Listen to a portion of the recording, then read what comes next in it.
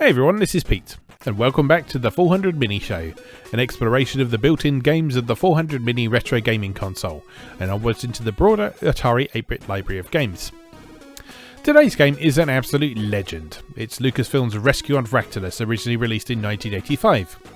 It was developed for Atari 8-bit and 5200, and subsequently ported to Apple II, ZX Spectrum, Amstrad CPC, Tandy Color Computer 3, and Commodore 64.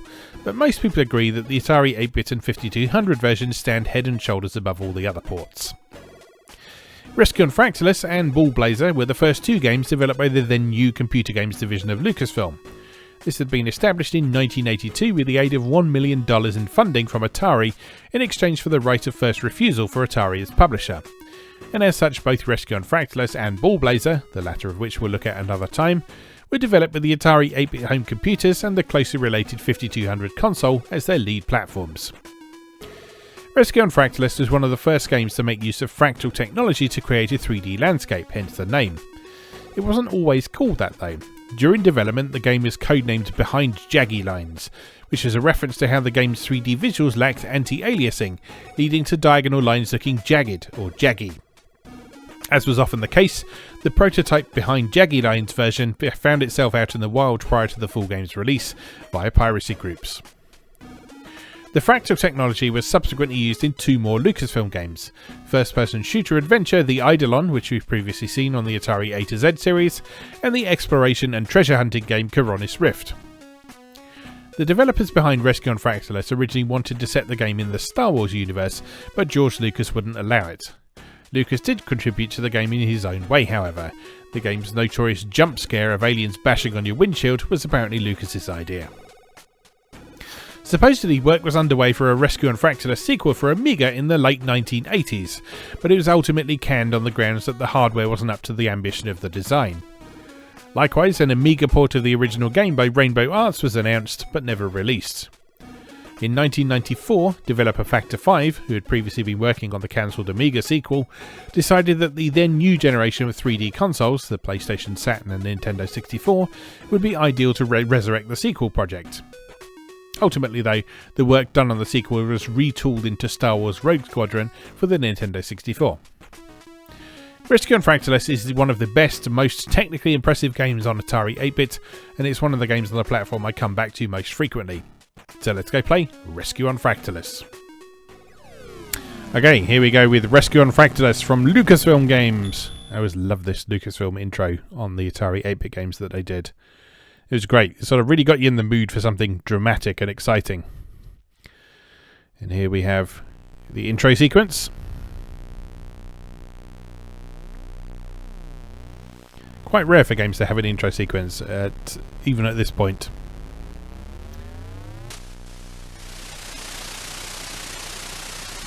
And there goes the Valkyrie fighter that we'll be piloting. And here we are with Rescue on Fractalus, ready to start at level 4 is the default it starts you at, because the first 3 levels are very, very, very easy, and level 4 just starts to introduce some of the more dangerous bits and pieces to the game. So yeah, we'll start here and we'll see how far we can go.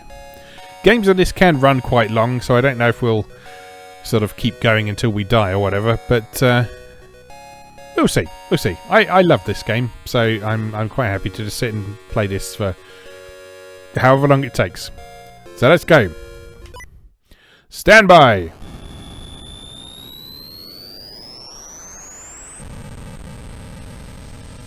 The sound in this game is so good. It's such a good showcase of what pokey the sound chip in the Atari 8-bit is good at.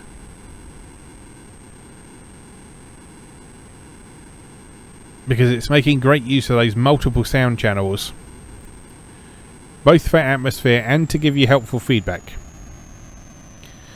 Right, just need to remember what I assigned all my controls to. Because there are just about enough buttons on the 400 Mini controller to assign all of Rescue on Fractalus' key commands to a button. There we are. So, if you've not come across this game before, your aim is to track down the pilots who are stranded on the planet Fractalus, which is a very dangerous place. So what you have to do is you have to find them on the long range scanner, which is the LR gauge over on the right hand side of the screen. You have to land your ship near them, which is what we've just done. Then turn your systems off. Wait for the pilot to approach in that rather impressive example of scaling. And they bang on your door. You open the airlock. Let them in. And then fire up your systems. And then start your engines and take off again. And you then repeat the process on each stage until you have recovered enough pilots to exhaust the P gauge down in the bottom right corner of the screen. So those numbers in the bottom right, 2R indicates how close you are to a pilot. So we're range 2 from a pilot, which is close enough for them to come and see us. The E gauge is how many enemies you've destroyed, I think, rather than how many enemies there are. And then the P gauge is how many pilots you have to rescue on this level. Now notice something, sometimes you have to pick up a pilot when you can't see them.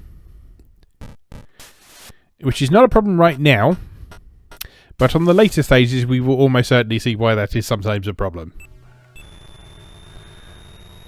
So 2 more pilots to go.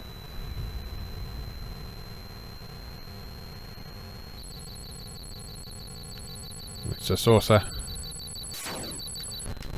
Ouch! So that took off some of our energy, which is the E gauge on the right hand side of the middle radar display.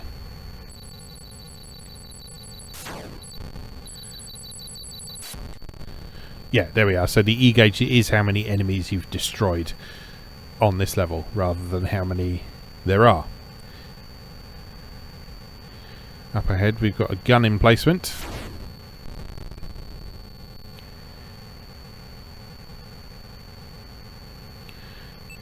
And you'll see one of the great things about this game is the feedback it gives you. So that flash of blue when you destroy something, very helpful, because it makes it very clear in no uncertain terms that you have successfully destroyed something.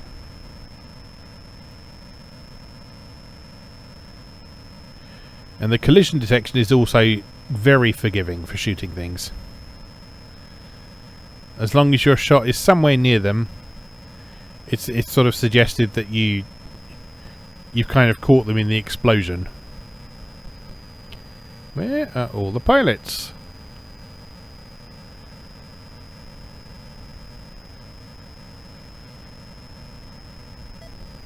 There's one.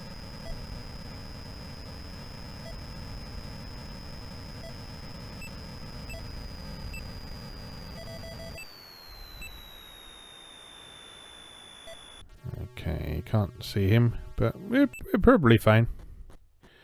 Pilot in range. Knock knock. Open the airlock. And you see when you rescue a pilot, they give you a little bit of energy back as well. So that way, even if you've taken some damage from some enemies or crashing into things, because I think you do lose a bit of energy if you bump into the walls. But again, it's quite forgiving about that, so...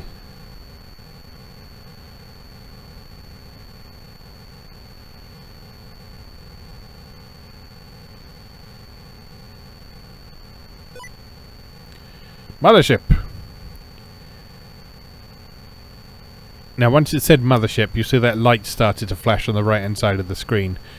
That means at any point we can fire our boosters to go back into orbit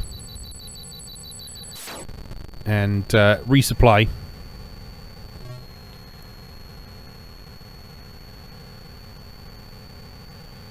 Or if you finish the level, it will take you to the next level. Where are all the pilots?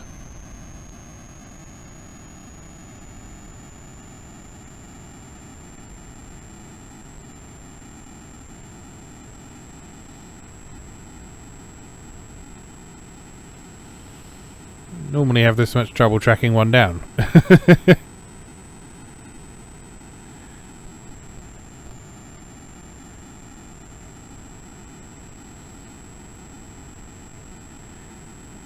But today, they really are in hiding, aren't they?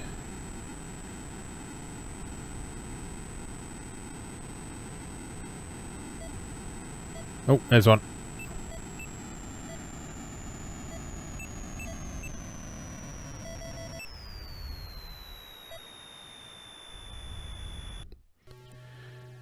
Where are you?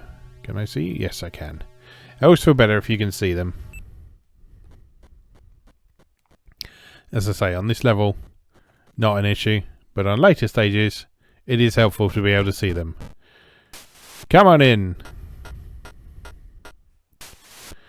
Right, we've now got enough pilots, because you see our P gauge is flashing. And so as soon as it is safe to do so,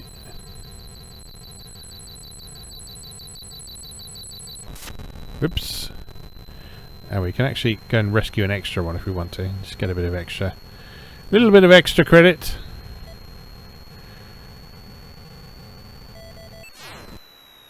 And some extra energy as well, of course.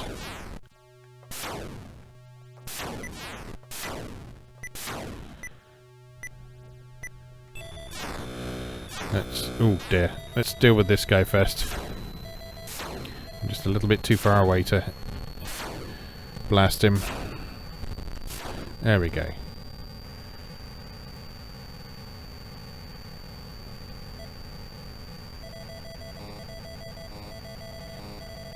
Too high? Nonsense, I say.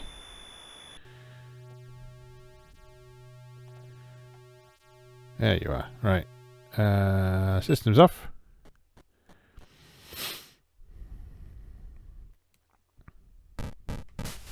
Come on in. And give me some energy.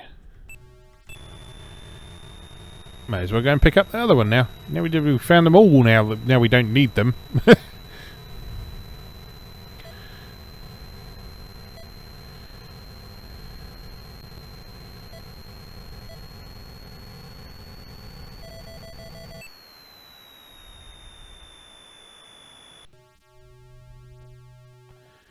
Can't see that one.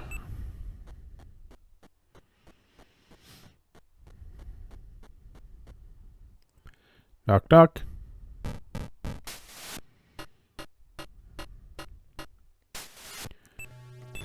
Right, I think that's enough. To the heavens!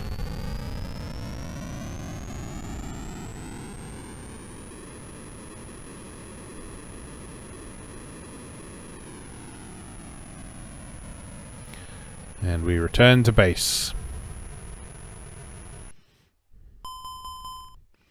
Some bonus points for all the pilots we rescued.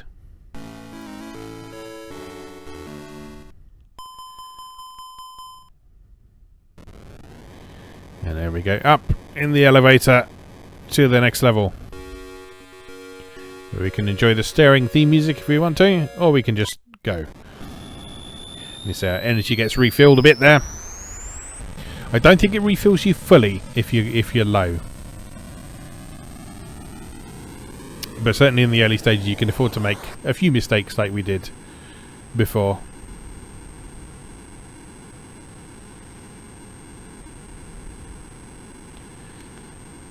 And we'll see how we get on. So, returning to the atmosphere. Watching out for baddies. Multiple baddies there. And there. Oh, they're all over the place.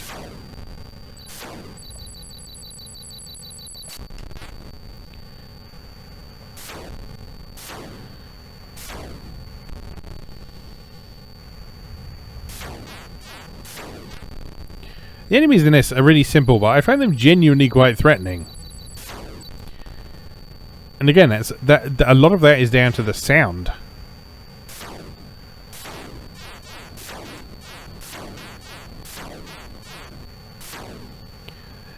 Like the sound it makes when you get a direct hit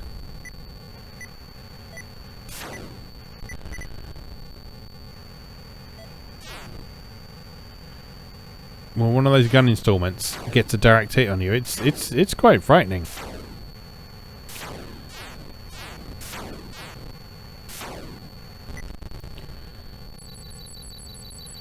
Oh, leave me alone.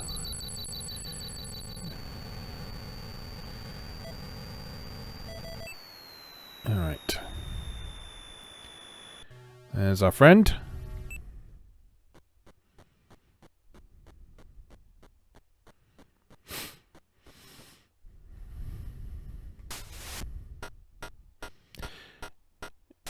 Now, if you know it's safe to do so, you can open the airlock before they knock, like we did there.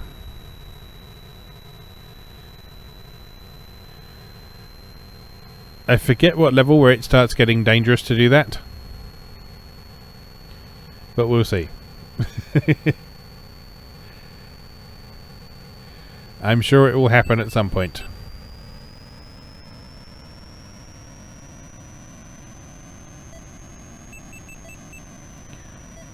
There's another one. But there's also a baddie. Oh, another baddie.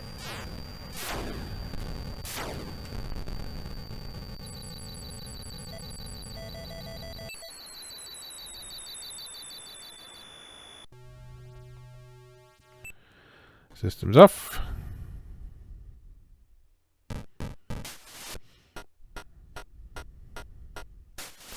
Come on in, my friend. Plenty of room for everyone.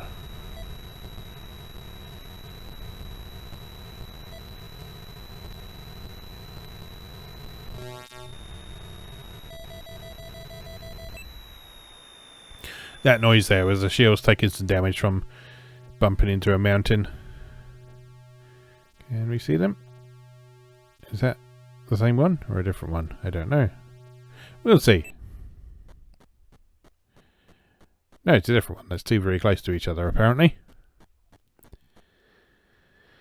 Tum-de-tum-de-tum.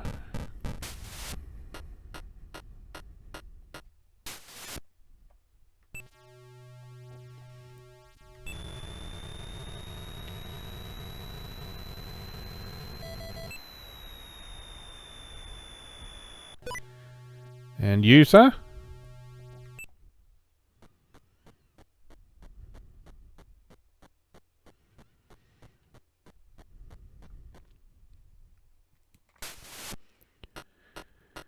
Come on in.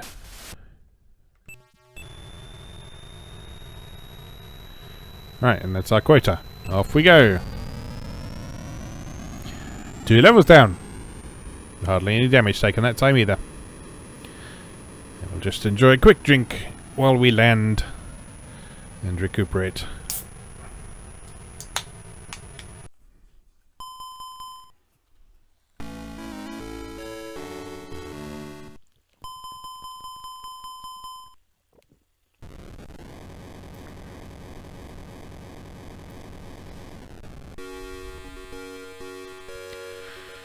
Right, onwards to level 6. 5 pilots to rescue this time. And off we go.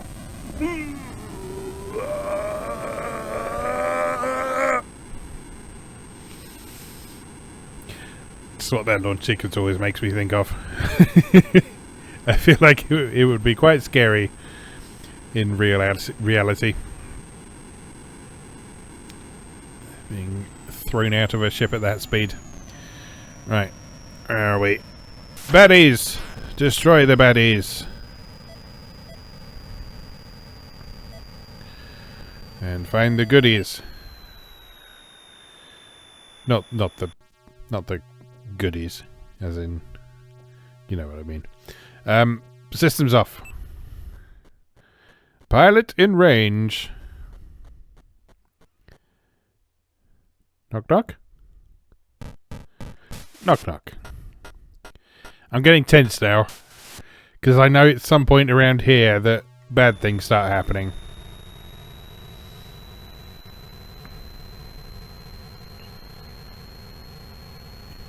As I said, I don't remember the exact level, but it's some point around here.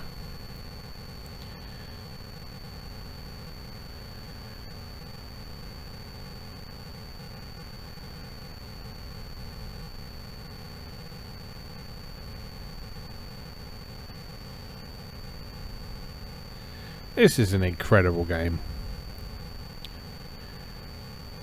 When you consider that it was running on late 70s hardware in the mid 80s, before 3D gaming was really a thing.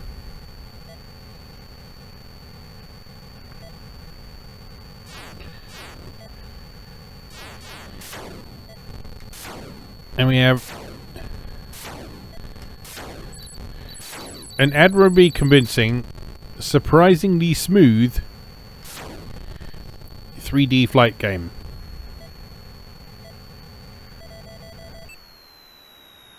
Right. What? I can't quite see him. I can't quite see him. Should I be worried? Let's find out. It'll be fine. It'll be fine. Knock knock. Knock knock. I'm uneasy. I'm genuinely uneasy now. Right, there was another one just over here somewhere, wasn't there? There he is.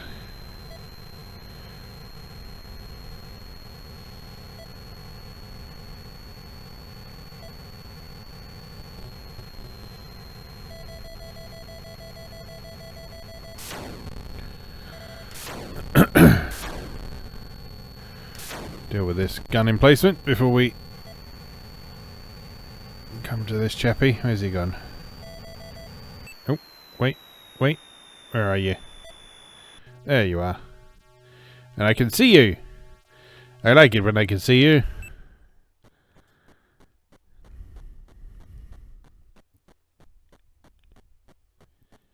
If you're wondering, what we're watching out for is green helmets. Green helmets are bad. And just to make things more exciting, much later in the game, the aliens who used to wear the green helmets stop wearing the green helmets and disguise themselves as regular old pilots. So that really keeps you on your toes. Here we are. You are fine.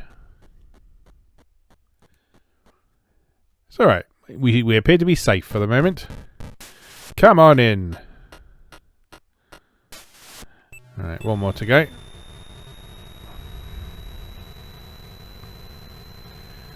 Is there another one around here? No, apparently not. Although it was saying 9 range. Oh, there he is. It's just off the top of the radar. Who is shooting at me? Stop it.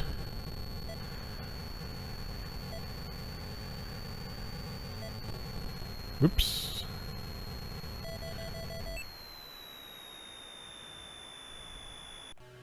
Oh, I can't see this one.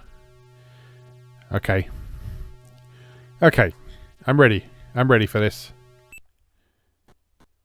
It's fine. If something bad happens, it's fine. We'll just deal with it. Knock, knock, knock. Knock, knock, knock. Okay, good. Take off. Let's get out of here.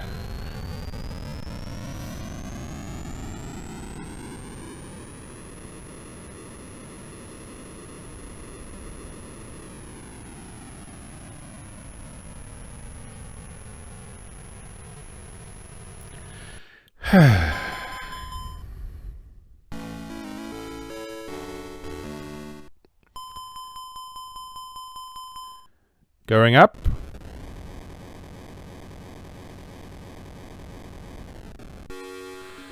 Alright, let's do this. Level 7.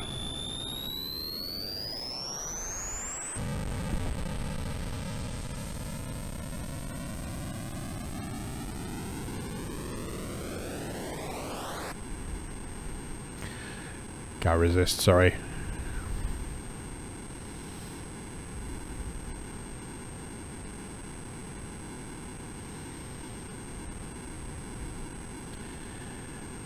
Right. I'm officially uneasy. Are we safe here? Or are we... Oh, no, we're not. You should probably deal with these nasties first.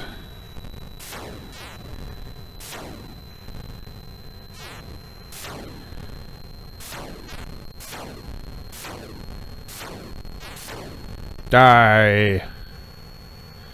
Evil jaggies!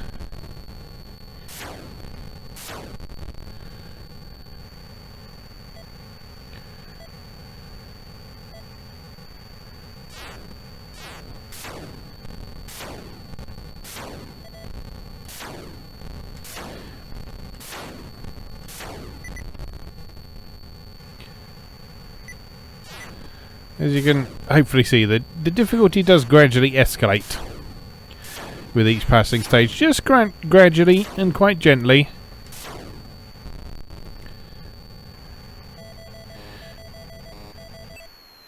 But it does get noticeably more dangerous with each stage. Oh, there we are. That's a lovely view. I can see you coming. Systems off. You're one of the good ones. Please hop aboard.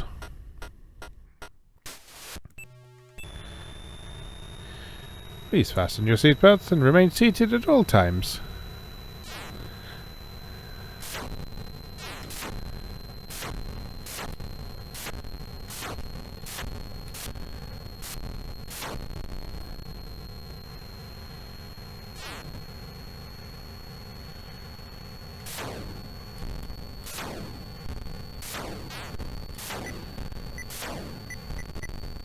Die. And you.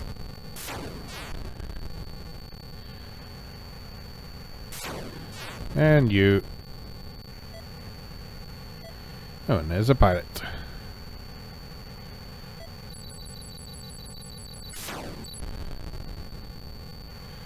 We will have no kamikaze sources here, thank you very much.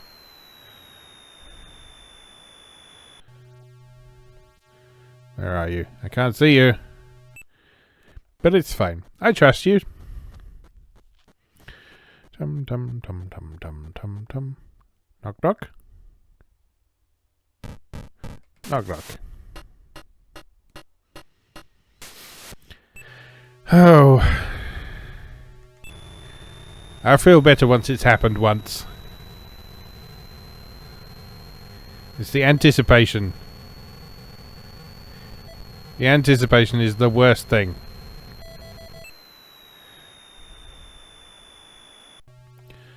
Right, I can see this one coming.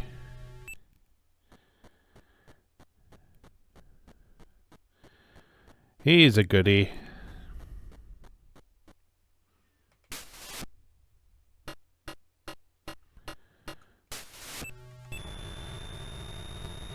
Two more to go.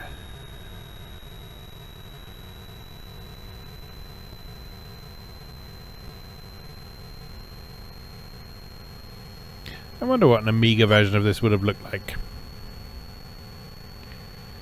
I'll have to try and look up that supposed preview of the Rainbow Arts version. So it was apparently reported on by The One magazine. To see if I can dig that up, see if there's any screenshots of it, or if it was just a news story. It's like, ooh, these guys are working on this totally, obviously. Nothing to show for it, but they're absolutely totally working on it.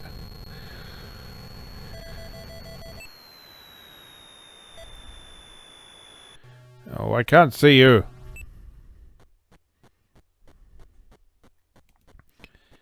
I'm ready.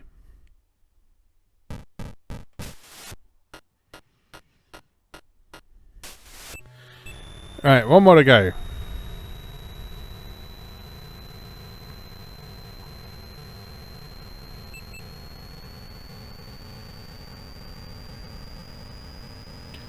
Oh, there's one just over there.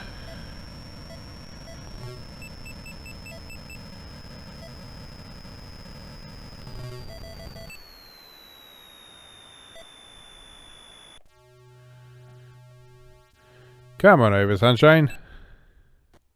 Oh, you're an alien. You're an alien. Wait for it. Wait for it. Blah! There we go. So, the noise that makes, if you're not expecting it, it's terrifying.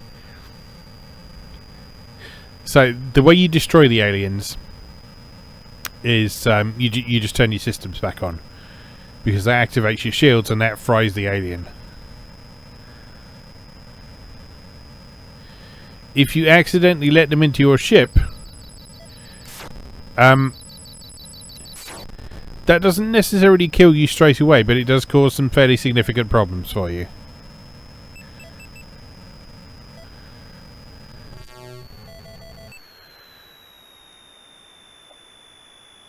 Like it's suggested that they're inside your ship and they're sort of sabotaging it from inside.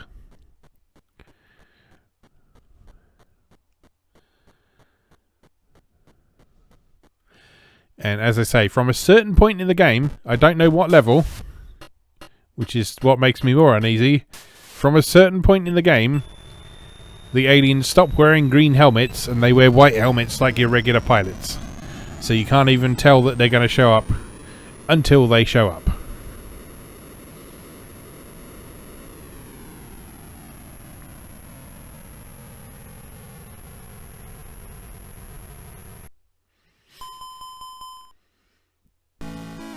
Alright, good stuff. Going up.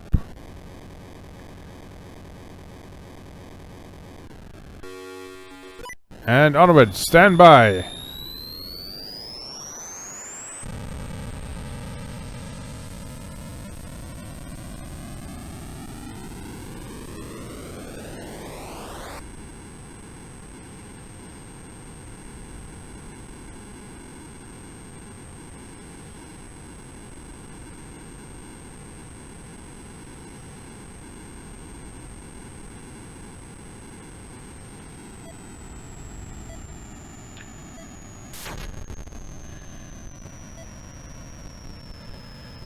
Target practice right away. Ooh. Ooh, lots of them. Lots of friends.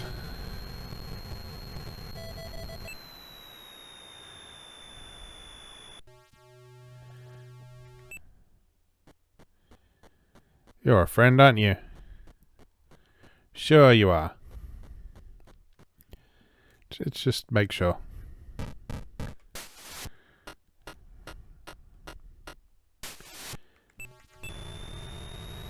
And you're a friend as well, aren't you?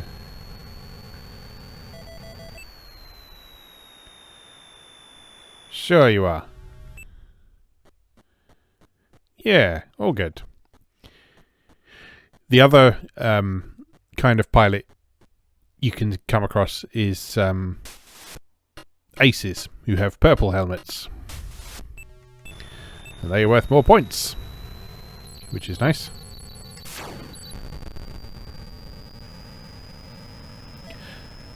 See there, the collision detection is very forgiving on those sources in particular.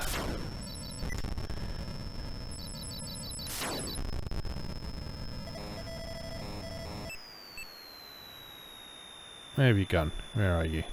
There you are. Hello. Hello. Knock knock. Come in. Come in, come in. Please enjoy some complimentary peanuts.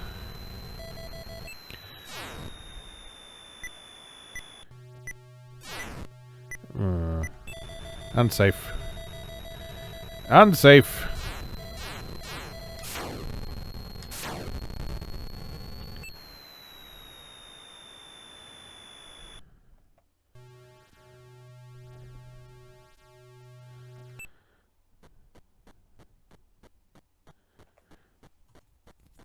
You're probably safe, right?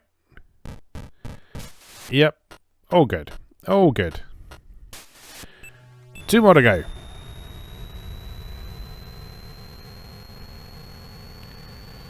Oh, little pilots, where are you?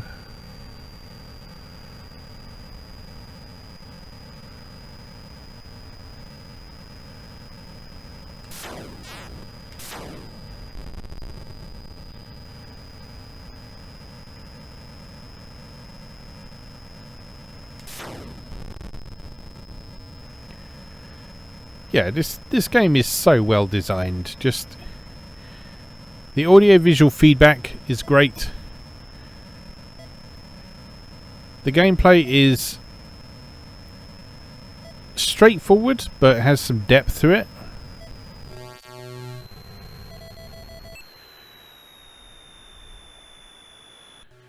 I think this strikes a great balance between simulation, or indeed simulation of a fictitious thing, if you like, and arcade game. Because it's got enough sort of quasi-realism to make it feel like you're actually flying this ship. But it's also accessible. It's accessible enough that you only need a few buttons to do so.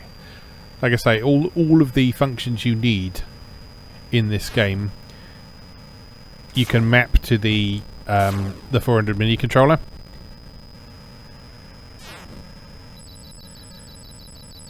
So this is not a game you need a keyboard for.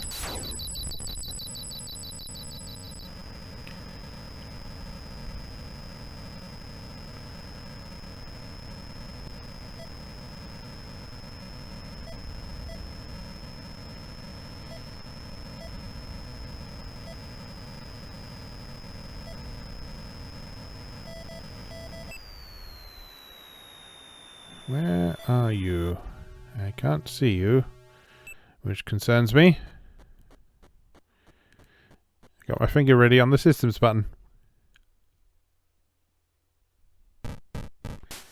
It's all good. It's all good. Alright, we are done here.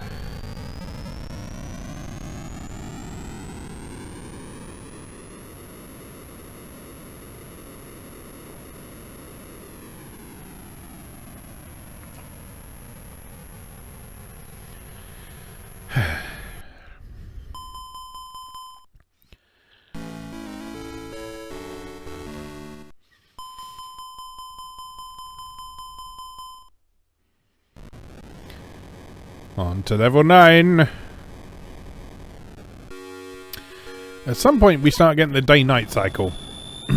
I think it might be around now. We shall see, I guess.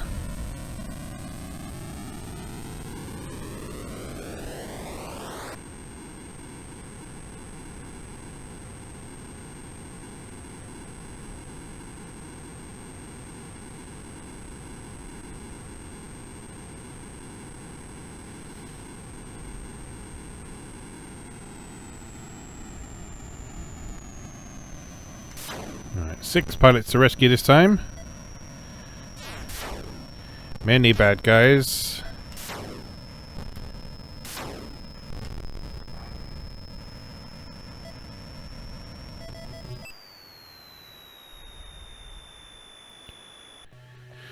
Okay, coming over.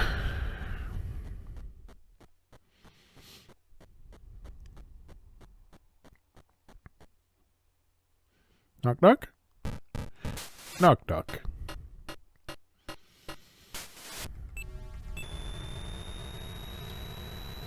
Right, who's next?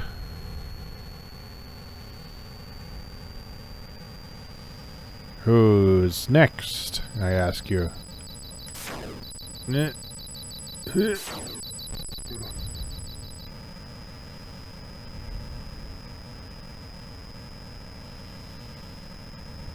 There's one. Yes, if it wasn't clear already, the flashing green dots that you can see at the windscreen, those are pilots. Whereas the static green dots, those are the jaggy gun emplacements.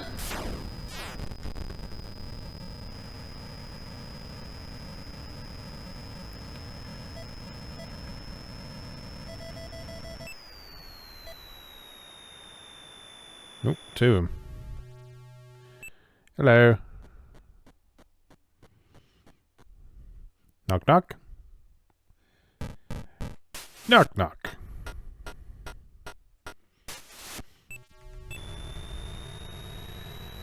And you? Oh, loads of them around here. Perfect. You better not be an alien. You don't look like an alien.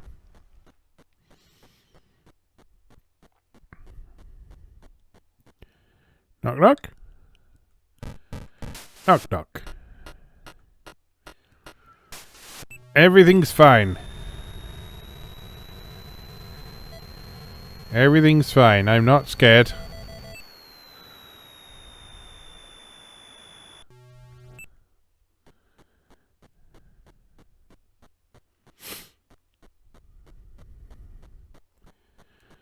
It's that pause. The pause before they knock on the door or jump and try and break your windscreen. That's the worst bit. There's just this beautifully paced pregnant pause between them arriving at your ship and something happening.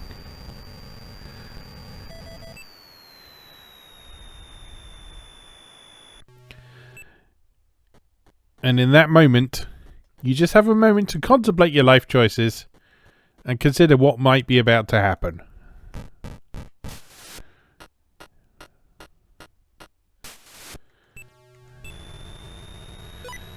Alright, one more to go. And there he is.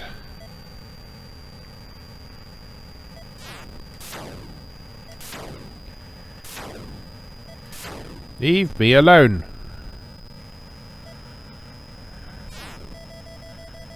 And you.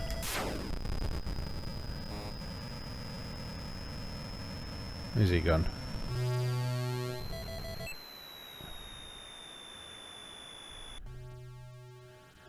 Oh, I can't see. I don't like it when I can't see. But, well, it's fine. It's fine. See? Everything's fine. Right. Time to go, people.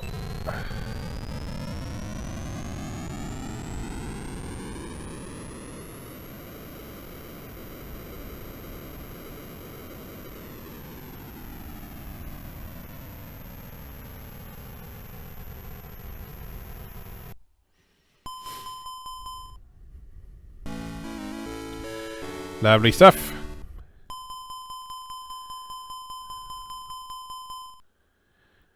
On to level 10.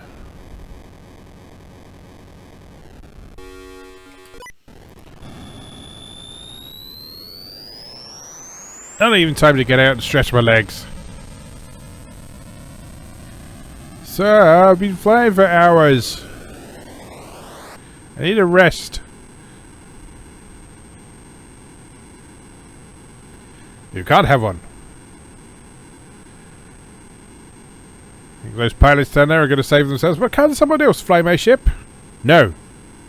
You're literally the only pilot we have.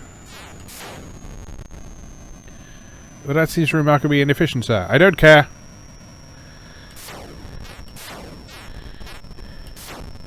It is the 1980s. This is a video game, and this is how we do things around here. So stop your complaining. You get to be a hero. But sir, I don't want to be a hero. Ouch. Sir, I don't want to be a hero. I want to get out my ship and eat ice cream. There'll be plenty of time for eating ice cream once you've rescued all of the pilots. But how many pilots are there, sir? Oh, just our entire army. Why do you think you're the only pilot? Why do you think you're the only one who could fly this mission? It's because all of our other bloody pilots are down on the planet.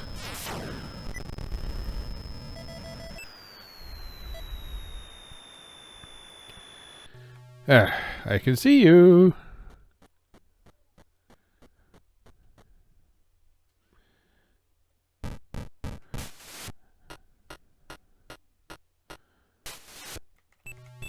Alright, next please.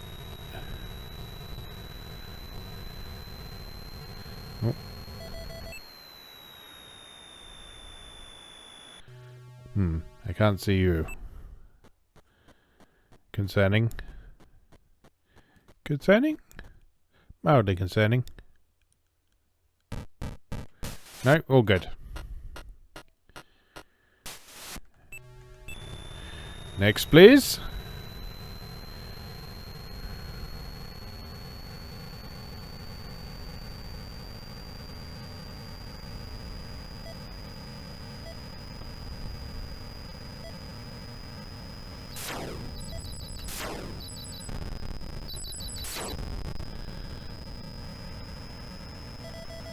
Why do you have to go and crash land near dangerous gun emplacements? Hmm? Hmm?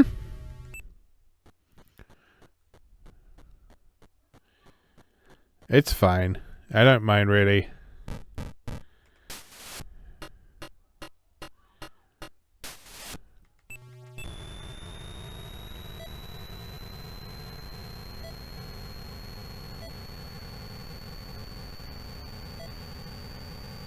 Okay, who's next, please?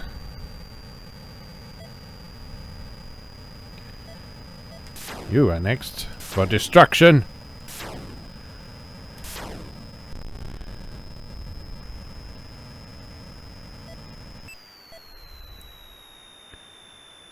And you... You are safe? Question mark? Probably.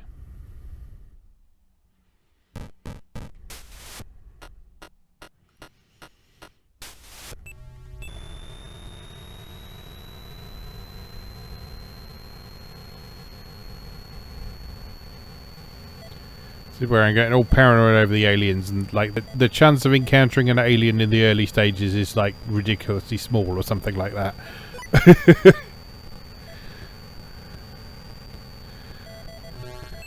I don't actually know how likely it is, but I assume the chance escalates gradually as you progress.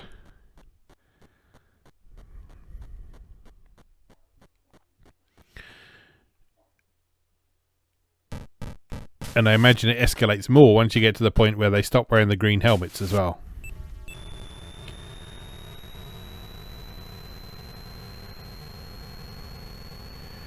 Two more to go.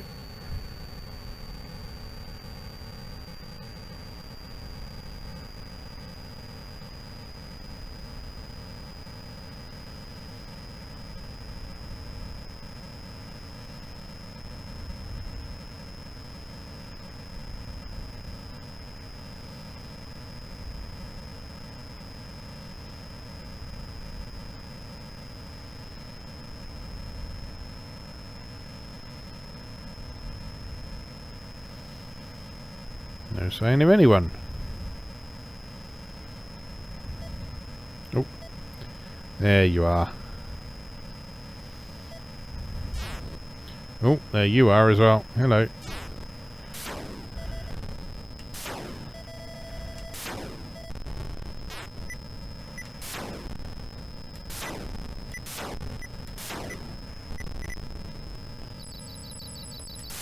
Stop with the saucers.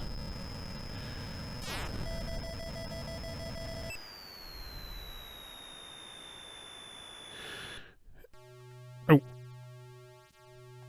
Park nice and close so I can see you approaching. No, you're an alien. Hello. Wait for it. Blah! Die!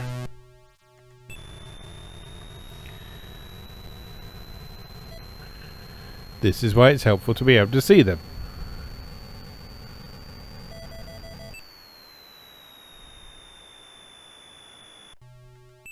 Next.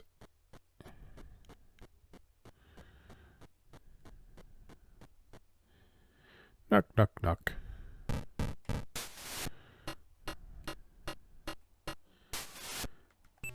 Alright, one left. I think there was one over here somewhere. Oh. Just saw a flicker on my range indicator.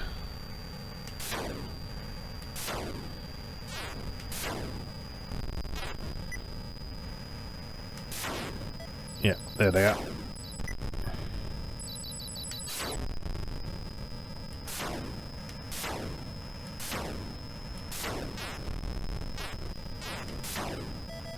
Oh, many enemies. Many enemies.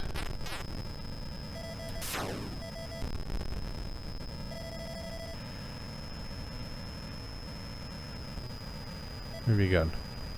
Oh, no.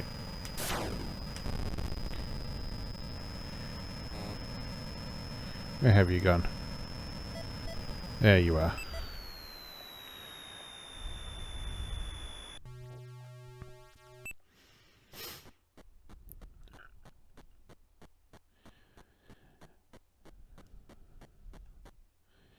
Excellent work.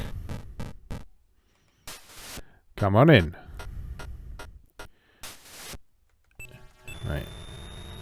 Rescue this other chappie because it just seems mean to leave them hanging.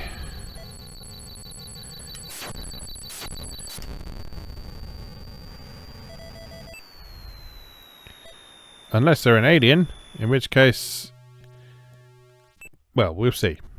We'll see, I guess. It's the ace!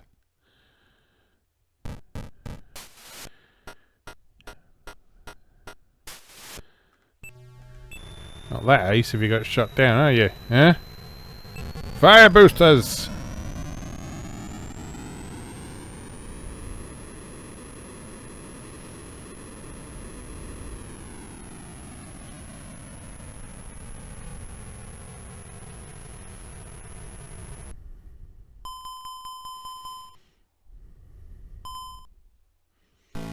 Bonus points for the ace there.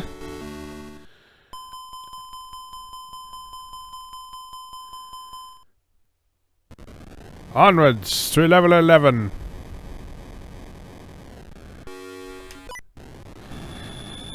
I say, I have no idea how long I can survive in this. But I'm having a good time, so I'm just going to keep playing. I'm just going to keep playing until it all goes horribly wrong, as it almost certainly will at some point. But we're hanging in there for the moment.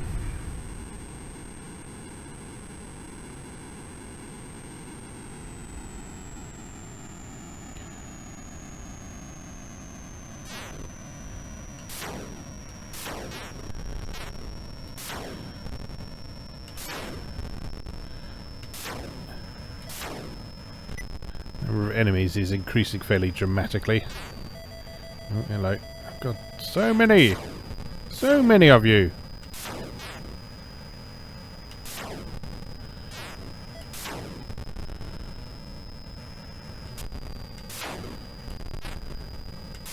So many of you!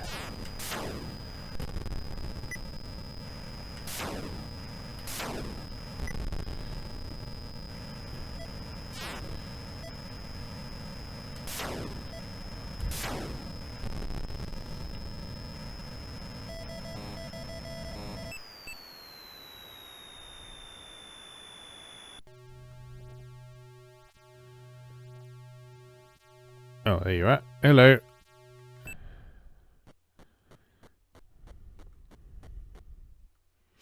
Knock knock. Knock knock knock.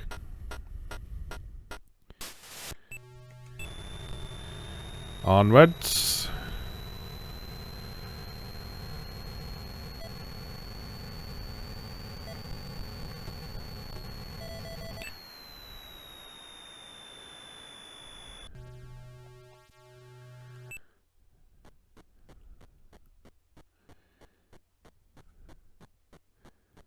Can't see you. Okay, all good. We're cool here.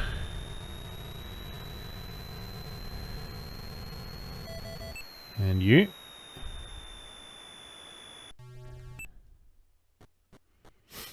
You are an alien. I can see you. I can see you. You're an alien. Now you're dead.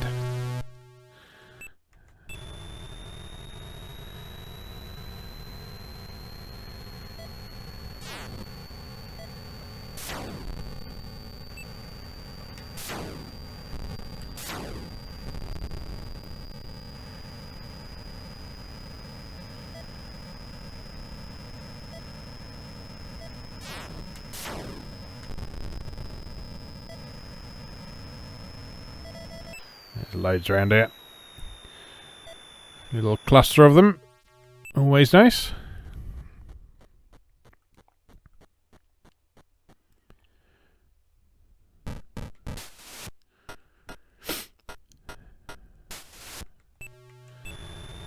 Alright, 4 more to go.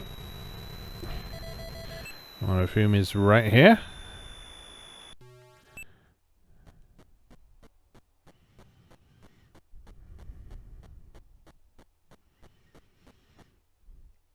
Knock knock.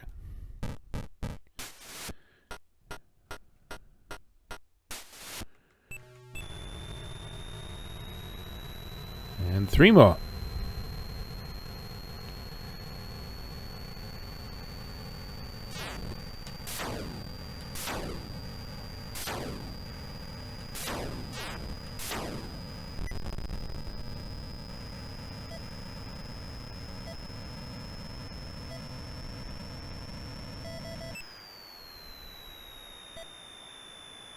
This is going far too smooth. Oh, it's the ace again. Hello.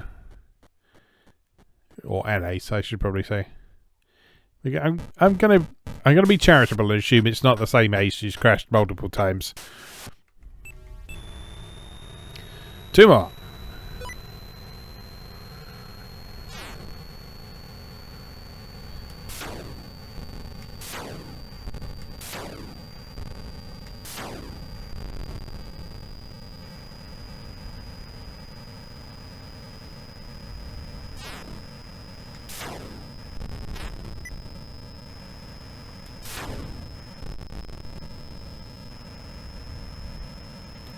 I heard a beep beep beep beep. Who was making a little beep beep beep?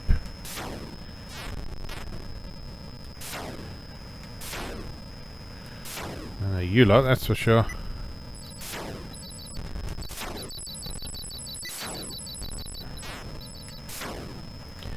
Yeah, the sources you'll notice you can either try and shoot down, or you can avoid them just by pretty much making them go off the screen. Which is probably the safer option in most circumstances.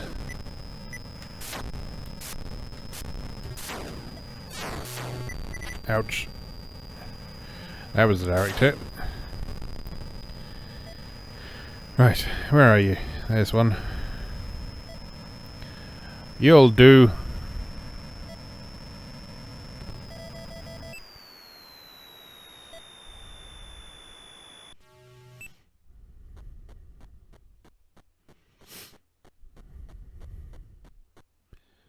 Enter.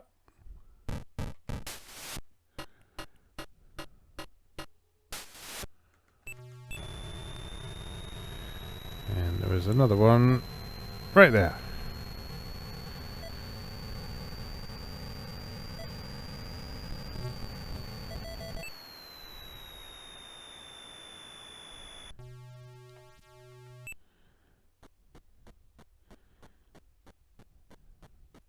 I can't see you, but we're cool here. All right, let's get out of here.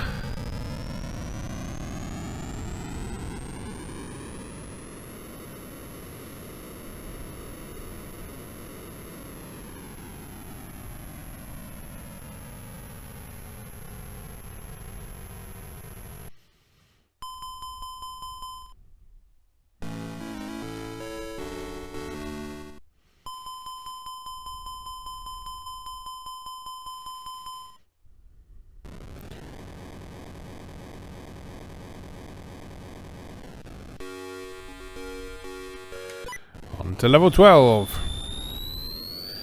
What secrets does this bring? Yeah, like I said earlier, at some point a day-night cycle starts. And the days on Fractalus are notoriously short, so you find yourself having to do a fair chunk of work in the dark.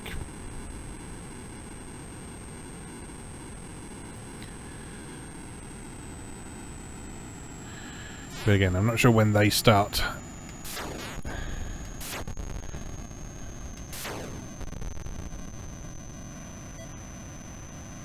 Beep.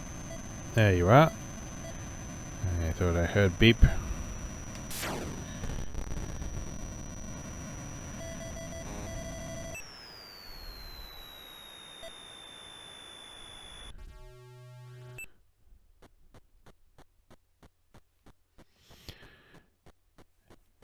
Nice, good view of you approaching. As long as you're not an alien in disguise, it's fine. Knock knock. Knock knock.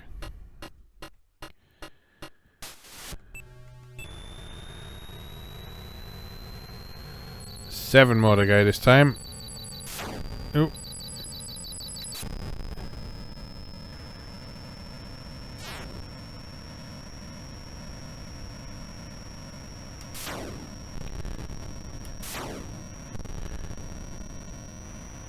I never knew the story of how you can trace a line from Rogue Squadron back to this game, but thinking about it, it makes a certain amount of sense.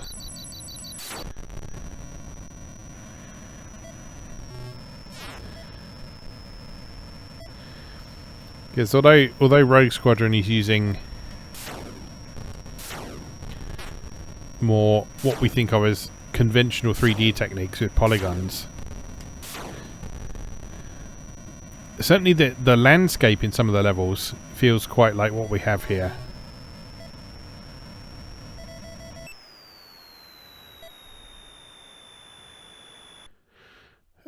Oh, there you are.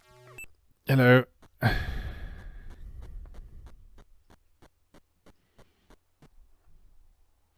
Knock knock.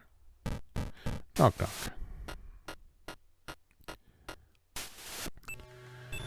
Good stuff. Yeah, Rogue Squadron. In fact, the whole Rogue series has quite a lot of flying around in canyons and among mountain ranges and that sort of thing. So yeah, now I know that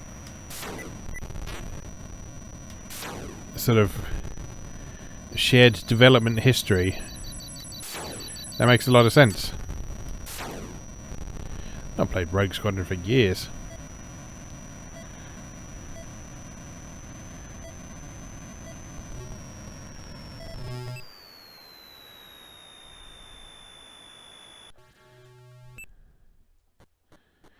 That's back when I still had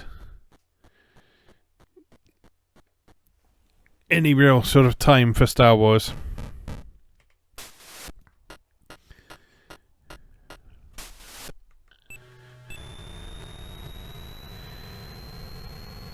It's not that I stopped liking the original Star Wars and sort of the great games that we had that tied in with the original Star Wars, like X-Wing and TIE Fighter and such like.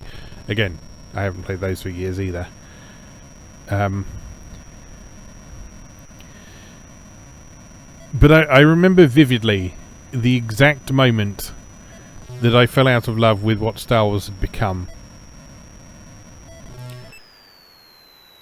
And it was, I was in Boots shopping for something or other, some medicine or deodorant or something like that. And as I was looking around, I stumbled across Darth Vader tissues. And at that moment I just thought, I'm out, I'm done. I'm done with Star Wars now. I don't need that. That's ridiculous. Darth Vader branded tissues.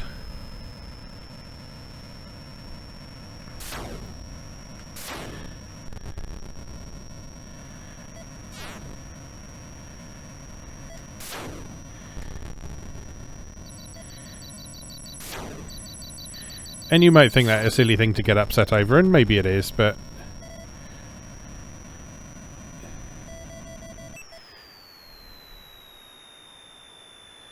it just made me think, well, I feel like this series maybe doesn't... I feel like this series maybe isn't being done for the love anymore. Not that...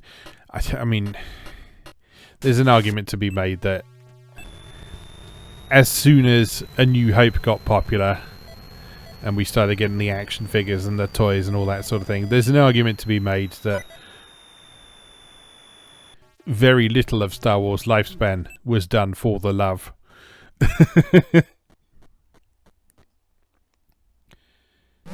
No! Yeah, there we go.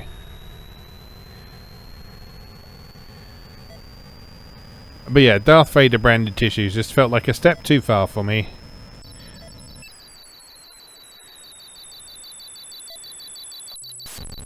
And I was just like, that's enough.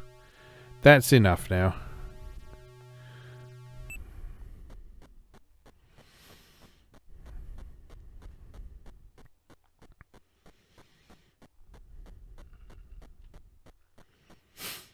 Knock knock.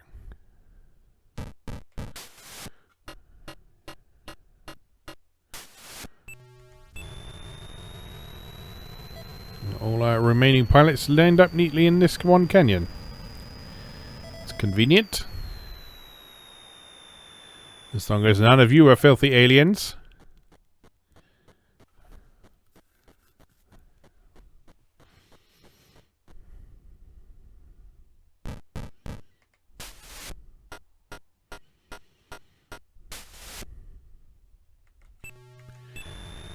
And last of all,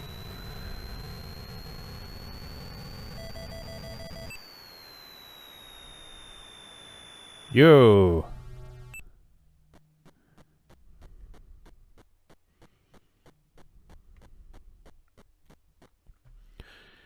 Knock knock.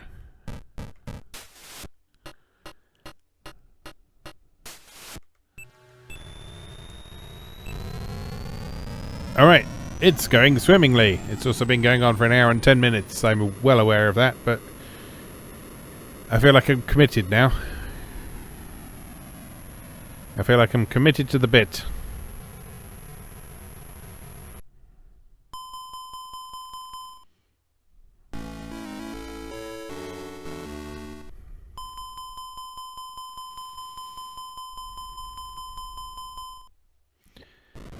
Onwards to level 13. Unlucky for some. Unlucky for me? We shall see.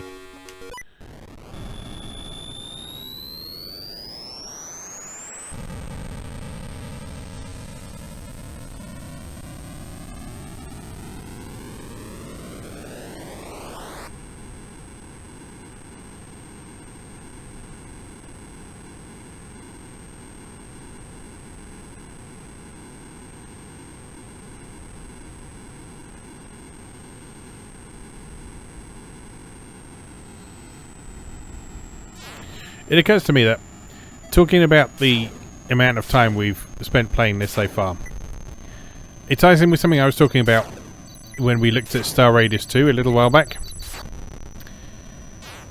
which is that I feel like there's a gap in the market these days for games that are substantial but which don't take tens or hundreds of hours to play. So a game where you sit down and you have a substantial play session with it, that play session is completely self-contained, but it's also not a session where you've been playing like one little 5-minute thing over and over, or even like a 20-minute arcade game. I'm talking about a game where you can have a session of an hour or more playing one game of the same thing,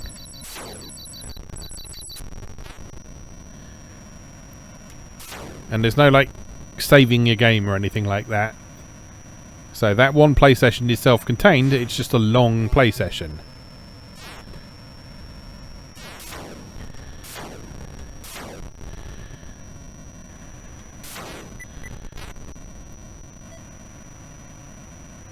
And I feel that's not a sort of structure and style of game we see very often these days. You could potentially make an argument that sort of the roguelike genre kind of airs towards that at times.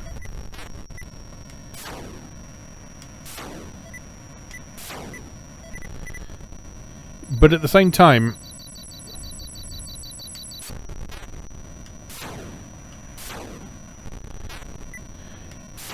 games that sort of fall into the roguelike category these days tend to be more roguelite, as the terminology has it.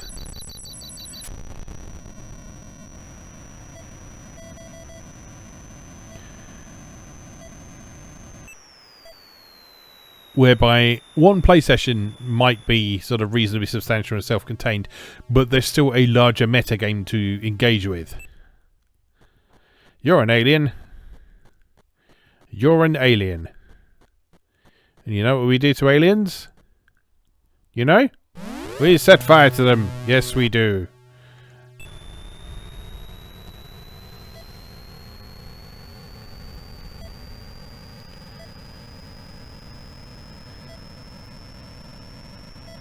So yeah, most sort of roguelites these days have an ongoing metagame that you're supposed to engage with over the long term, over multiple sessions. So they don't quite fall into the category of what I'm talking about. Whereas this, we've been playing for an hour and a quarter on one game.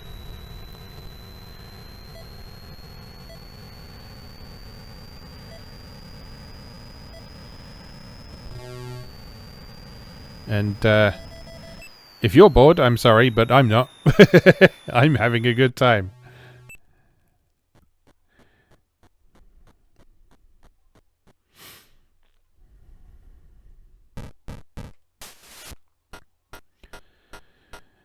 But yeah, you can hopefully see that this game has a gradual escalation of difficulty as you proceed through the levels. You can actually start on much later levels as well if you want to.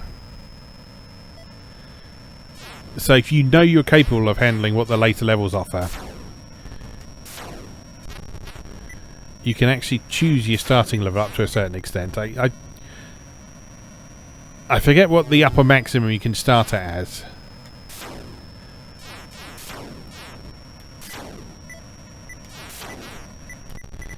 But I know that if you do find the first few stages a bit too straightforward, the facility is there to make things more difficult from the outset. Are you human or alien? You're alien. Yes. Yes, you are.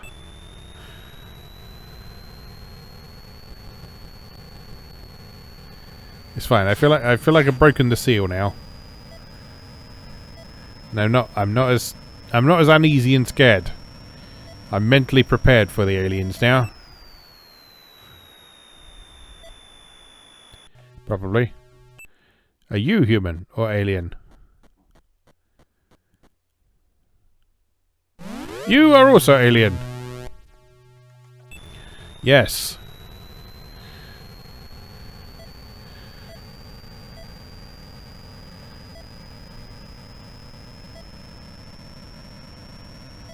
What about you? Oh, missed one. But that's okay. We'll deal with this chappie first.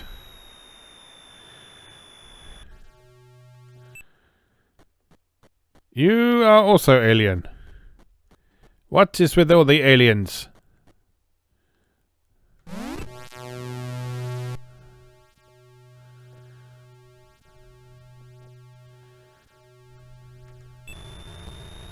I'd like to actually rescue a human, please.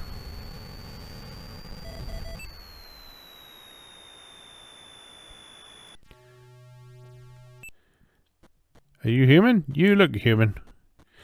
You look human. That'll do.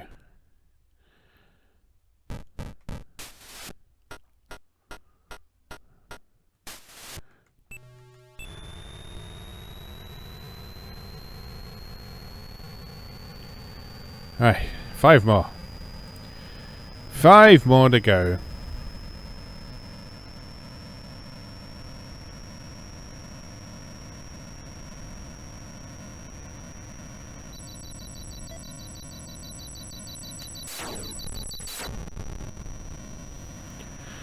There's one. There's a large mountain in the way.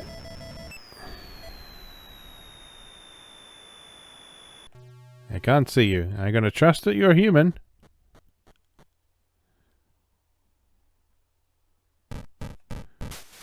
good.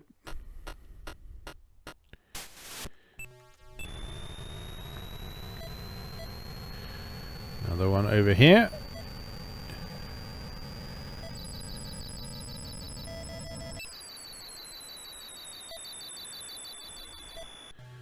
Again, turn away from the saucer. If you can't see them, they apparently can't see you. It's the ace!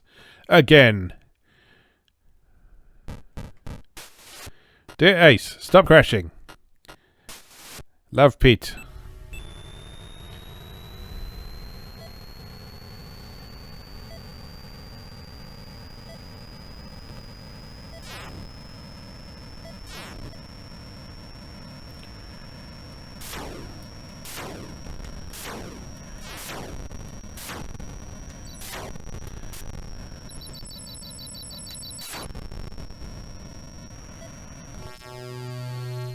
Ow.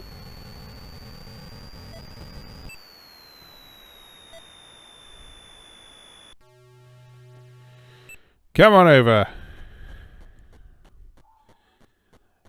The cargo holds lovely.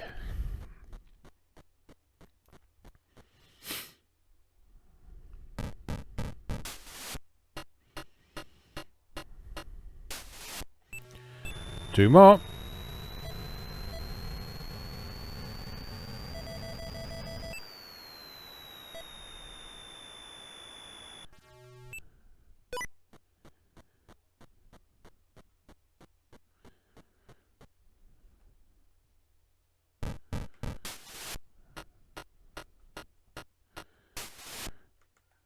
And one more.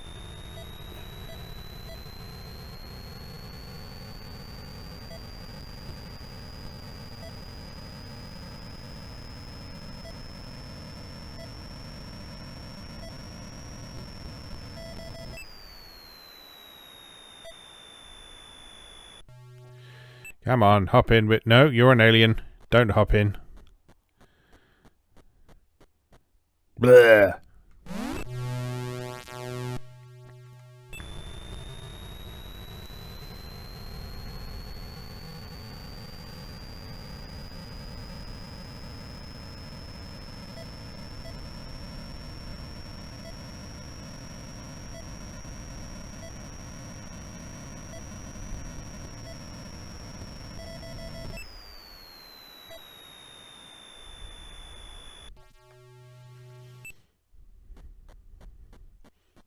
You'll do.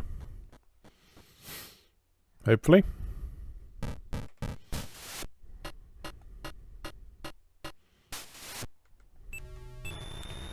Right. Lift off!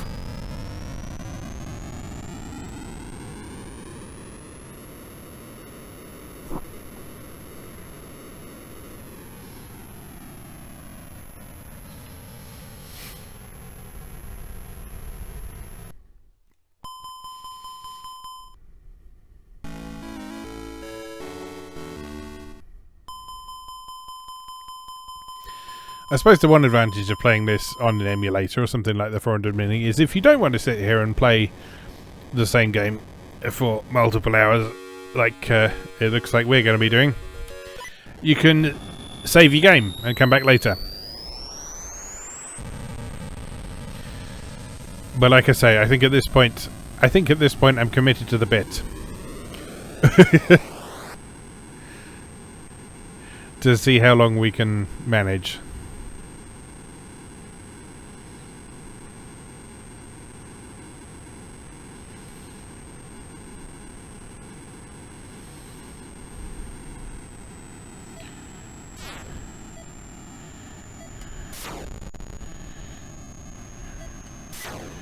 Anyway, if I wasn't doing this, I'd probably just be sitting playing a game anyway, so I thought I might as well share it with you. And we can have a nice little chat.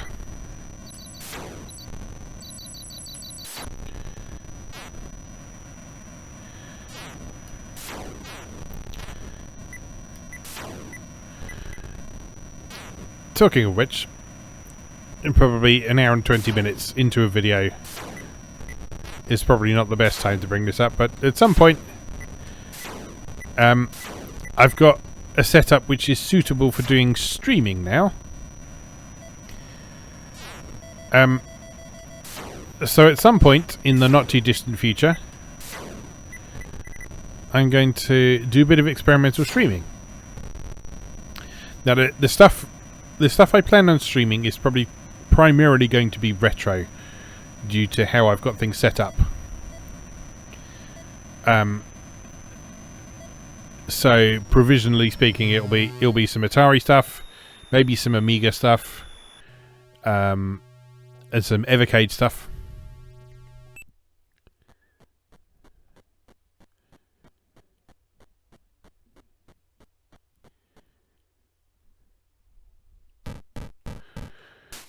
And I've also got a modded PlayStation Classic up here as well, with lots of things loaded onto that. At some point I will maybe consider setting up the Switch and or some sort of PlayStation up here as well, because one thing I think that it would be fun to stream is Trackmania.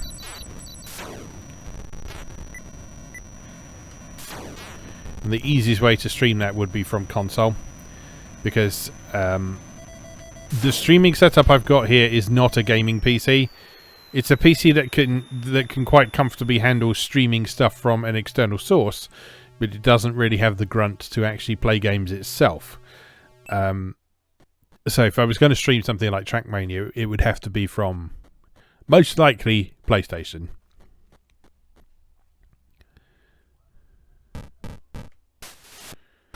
Because I think that would be quite fun.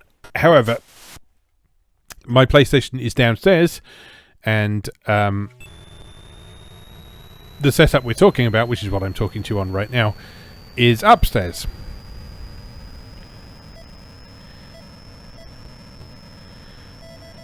And so if I thought there was a thing we might do, I may invest in another PlayStation, or I may see how Trackmania runs on the PlayStation 4, because I typically play it on PS5.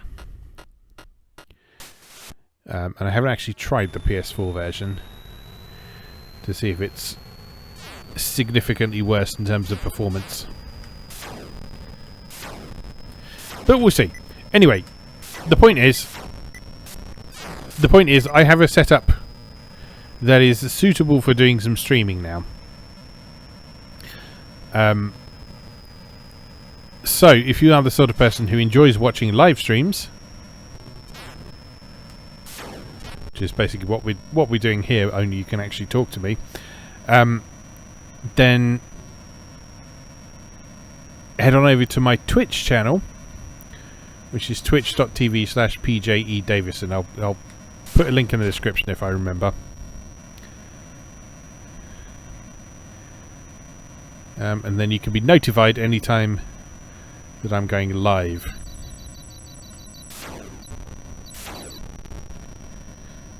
So like I say, I haven't made any concrete decisions on that yet, like if I want to do it regularly or exactly what I'm going to do or that sort of thing. But it's something that I've wanted to experiment with for a long time, something that I have experimented with a bit in the past. But I've got a much better setup for doing that now.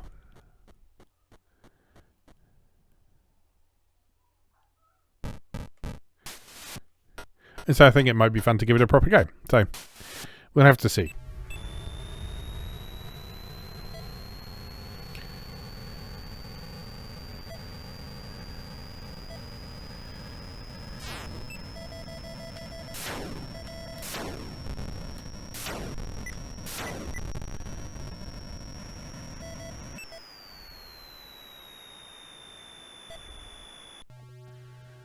All right, come on.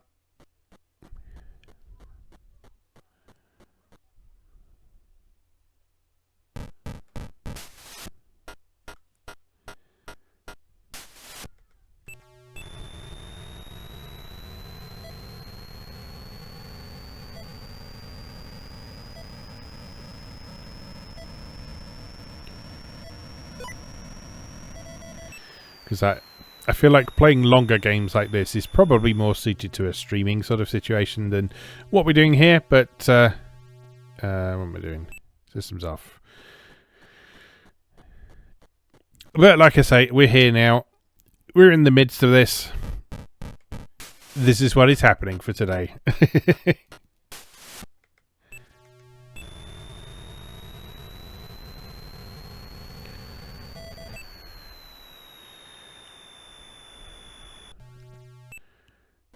You're an alien.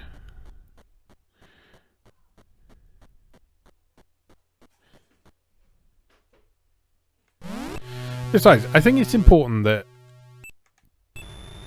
videos of games, if you're doing like a playthrough of something, I think it's important that they reflect what the actual length of that game is.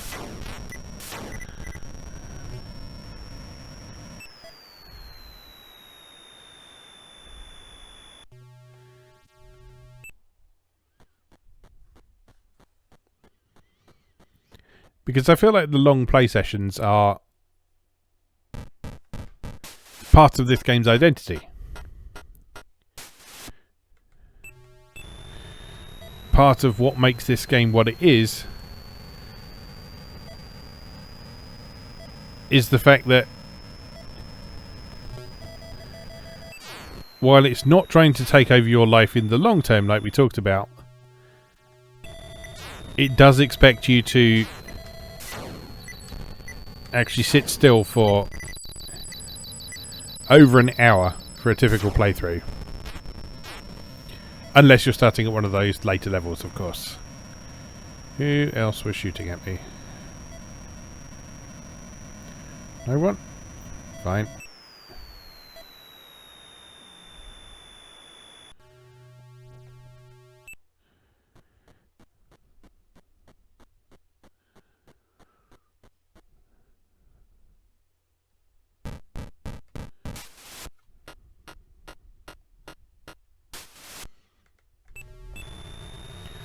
Okay, just one more.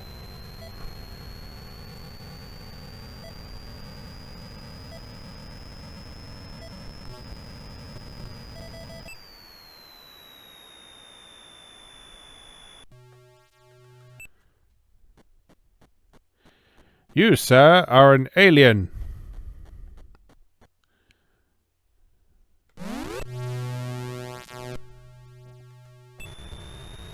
Still one more. There's one more.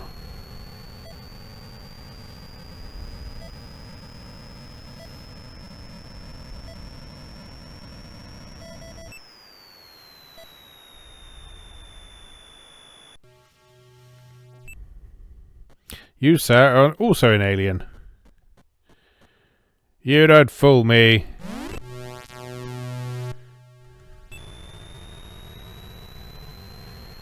Now, come on. Where are all the humans at?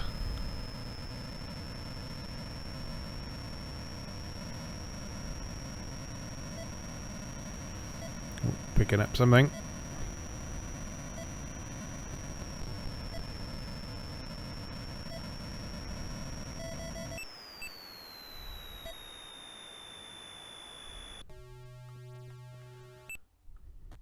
It's the ace again. He's crashed yet again.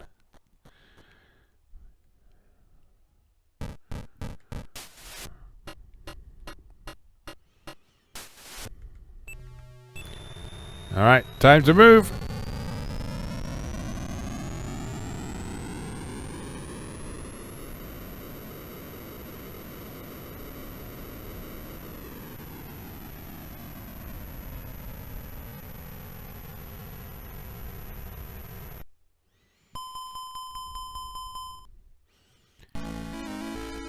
Very nice.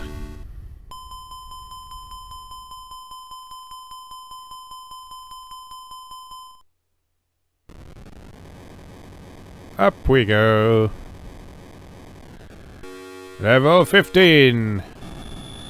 Fire the engines.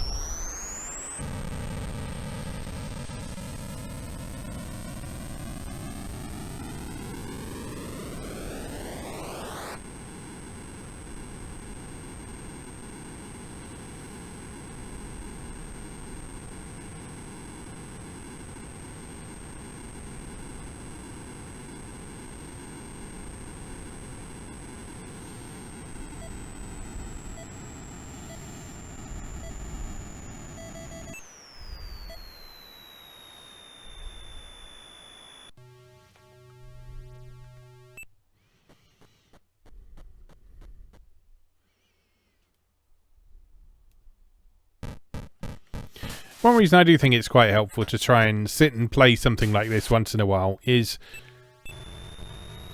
these days it's very easy to feel like your attention is constantly being pulled in multiple different directions at once.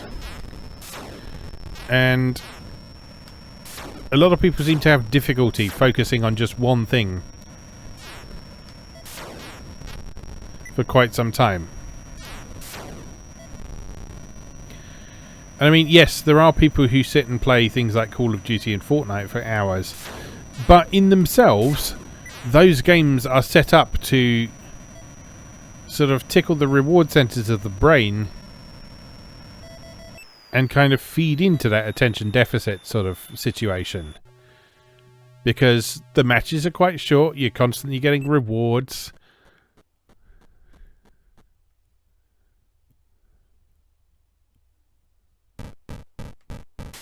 I feel like that gap is getting longer.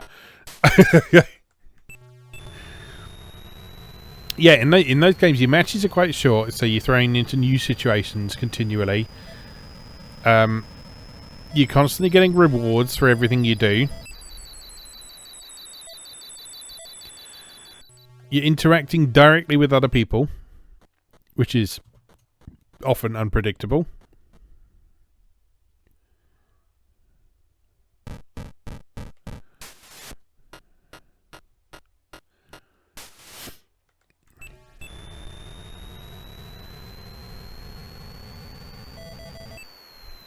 Whereas, now and again, I like to sit down with a game that says, okay, sit down, we're going to play this, you're going to concentrate on it, you're not going to give up halfway through.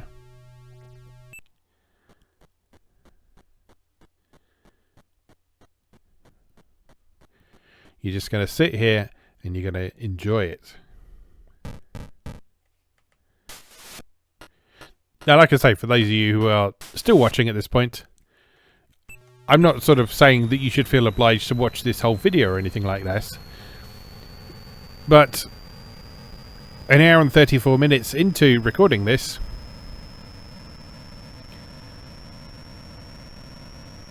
part of my brain is sort of taking this as a bit of a personal challenge now. Because although I don't feel I suffer... I don't feel like I suffer quite the same sort of attention deficit as some people do, particularly those who have sort of actually specifically got diagnosed ADHD, of whom I know a fair few people. I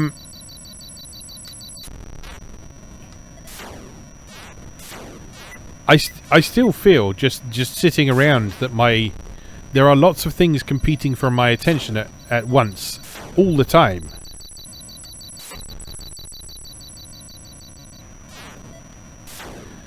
And part of that is a self-control thing. But also part of it is the culture we live in today and the way technology works today and the way the internet works today in particular.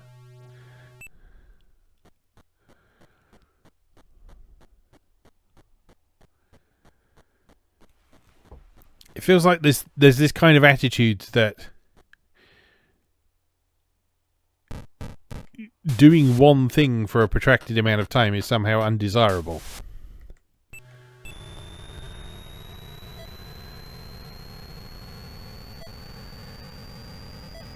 And I think sometimes it's okay to remind yourself that doing one thing for a long time is absolutely fine.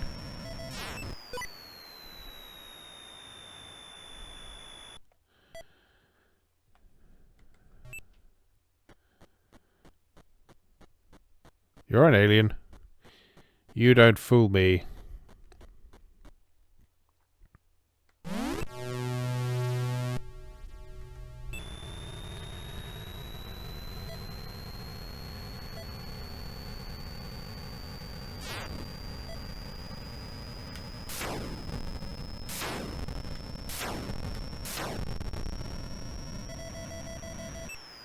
So at this point, as much as anything, I'm taking it as a personal challenge to...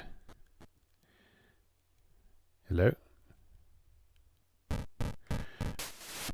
to concentrate on this game and see how far we can go.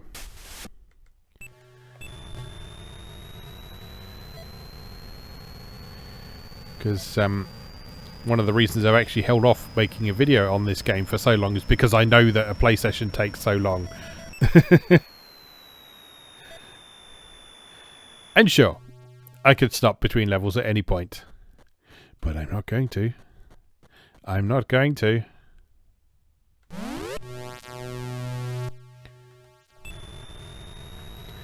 You're going to quite possibly see a gradual descent into madness as time goes on.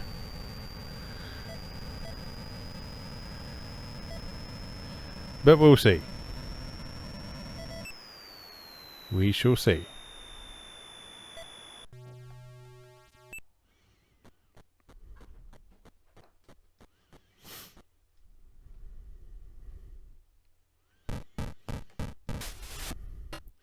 At some point, there's always the chance I will make a terrible mistake and press the wrong button when it again comes up, let them in the airlock, and die horribly.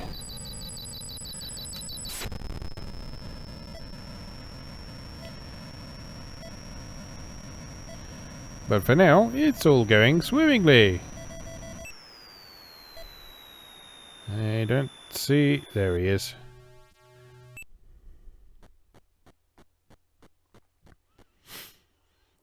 Knock knock. Knock knock.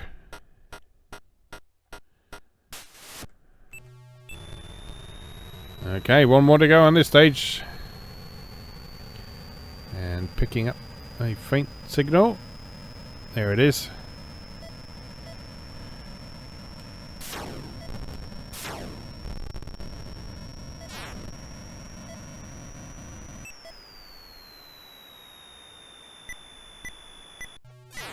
Ooh. Oh, no, dangerous, dangerous, dangerous.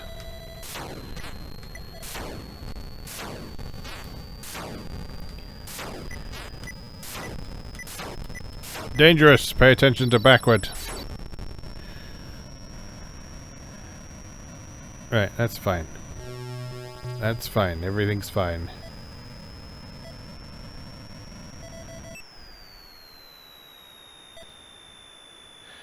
Huh.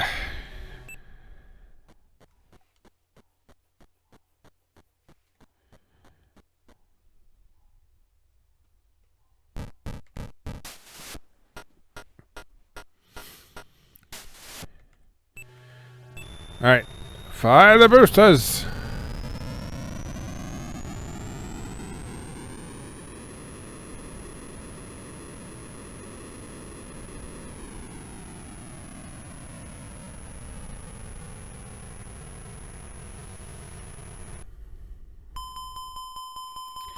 Right, I have in my mind that something significant happens at level 16, so I think... Well, we'll see. But maybe this is where the day-night cycle starts to kick in. Certainly something gets introduced at level 16, and I'm trying to remember what it is. But I guess the only way to truly find out what it is to play level 16. So let's do that.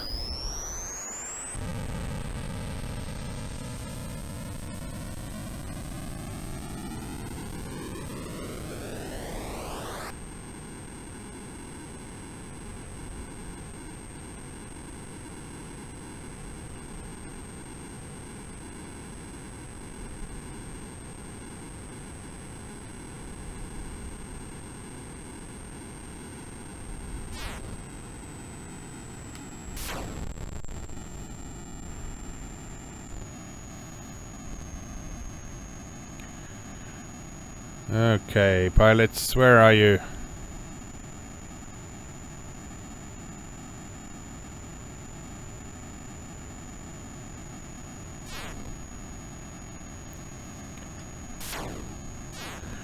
About pilots, but we're getting lots of things to shoot now.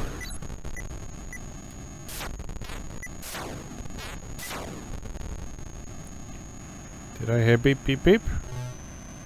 Was that the beep beep beep of a pilot? Yes. There it is down there. Oh, so many of them.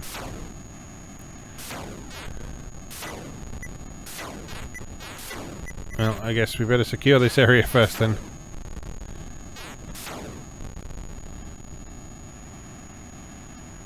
Is there another one? Yes, there was. There it is. Oh, there's loads of them.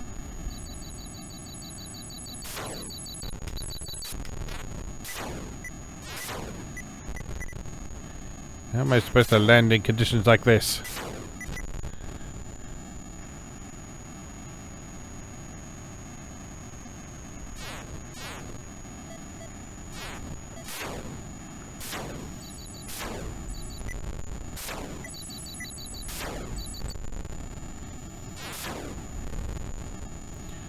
Right, I think we've cleared some space.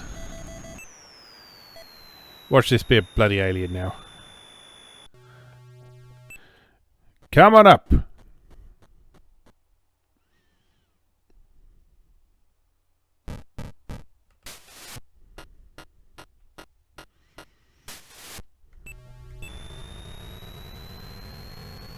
Okay, well at least it was productive.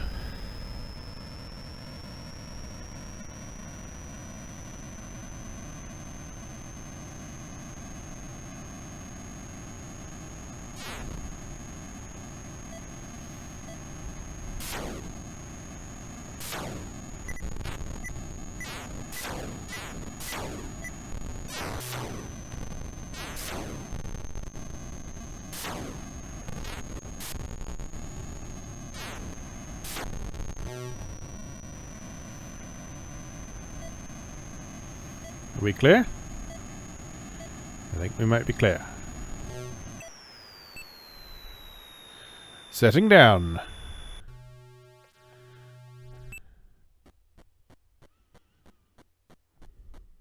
Human or alien?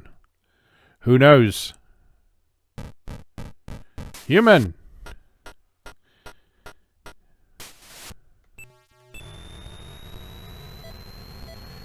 And what about this one? Human or alien? Alien. Yes, indeed. Alien. Death.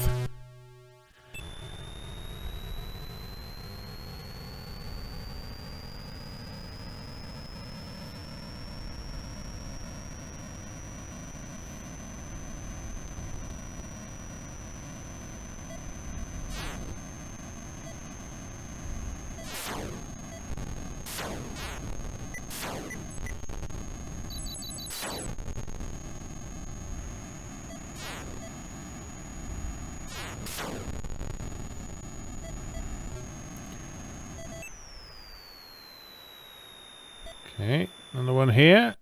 Human or alien? Human, probably, hopefully. Enter.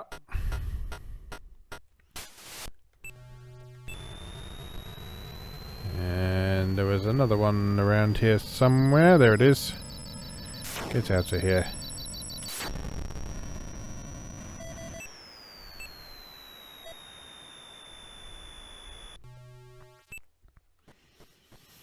It's time for another game of human or alien. Human!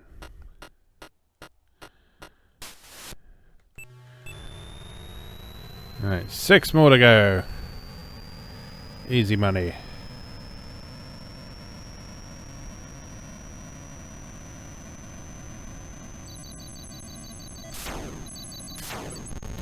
Uh-oh, getting dark. Okay. The level 16 is where the day-night cycle kicks in.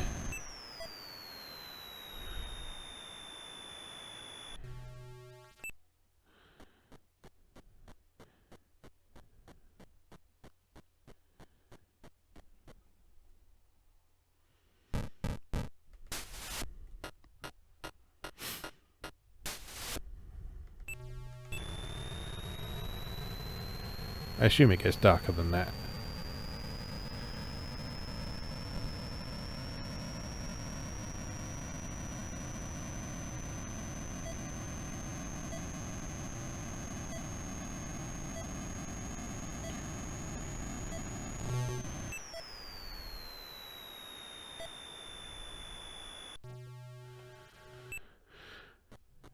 Hello?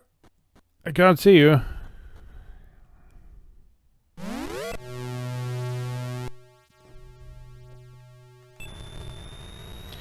Fun fact, apparently the letters on the alien spacesuits are the initials of the programmers. Sideways, I think?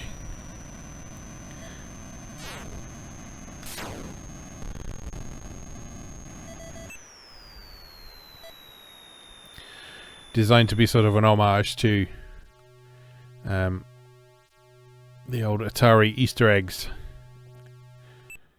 from an era when Atari didn't let developers put their names on their games.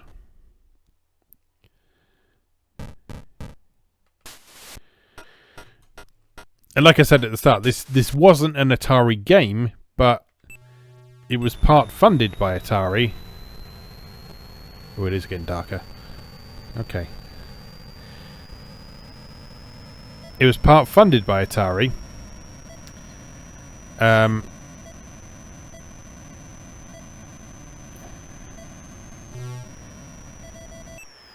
And so that presumably meant when developing the game, they would have to bear Atari's sort of requirements in mind.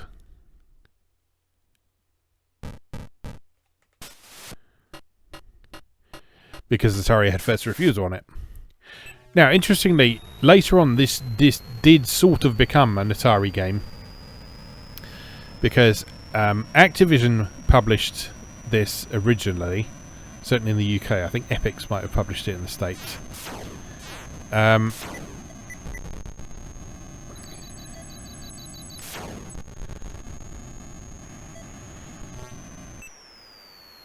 But later in the Jack Trammell era, when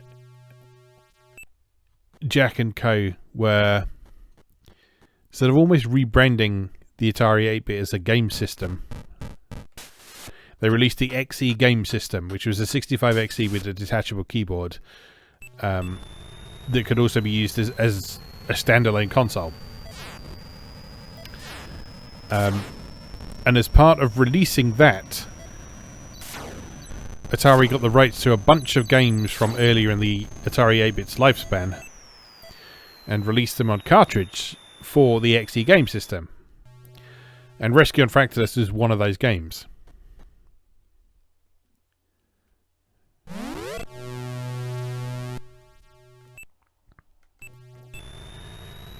Now those uh-oh. Uh-oh. Okay. Okay, this is what nighttime means. You'd think you'd put some lights on the ship. You'd think, wouldn't you? But no, it's just dark.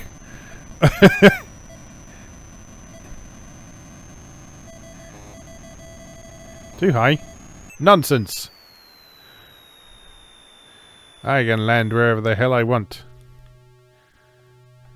Okay, at least you can still see something. It's the Ace.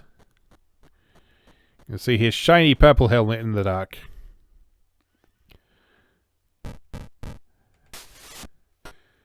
Come on in, Ace. Come on in.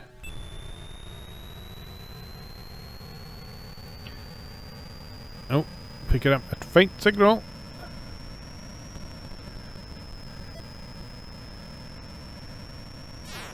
But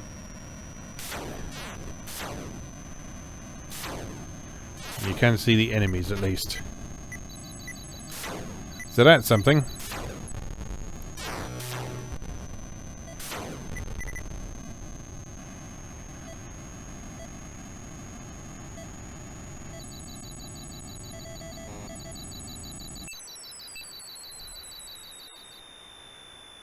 Where have you gone? There you are.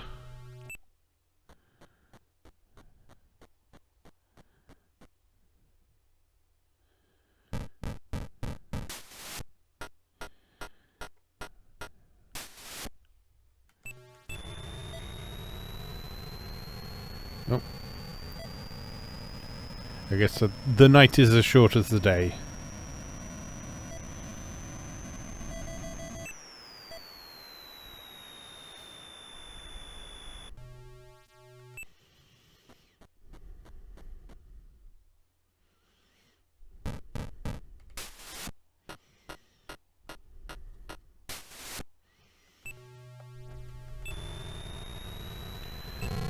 So there's your answer. Level 16 is where the day-night cycle starts.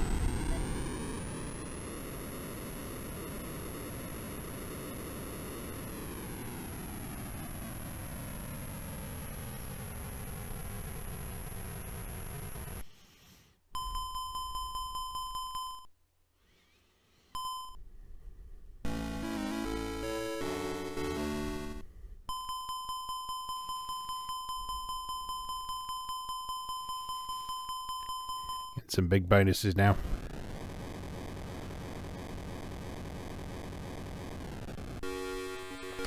On to level 17.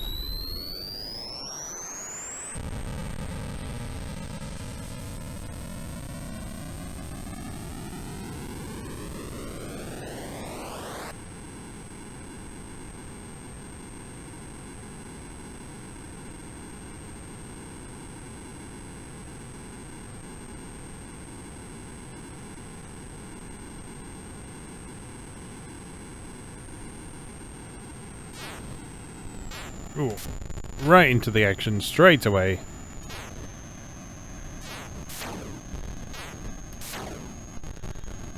Well, they are getting a lot more aggressive as well.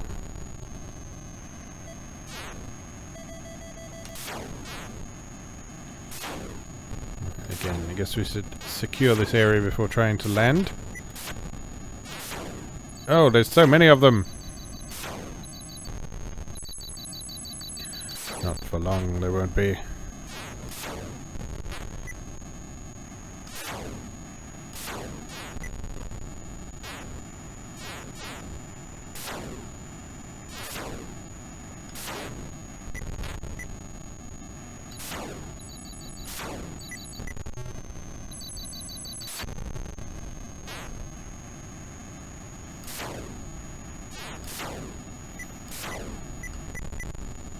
Okay, all good. Clear? Looks pretty clear.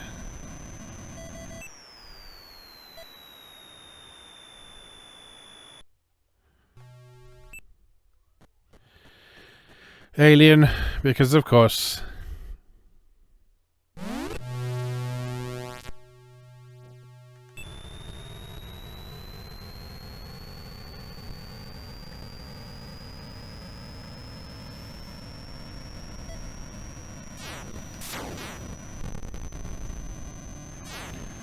More baddies.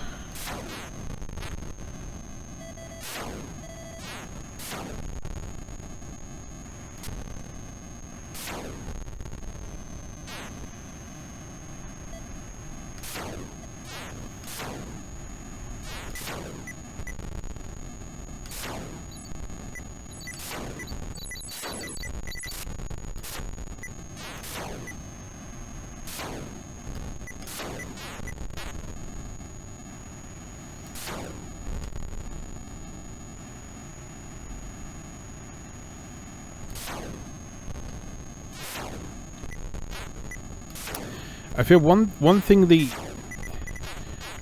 aliens are doing, which has just occurred to me, is they cause it to be longer between you being able to restore your energy by picking up a human pilot. And in the meantime, the turrets are gradually draining your energy, which can potentially put you in a dangerous situation if you spend too much time flying around shooting stuff and not enough time picking dudes up. That came out wrong. You know what I mean.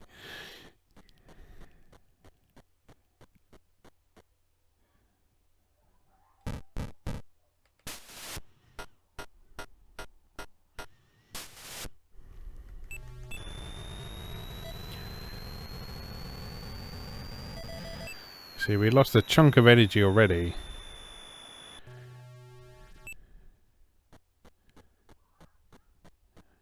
Although two pilots situated very close to each other is fortuitous.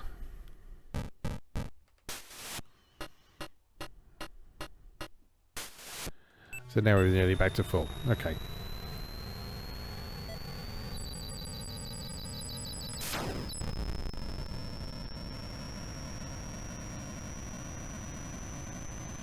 But even so, I suspect that's where the difficulty is going to come from as these levels start to advance.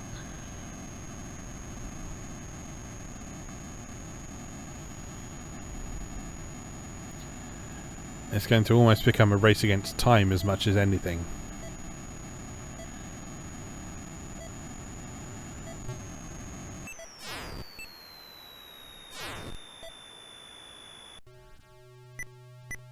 Can you hit me from there? I think you might be able to. Let's just blow you up. Just to make sure.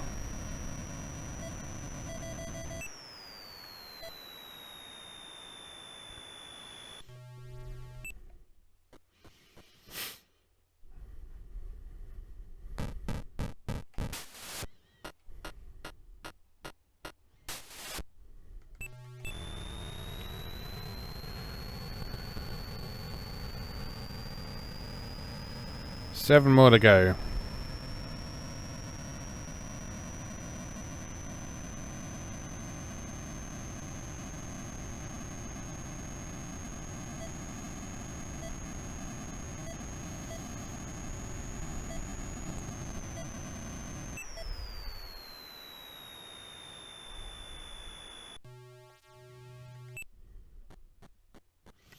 Human or alien?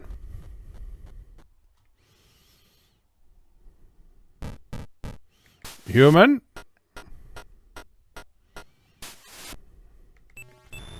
I don't think you ever get to a point where the aliens bang on your door instead of on your windscreen.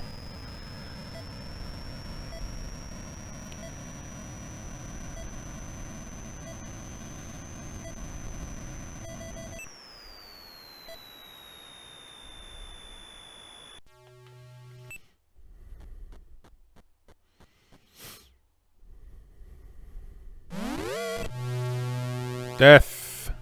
Death to you!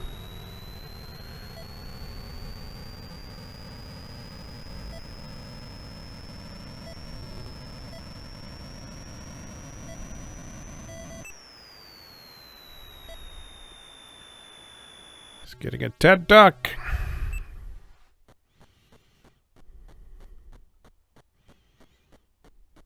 Hello.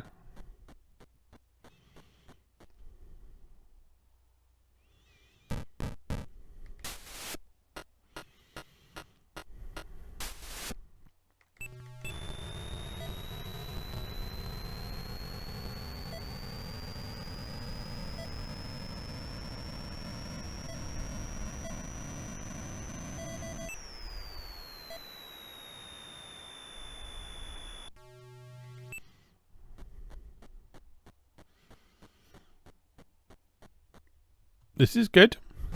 No! No, no, no! No, no! No! I knew it was going to happen at some point.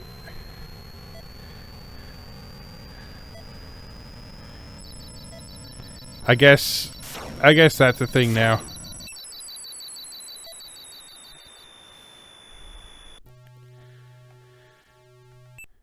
Good. It's the ace. Or is it? No, it's definitely the ace.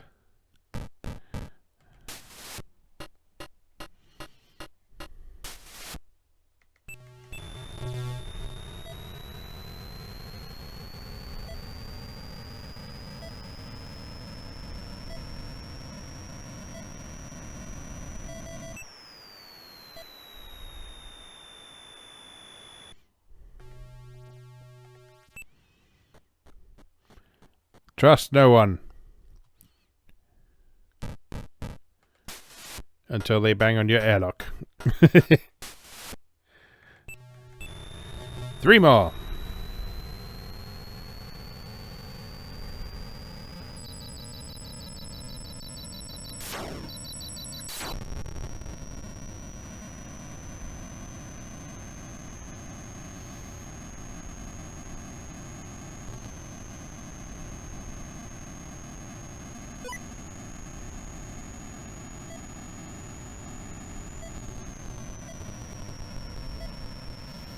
Picking up a signal.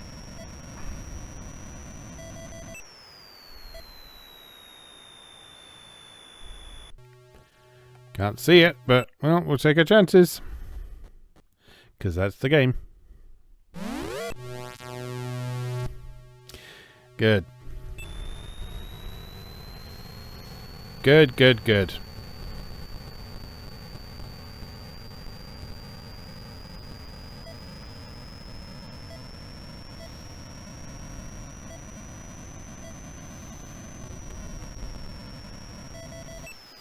I think that it actually is still updating the screen in that inky blackness. I think it's not just put a black, like a blanket black over the screen and just have stuff going on behind it. It's still rendering the terrain. You can just about see it. Probably can't on the video, but I can just about see it on the screen.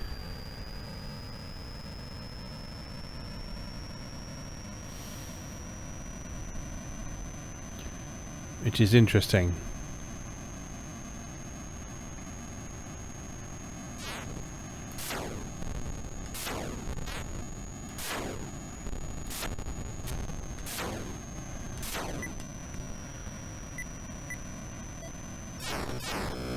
Ooh, ouch.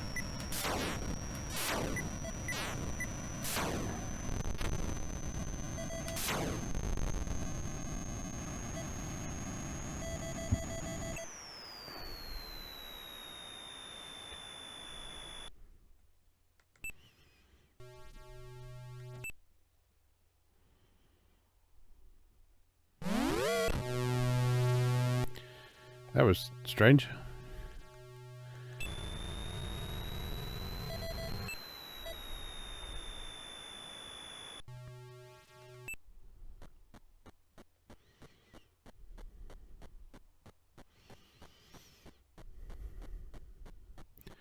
I trust no one. Except you. You can come in.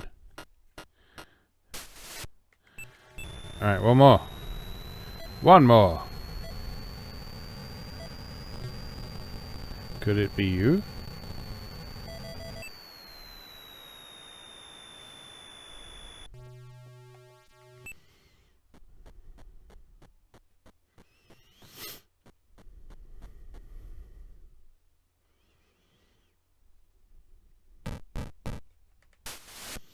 That gap is definitely longer than it used to be. That's rude. Right, boosters!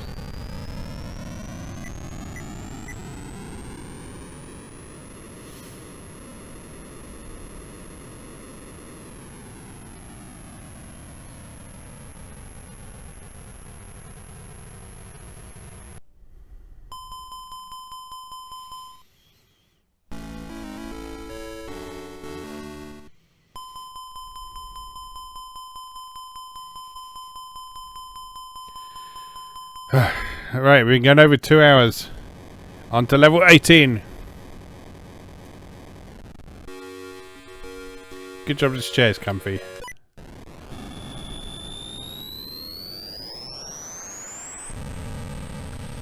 Once more into the breach, my friends.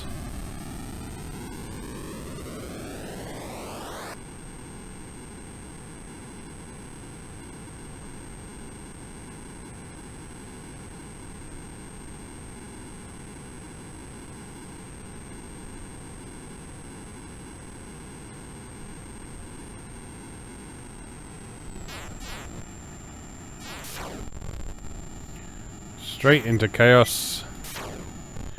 Just the way I like it.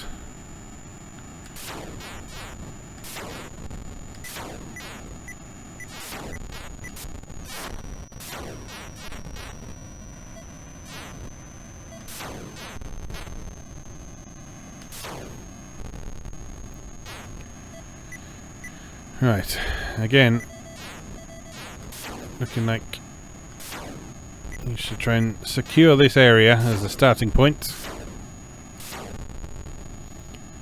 and take things from here.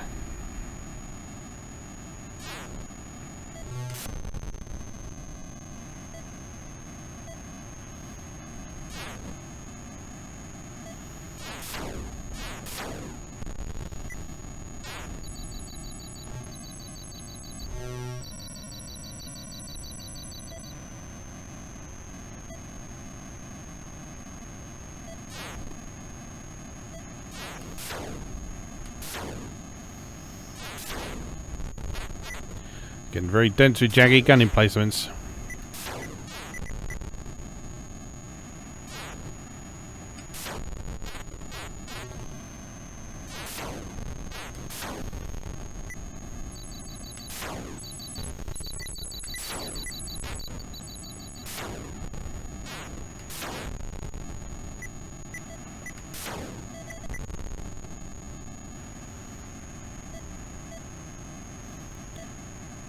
Okay, how are we looking?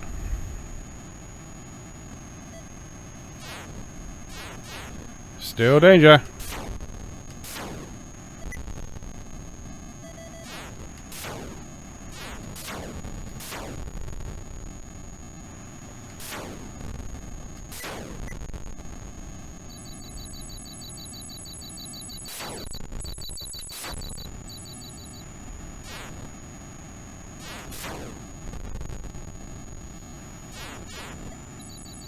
God, how many of these buggers are there? Many is the answer. Many.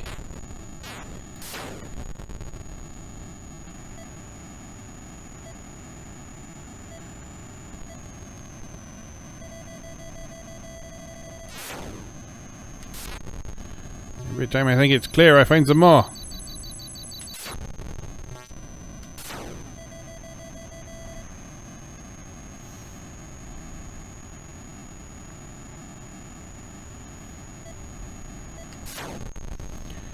Right.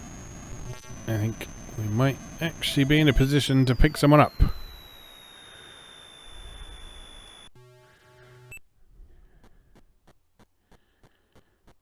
Better not be an alien.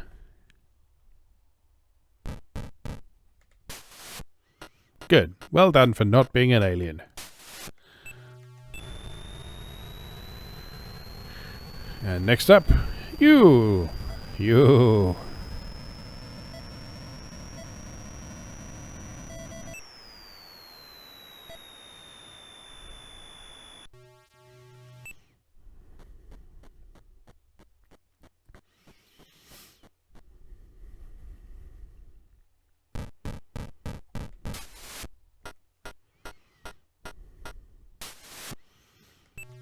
Okay. Good.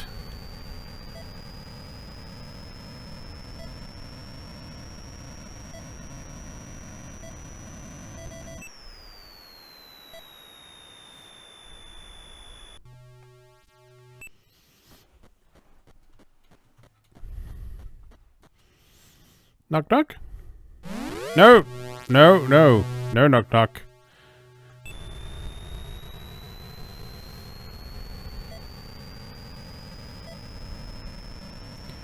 And now it's getting dark.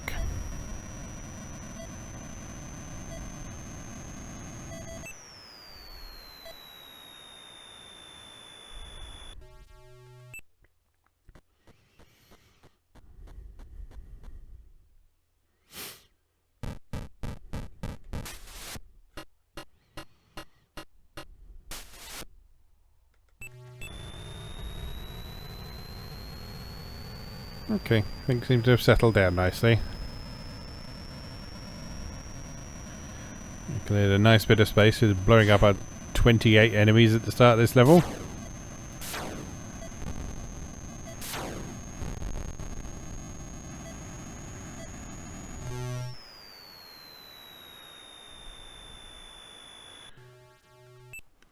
Friend or foe?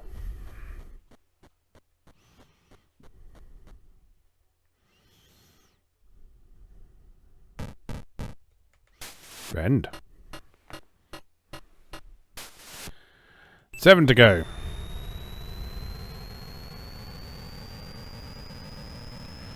I've got this rescuing business sorted, I tell you.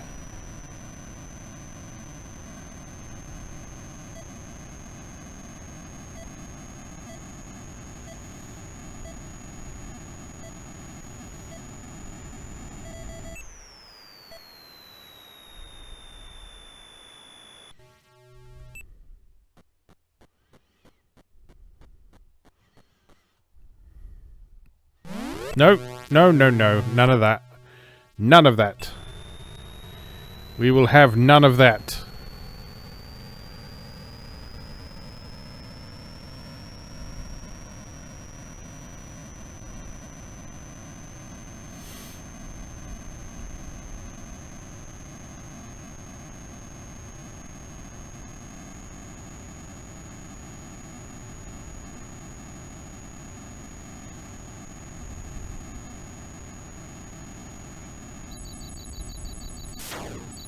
We will have none of that either.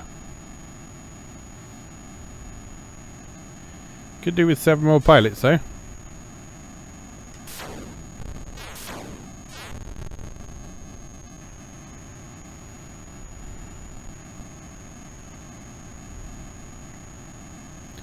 Anyone? You'll do.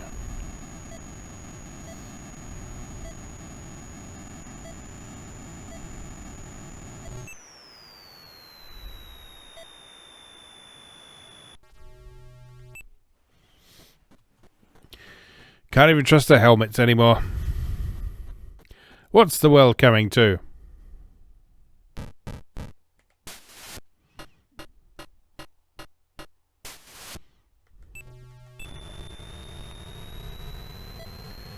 Ooh, several around here. Okay.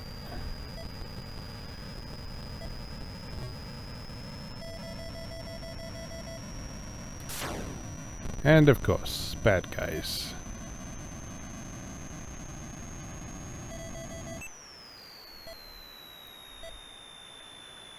I say, who turned up the lights, what?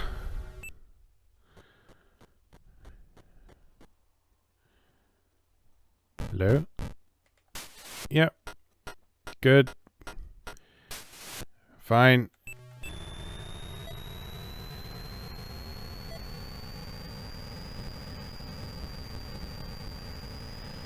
I mean, if I was an alien, when it was dark... Uh-oh. I would just knock on the airlock and try and get in.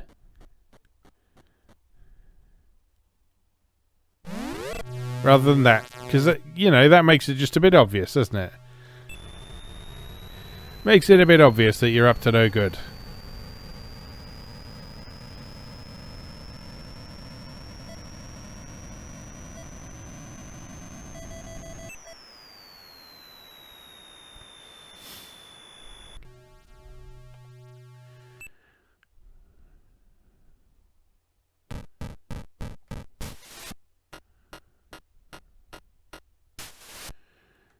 Okay, 4 more.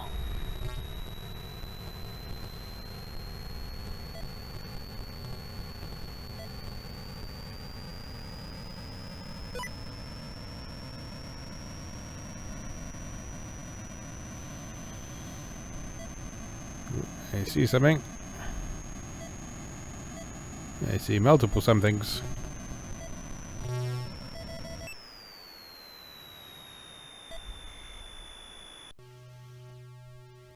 I see the morning light.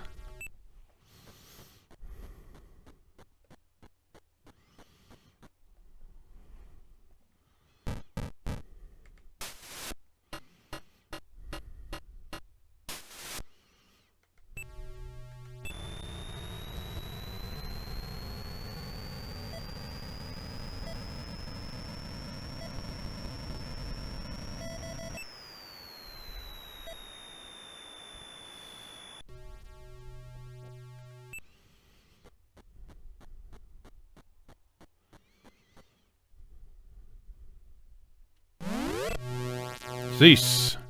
Cease this nonsense. 3 more.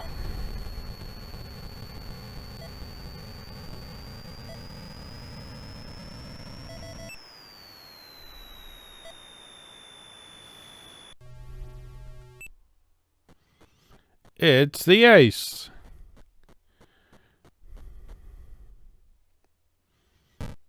Blah. That would be the ultimate troll.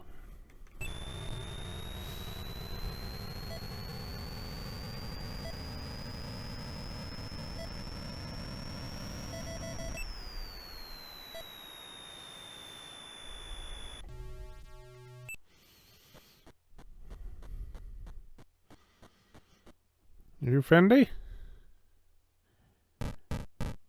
Yes. Good. It's nice to have friends. Just need one more friend to proceed.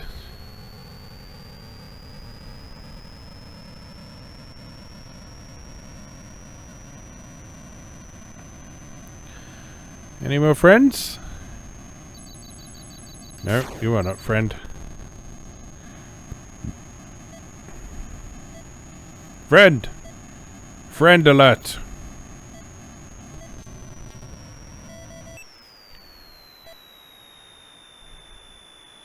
Oh, friend!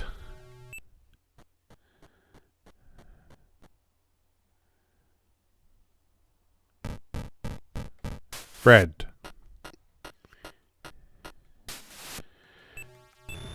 Alright, another day, another dollar. Fire the boosters!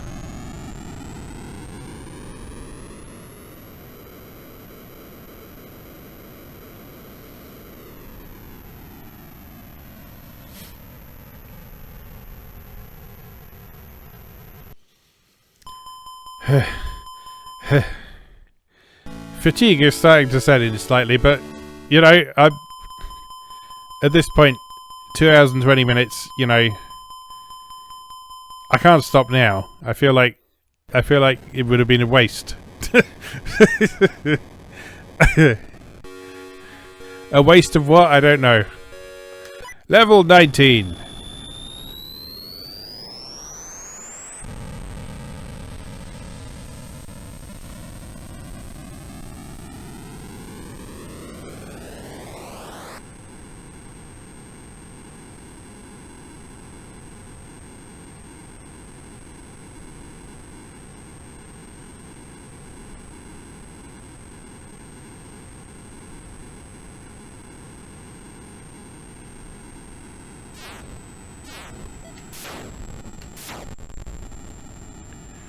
Destroy the baddies. Pew pew pew.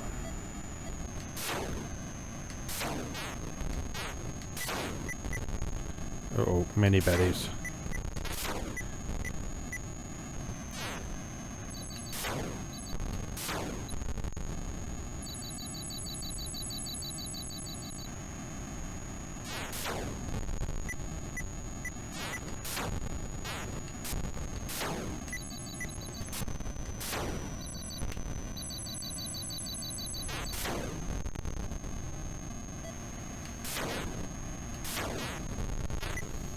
Clear the area.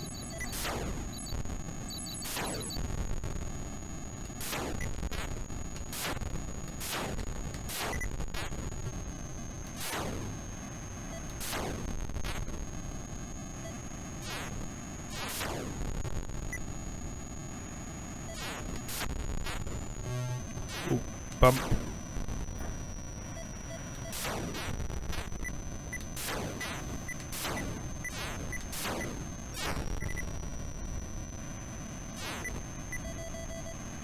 Any more for any more?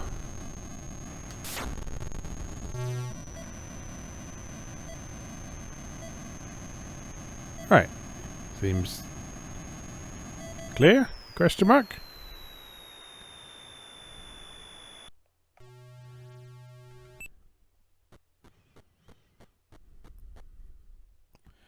Who's there?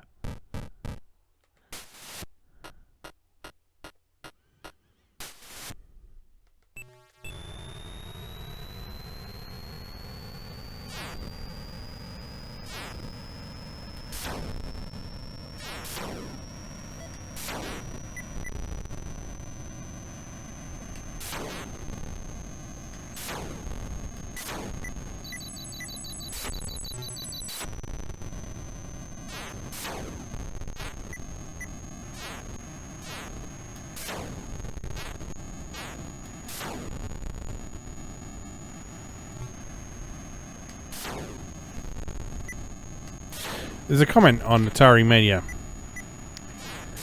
that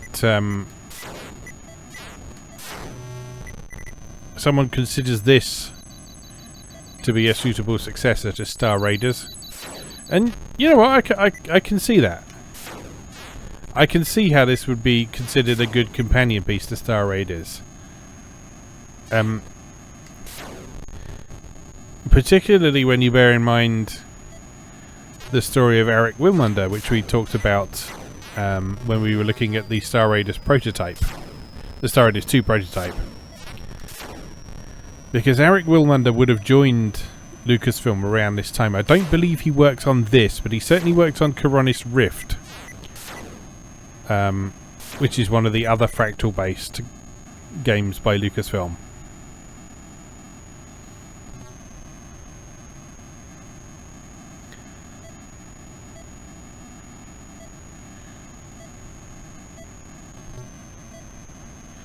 And yeah, there's little bits and pieces of this that you just make it sort of fit quite nicely with Star Raiders. One of the most simple being the way that your aiming reticle appears on screen is almost identical to the targeting computer in Star Raiders. No. Nearly wasn't paying attention there.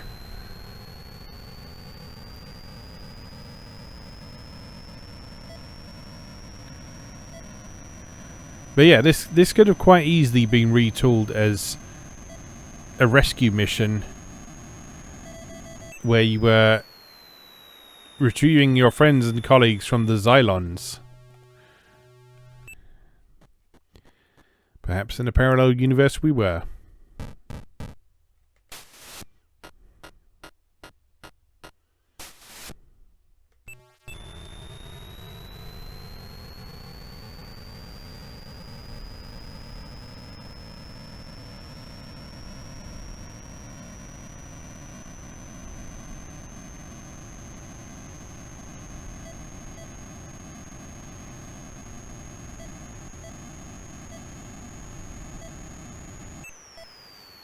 But yeah, I joke about fatigue setting in and sitting here for a long time. I'm not actually bored. I'm genuinely not actually bored. I'm genuinely enjoying the experience of flying around and picking up the pilots and shooting the things and...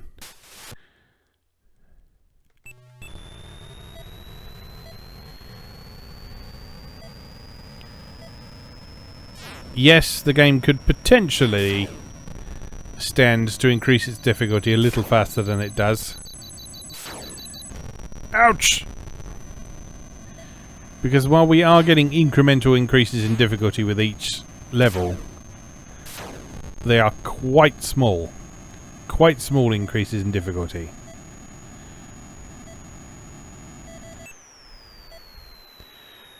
And I can't help feeling that the game might have perhaps been a bit better if it escalated a little bit more quickly. Because I've sat here for nearly 2.5 hours playing this. Realistically speaking, even back in 1985, I suspect you might have struggled to get people to pay attention to this for 2.5, 3 hours, however long we're going to last.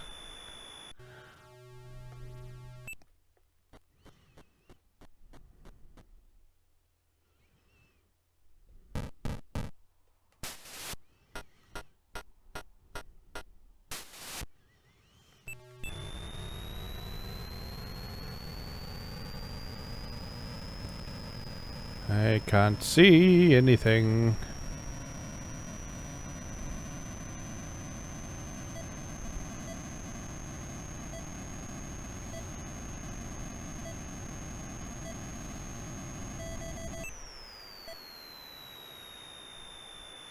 But yeah, I'm not actually bored. I am still having a good time playing this game. I'm just conscious of the amount of time and how putting out a video this long is arguably YouTube suicide. But, well, whatever.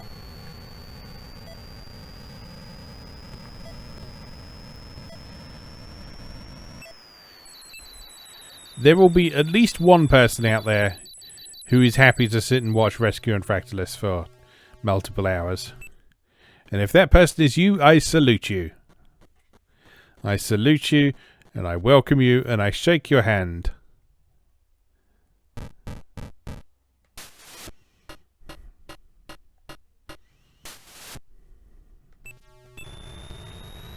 It's dark. Yes, it is.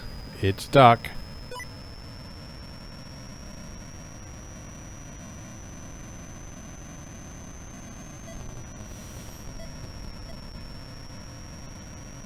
Oh, it's picking up. Oh, there you are. Hello.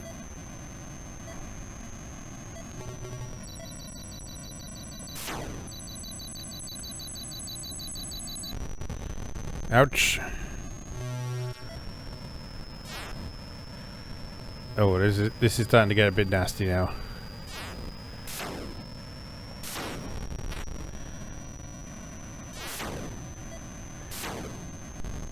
Since we're in the dark and we're starting to run into enemies.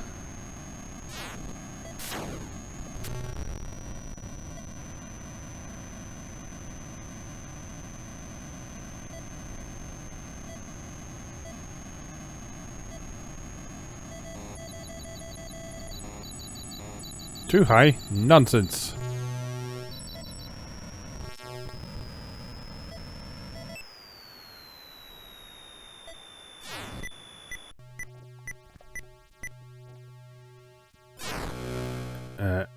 Danger. Danger, Will Robinson.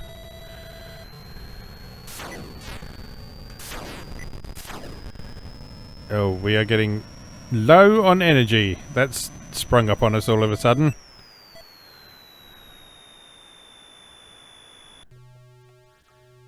Are we safe?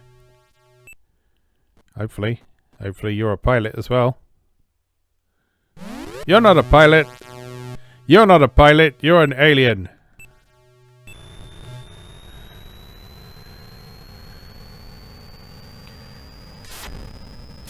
I'm starting to feel concerned that this might be the end for us.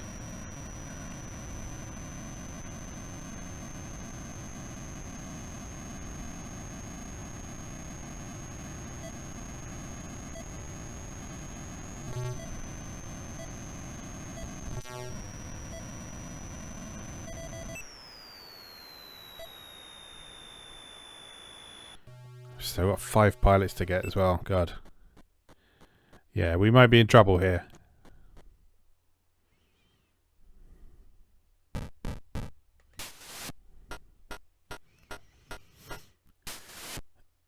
Okay, stave off death slightly.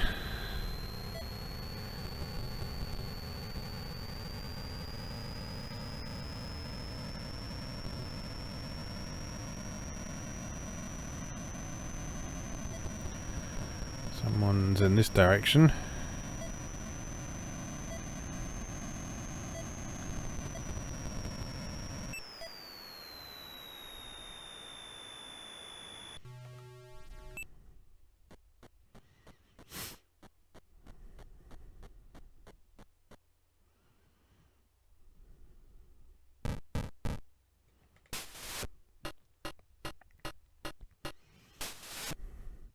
Okay, we're hanging in there.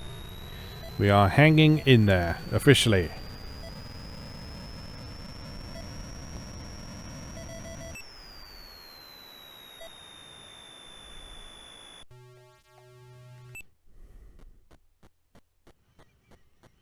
What about you, sir? Are you here to help or to hinder? To help. Good. Right. Progress.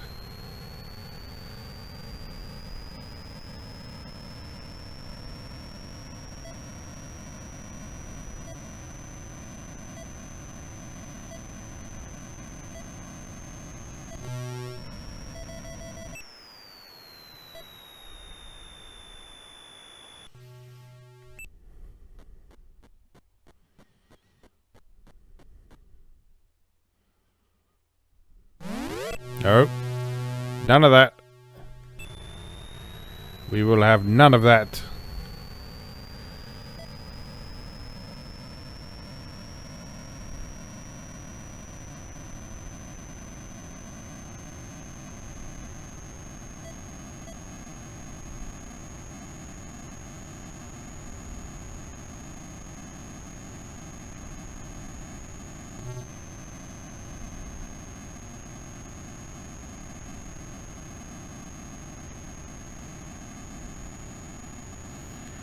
Ah, sweet daylight. Sweet, sweet daylight.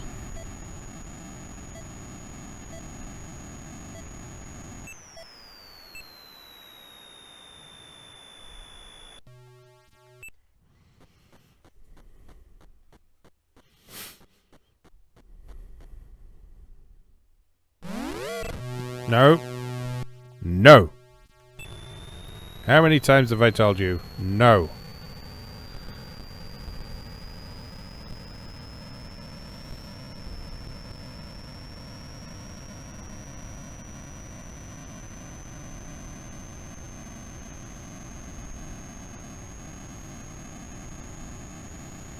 Right, come on now. There must be some actual humans somewhere.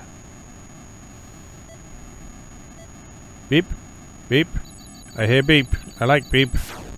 Beep is good. Beep is good. Where was beep?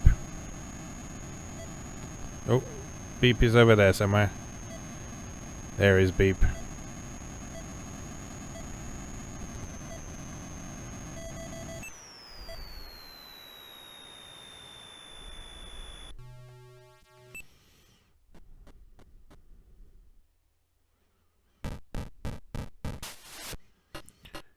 Real person.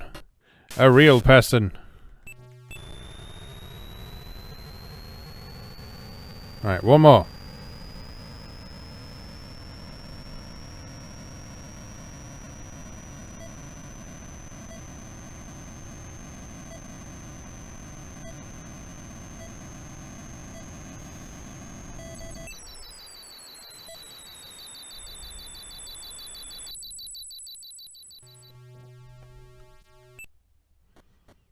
It's the ace.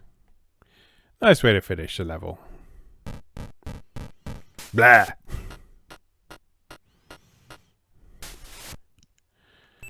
Well, I think the ace gives you more energy than usual as well. Right, let's get out of here.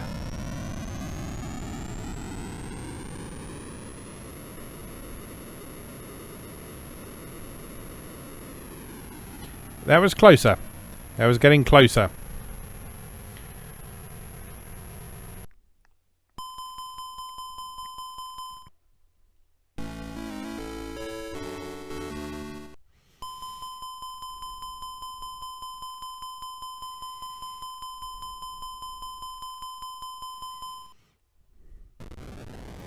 Right, proceed to level 20. Onwards.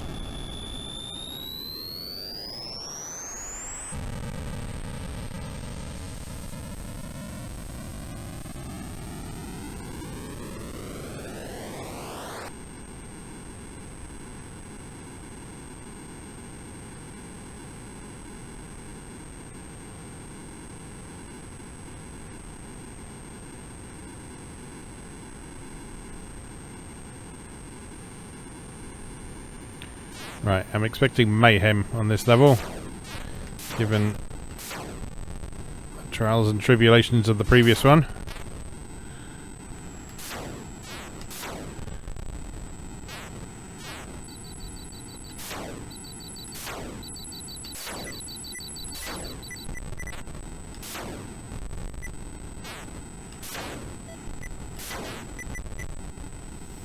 Beep, beep, beep.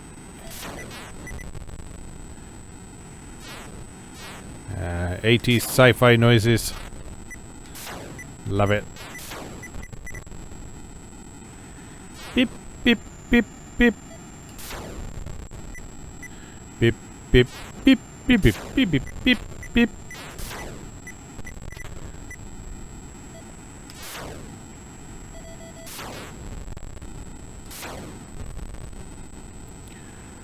Secure the area.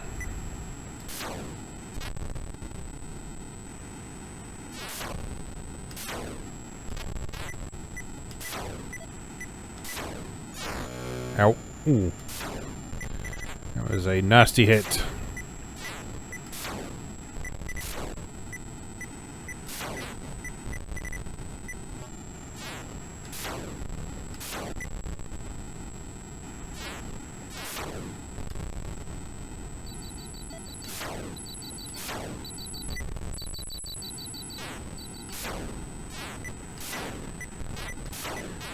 They've dug in. Ow! Wow, yeah, they are protecting this valley pretty intently.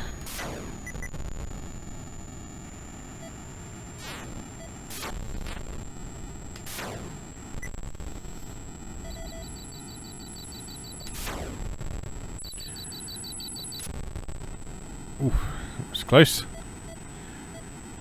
Right. No, not clear. Not clear. Right, I think we might actually... No, evidently not.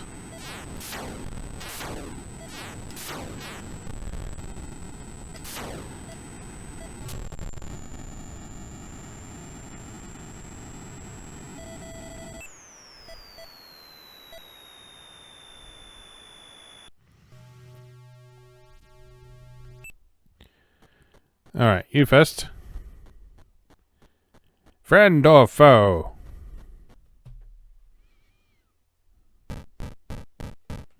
Friend?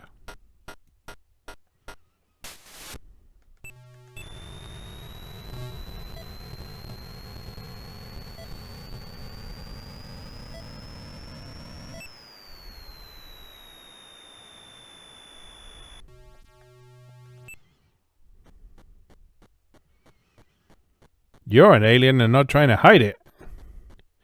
Bold. Very bold of you. We'll have none of that.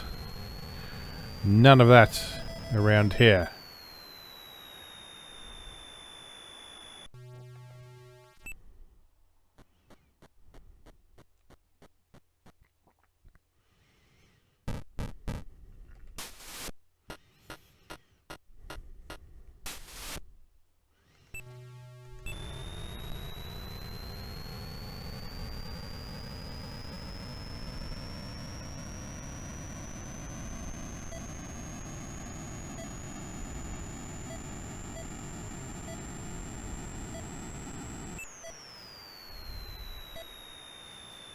It's interesting how once you clear out that initial batch of turrets, there don't seem to be any more. Sort of, like it doesn't seem to sort of procedurally generate more as you go elsewhere on the planet. Which is surprising.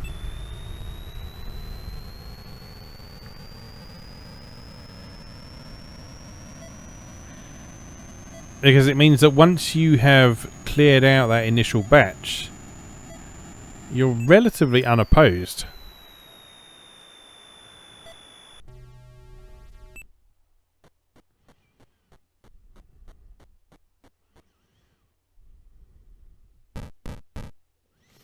I mean, yes, you obviously still have the aliens to contend with, and the sources show up occasionally.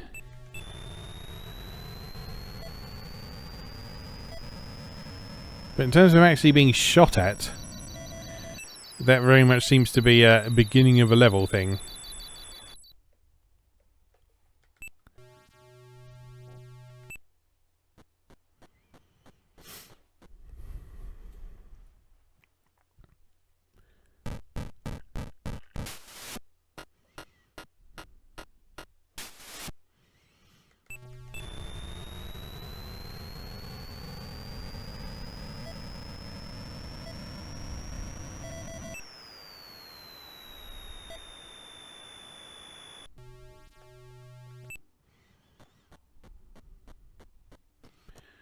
Who's next?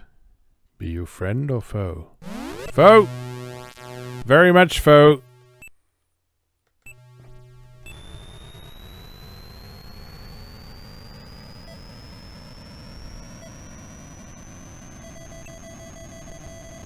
No, wrong button. Land.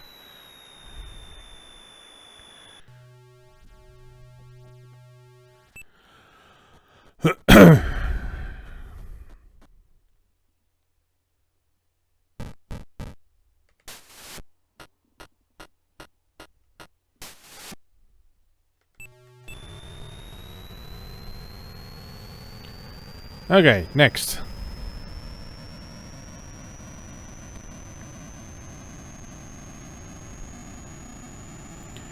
Bring me some next. Beep. Beep, beep, beep. Oh, hello. Turret? No, I think we're safe.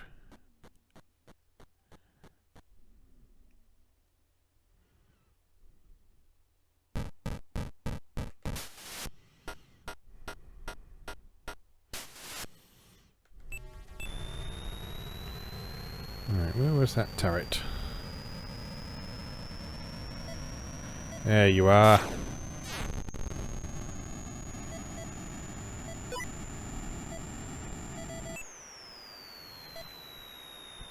I wish you would escape my wrath.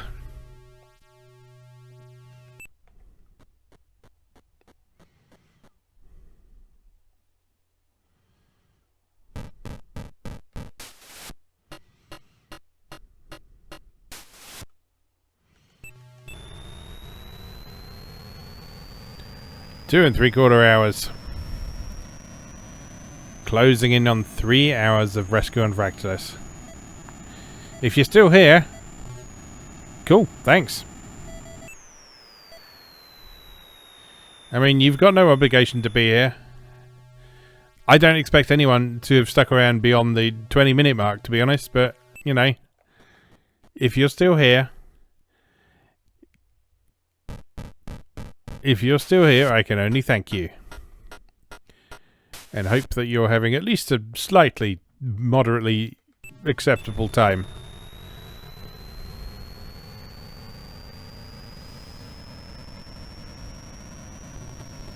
Hello, Patty. I think my cats are getting hungry. This could be an issue.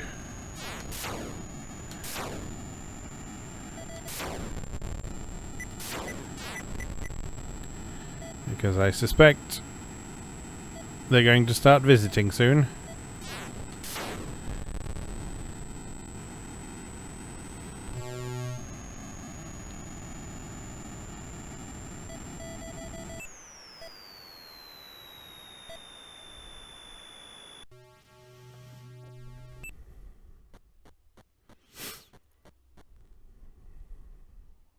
Knock, knock. Knock, knock. 2 more to go.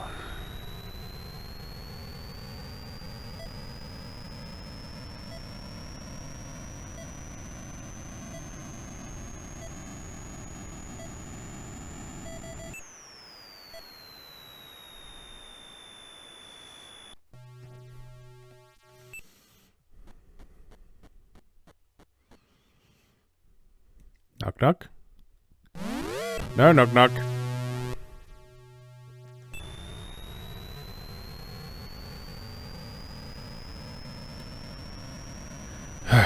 Okay. Oh, picking one up. Picking one up. Picking one up. Picking one up.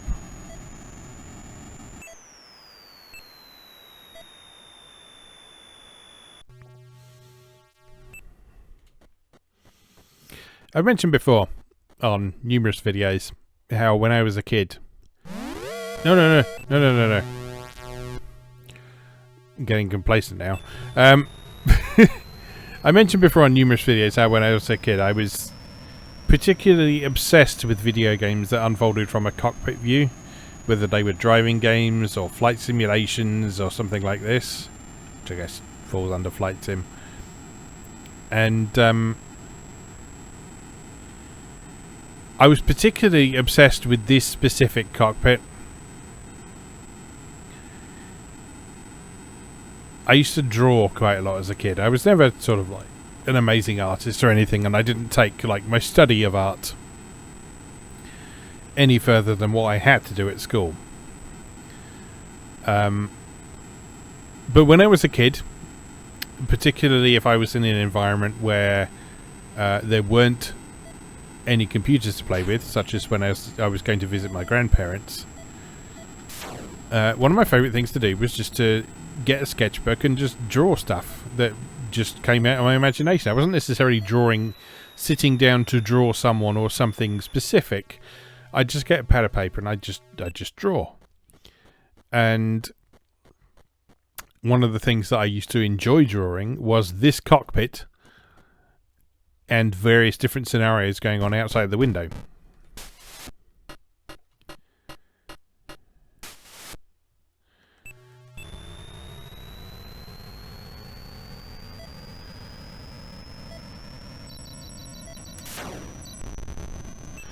I partly liked this cockpit because it reminded me a little bit of the one in Flight Simulator 2. Because my dad was a huge fan of Flight Simulator 2 at the time. And when he first got into that... Oh, we're done. We're done. When he first got into that, I was just a little bit too young to appreciate it.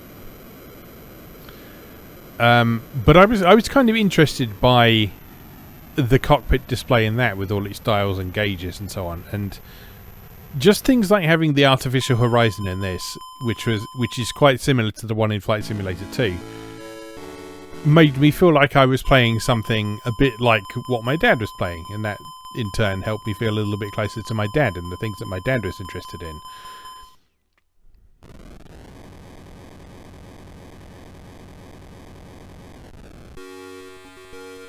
But yeah, one of the things I like to do with my drawing was sort of fantasize about things that I knew weren't exactly possible on computers of the period. So I would do things like I would draw the cockpit of this, of the ship that you're flying in this, but out of the front window I'd have it like flying over a much more detailed environment or through a city or something like that. Something that I knew at the time you couldn't do on the computer because the hardware wasn't there, the performance wasn't there, the sort of mastery of 3D graphics wasn't there.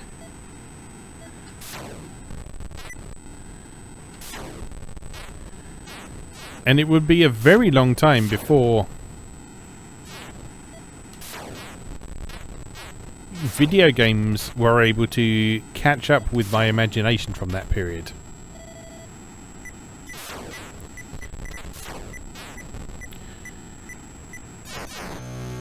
Oh, ow, ow, ow. One of the things I found quite stirring to the imagination with this game was its original box art. Because its original box art was basically what I just described. It was like an actually modelled and photographed version of the cockpit from this game. Oh dear. Oh dear. With some stuff going on outside. So like, there was a real person dressed up as one of the pilots. And there were sort of some practical special effects going on. Like some explosions and some rocks and mountains and that sort of thing. And I found it quite exciting to sit there and think, wow, right, one day, I wonder if video games will ever look like this. And of course now they all do.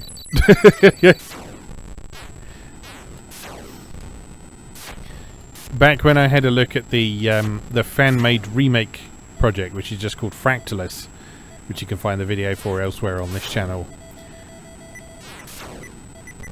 Like one of the first things I said when I first tried Fractalus was, wow, okay, finally we can play the box art of the original Rescue on Fractalus.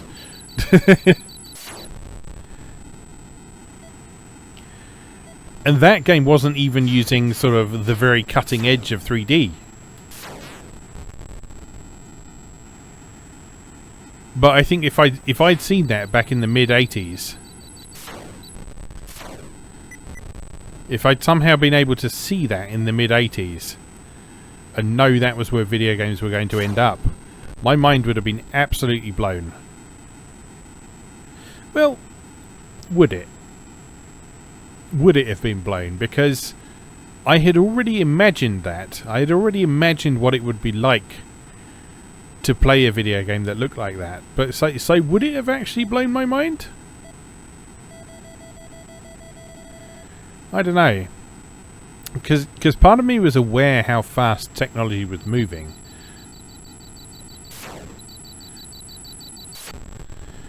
Because by the time I was using computers on a daily basis, we already had both the Atari 8-bit and the ST in our house. I don't remember my family getting the ST. I think I was just a little bit too young to remember that happening.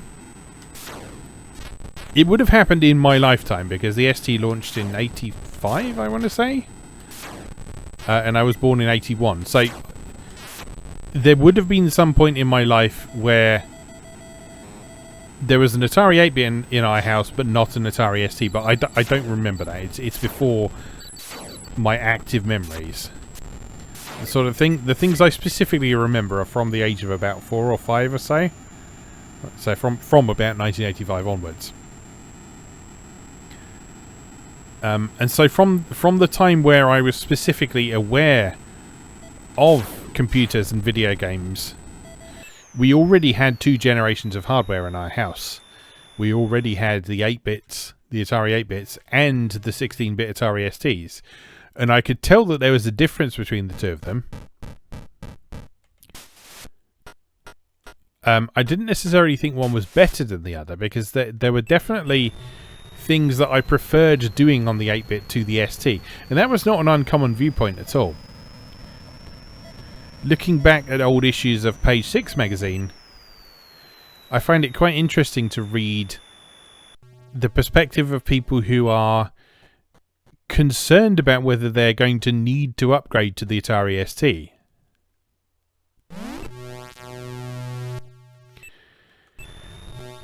And one of the most interesting things I keep reading from that period is people who say that the Atari 8-bit's operating system is friendlier than the ST's.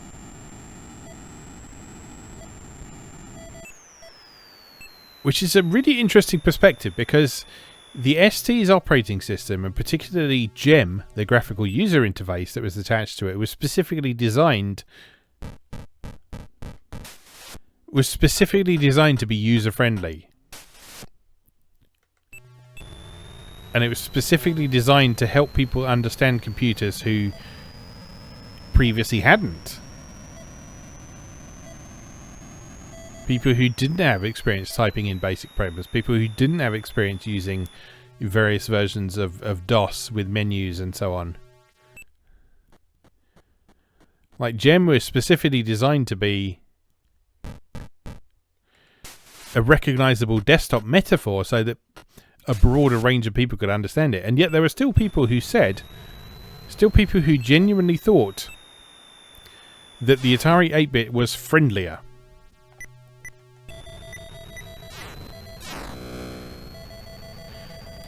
And I suspect what they actually meant by that was, on the Atari 8-bit, it is easier to do exactly what I want to do with my computer. Which in those days very often was program something. Was to write my own programs. If there is not a piece of software that currently exists to do what I want to do with my computer, I will write that program. And one of the biggest criticisms of the ST when it first launched is that it wasn't easy to do that on the ST. First of all, when the ST initially launched, it didn't immediately come with the software that was initially promised, which included a version of BASIC. And when that version of BASIC did launch, it was full of bugs, and it wasn't very good, and people hated it. And because that version of BASIC was not in ROM, it was not built in like it was with the Atari 8-bit, you can't just turn on the Atari ST and start programming it. You need to actually boot into some sort of development environment.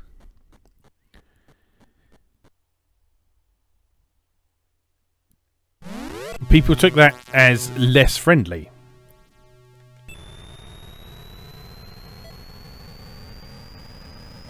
And I just find that really interesting to look back on from a modern perspective. As we see sort of numerous examples of today's operating systems supposedly trying to make themselves more accessible and easy to use for people who are not particularly familiar with computers. Like, you look at the evolution of things, of the way Windows has gone and the way Mac OS has gone and the way iOS has developed. One of the things that long-standing computer users find most frustrating about all of those operating systems is that the stuff that's been put in there specifically to try and make those friendlier makes it harder to do exactly what you want to do with your computer.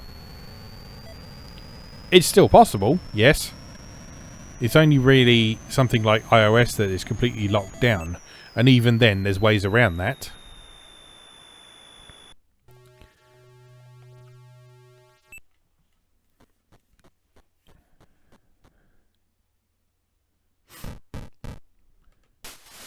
But it's been a very long time since we've had a computer that you turn on and it boots directly into a programming language.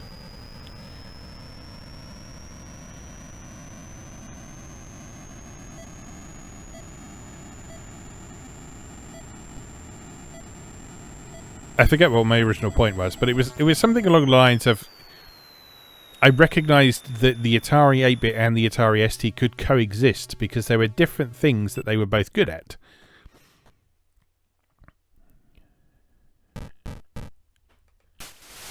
The Atari ST was arguably capable of more, particularly in the graphics department.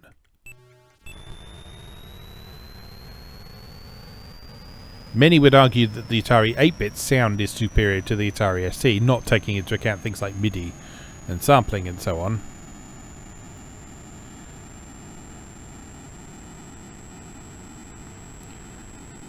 And there were certain types of game that worked better on one platform or the other.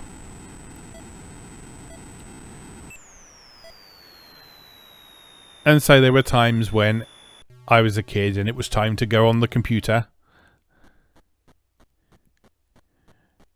that I was specifically in the mood to play on the Atari 8-bit, and times when I was specifically in the mood to play on the Atari ST.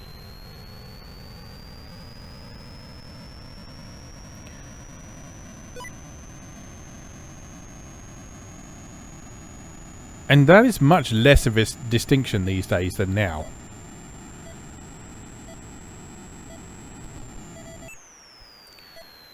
So, like, these days, when I make a decision of, oh, do I want to play something on the PC or do I want to play it on the PlayStation? Like, my only real decision there is what I own that game on. Do I own a copy of this game on PlayStation? Do I own a copy of it on PC? That's the only decision that's there to be made. I don't specifically pick... Well, no, there's a couple of cases. There are a couple of cases where I would specifically pick the PC version over the PlayStation version or vice versa. So if I take something like Final Fantasy XIV as an example, it is generally better to play that on PC. For me, anyway, because it's just a little bit easier to control and customize on the PC. Yes, you can hook up a keyboard and mouse to the PlayStation, but at that point, you might as well be playing on PC anyway.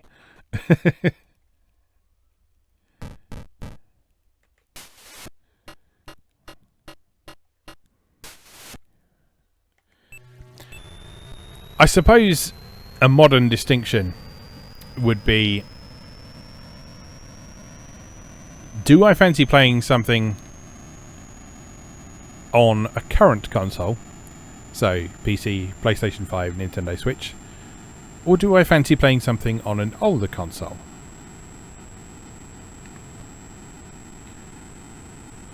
Because there's definitely a distinct difference in appeal elements between the PlayStation 5 and the PlayStation 2, for example. Sometimes I am specifically in the mood for the kind of experience that is on PlayStation 2. And these retro consoles like the 400 Mini fall into this category as well.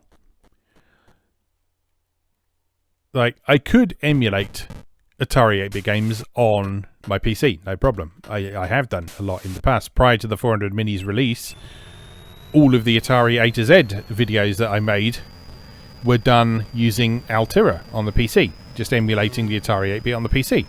And that was great. That was a great way of doing it. But now, I think one of the things I like about having the 400 Mini, particularly as it's set up in a different room to my main PC, is that now if I fancy going to play some Atari 8-bit games, I specifically sort of make an event of that, if you like. I specifically think, right, tonight I fancy playing some Atari 8-bit games, so I'm going to sit down and I'm going to use the 400 Mini, or indeed the real hardware that is also sitting right next to me. I'm using the 400 Mini now because it's much easier to capture video footage from.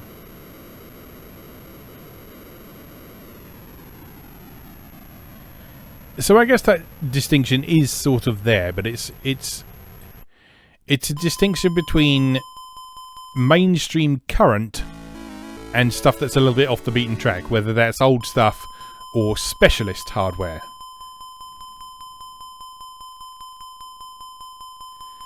God, 3 hours, eh?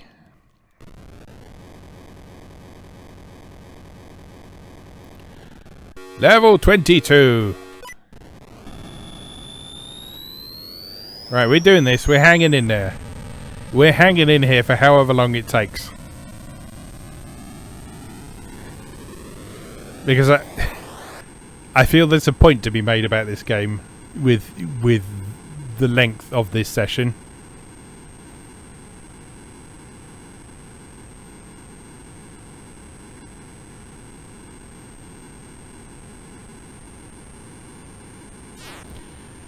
Right, let's get blasting, shooting all the bad guys, shooting them all.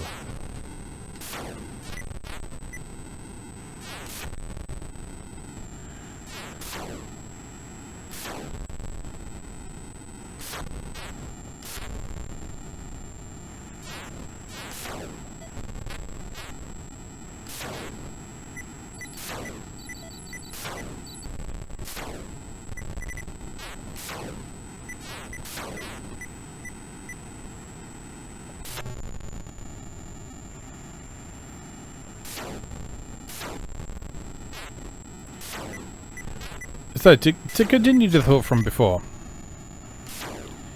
I think, although a lot of people would see it as inconvenient to have different specialist devices for different things and would much rather be able to do everything from their phone or their PC or their television or whatever,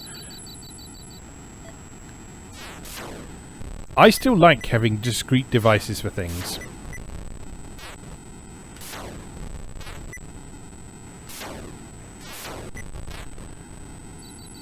I don't play games at all on my phone because I don't like it. I don't like using my phone for gaming. My phone to me is primarily a portable internet device. More than anything, it is a portable internet and communication device. Occasionally I might watch some media on it, but more often than not, if I'm going to watch like a YouTube video or something, I'm going to either do it on my computer or I'm going to use the Chromecast to watch it on the television. It's pretty rare that I will watch something on my phone unless I'm sitting on the toilet having a particularly long and boring poo. And I think, okay, let's just settle down and watch something. Because we're going to be here for a while, so we might as well have something entertaining going on.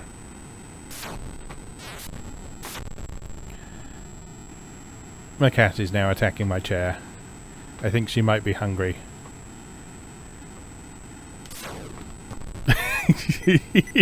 Hello. I'm afraid I can't stop, Patty. I've made a promise to myself. I've made a promise to myself to keep going. To just keep going. So you're going to have to wait, I'm afraid. You can claw the chair all you want. You can claw it all you want. I'm not stopping until it's over.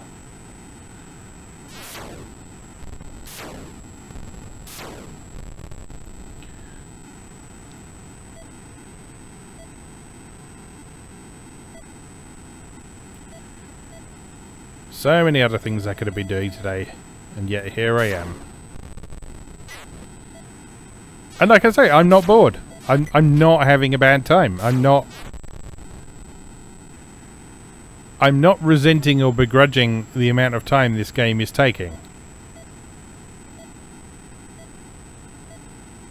Which I think is interesting. I'm certainly conscious of how long it's taking. But I don't begrudge it.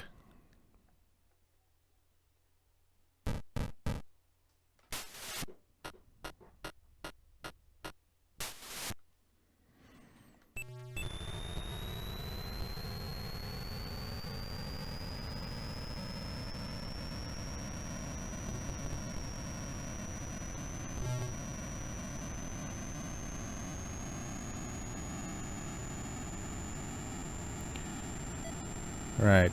More little men, please. No, those are baddies. Those are not little men.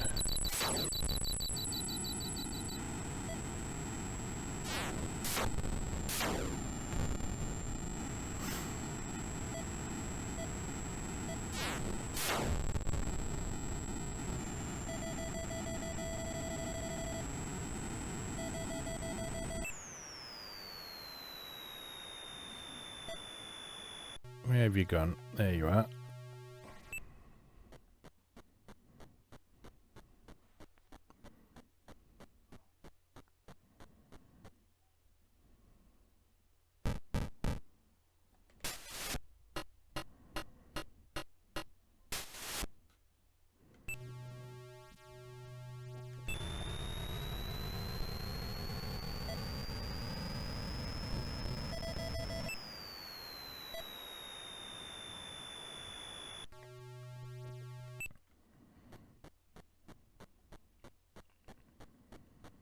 So yeah.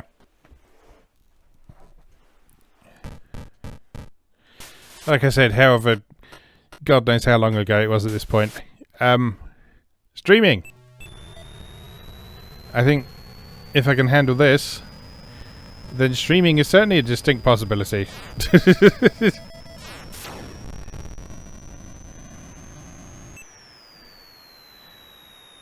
Because imagine something like this going on for this long, but you actually being able to talk to me. That'd be exciting, wouldn't it?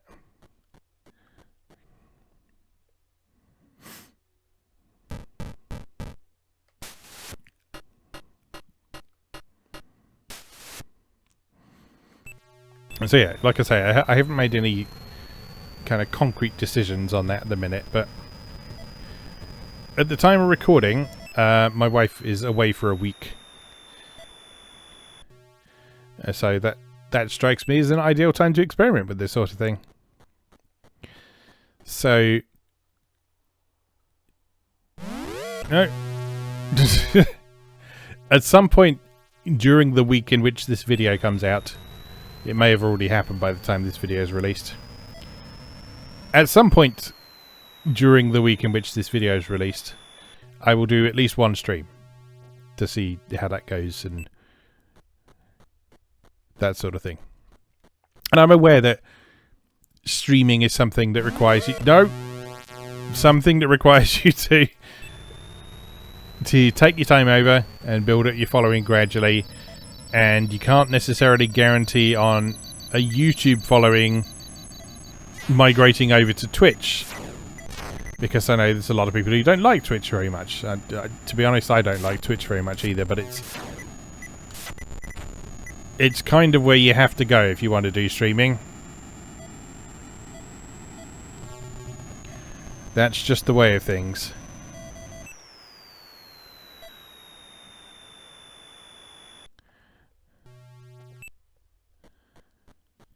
And so I could complain about it, I could try and do streams on YouTube, or I could just suck it up and do what everyone else does. And it's probably just easiest to do what everyone else does.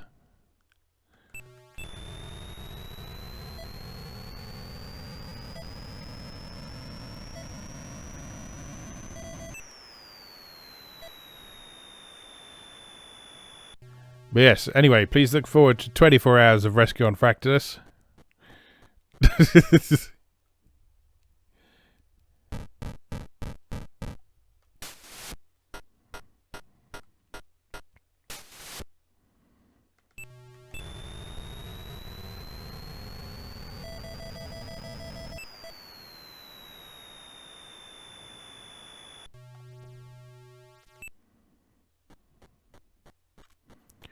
24 hours of Rescue on Fractalus coming soon to a theatre near you.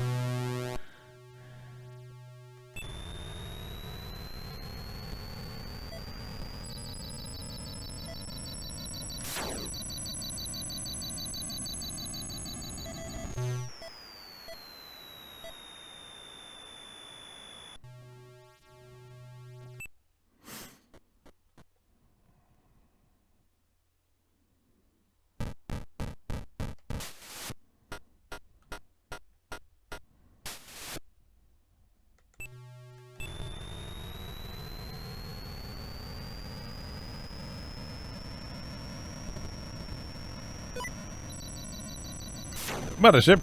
Well, that's good, isn't it? I've still got 6 pilots to rescue, though. I've got work to do.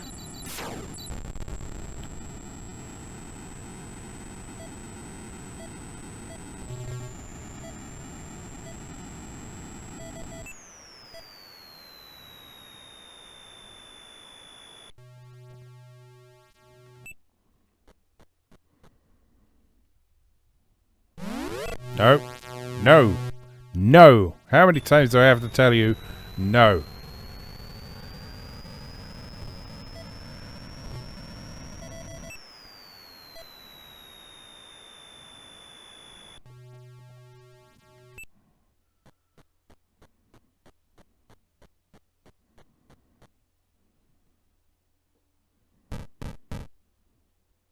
Hello?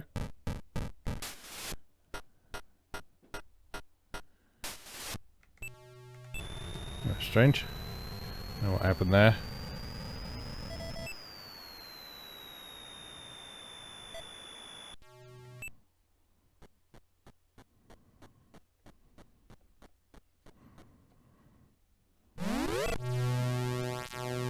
Get off my ship.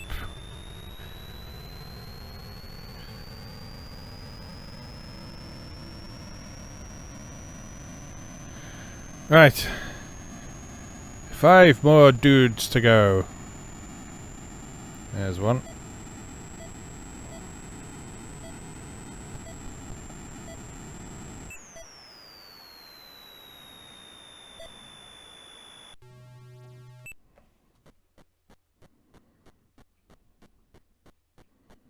Do I have regrets? A few. But, I mean, like I've said, you cross a certain threshold. You cross a certain threshold and you just think, well, you know, better keep going. Better keep going.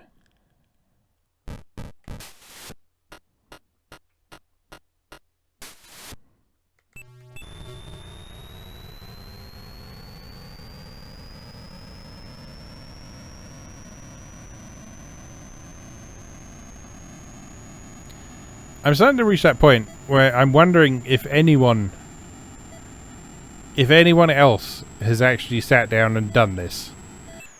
Because I'll be perfectly honest, I love Rescue on Fractalus, but I've never sat down and had a 3.5-hour session on it before. It's kind of freeing in a way.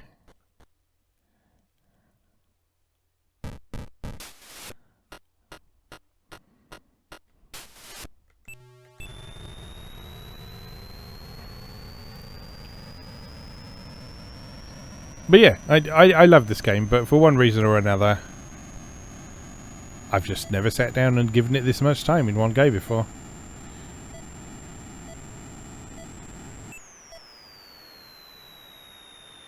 And I feel like it's to the game's credit that...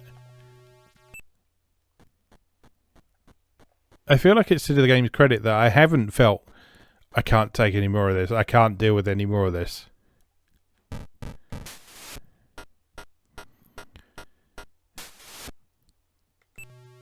Because although, as time passes, the thought, this is going to be a very long YouTube video, has occurred to me multiple times.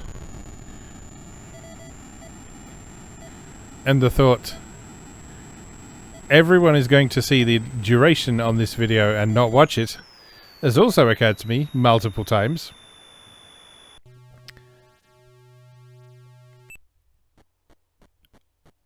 Like I say, I'm not having a bad time. I have not reached a point where I want to stop playing this because I'm bored. Because I'm not bored.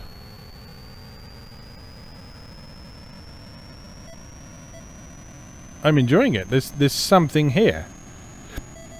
There's something here that is keeping me going. Whether I would feel the same way if I wasn't talking or recording this, I don't know.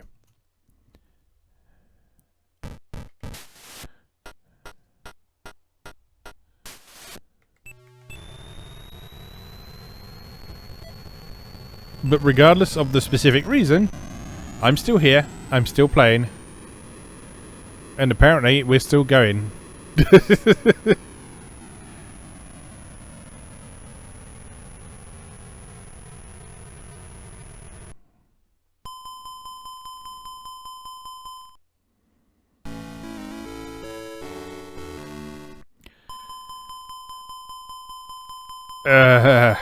Bonuses. Sweet bonuses.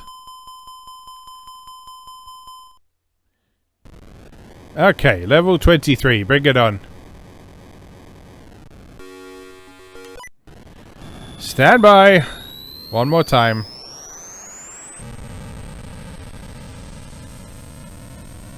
Pilots, just a quick message.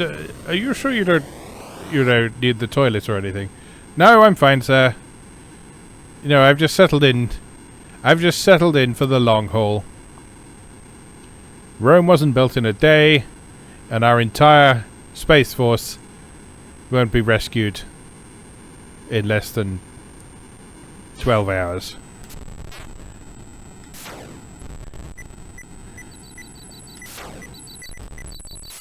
Do you want your other pilots back or not? Huh? Because at the moment, apparently all you have is me. Despite me rescuing all those pilots, none of them seem to be in a hurry to jump into Valkyrie space fighter and actually help out with this whole scenario. You know, it's still just me. It's fine. You know, it's fine. I don't mind. But I'm just casually mentioning that the people I've been rescuing are technically pilots. They are technically pilots. They could, in theory, jump in another one of these spacecraft and, you know, pick up some of their peers and friends, and it would probably be more efficient if we did it that way, but I guess for whatever reason, maybe they need some rest and recuperation after their traumatic experiences.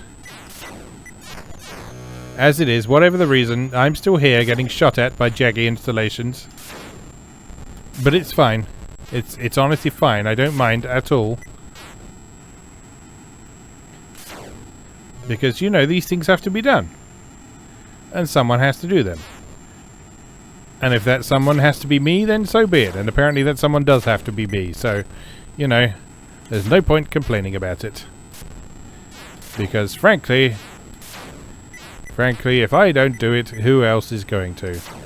Are you going to do it, sir? I don't think you're going to do it, are you, sir? No. You're too busy sitting on the space station going, stand by. And the mothership is back, even though I'm not sure where the mothership has gone when the mothership is absent.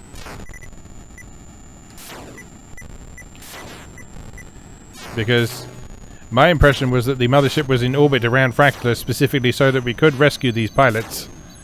And you know, if you're going to send me down here and then just bugger off, that kind of causes problems for the whole rescue mission thing. Sir? Are you listening? Sir? Are you still on the channel? I'm getting quite low on energy. I think this might be the last level we survive.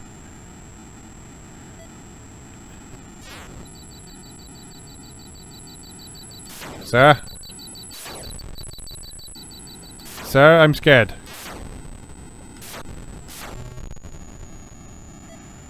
Sir, I don't want to die.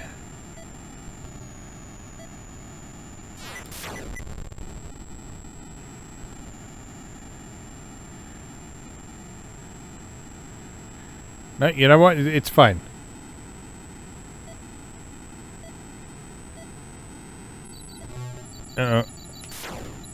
It's fine. I think I've actually destroyed all of the installations. Uh-oh. Uh-oh. Okay, we are actually genuinely in trouble now. Sir, the Final Legacy alarm sound is playing.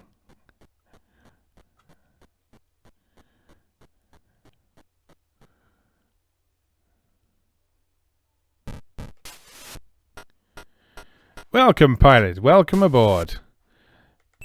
Everything's fine here.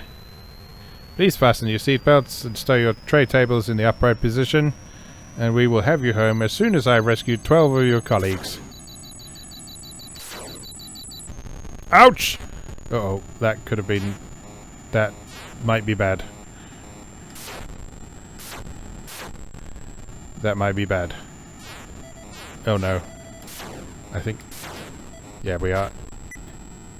We are genuinely in trouble now. Go on. Come on. Get out of here. No, no more saucers. No more flying saucers. No! Ooh. Okay, land. Land. Land. Land.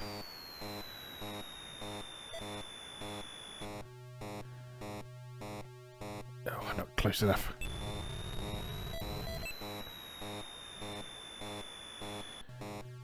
Right, you better bloody be an actual pilot.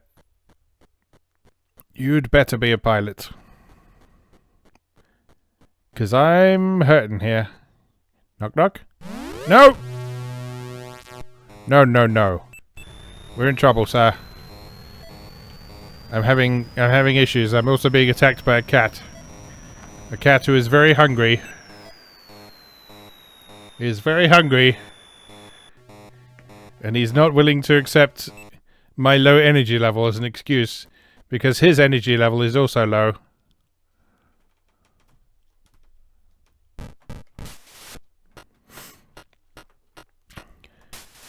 Right, it's fine. We live to fly another few minutes. Possibly.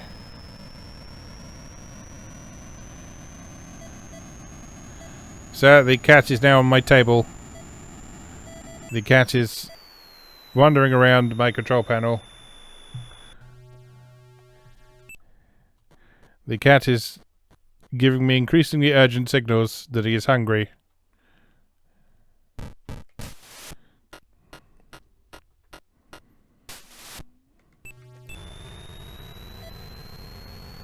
Right, onwards.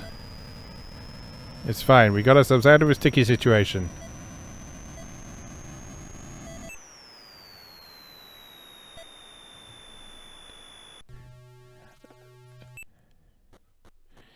Sir, I'm not sure where the cat has gone.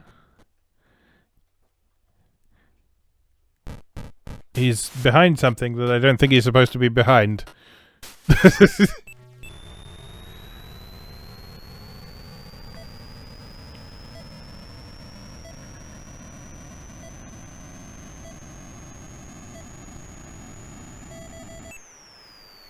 Right, come on now. Only 9 more pilots to get.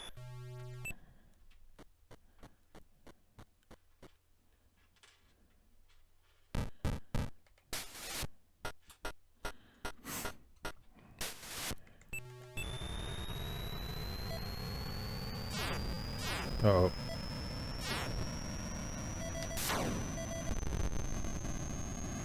Oh, and now it's dark.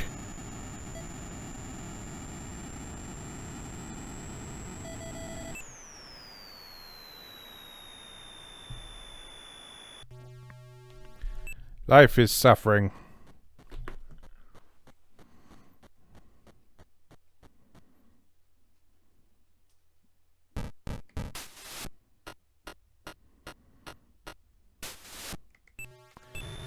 Alright, next please. Come on, form an orderly queue.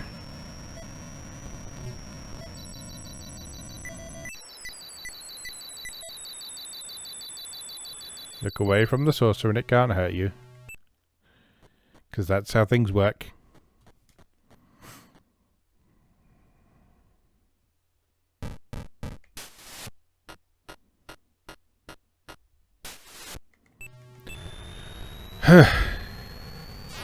Uh-oh.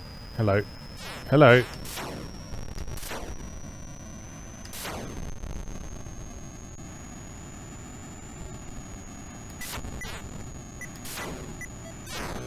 Ouch.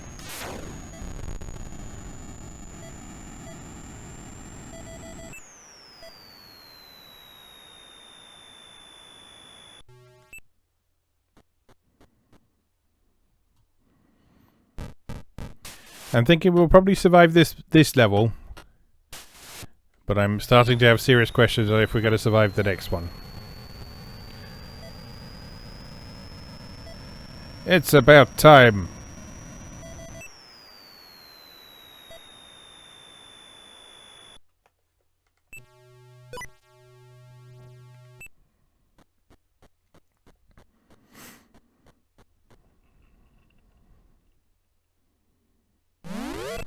Get off.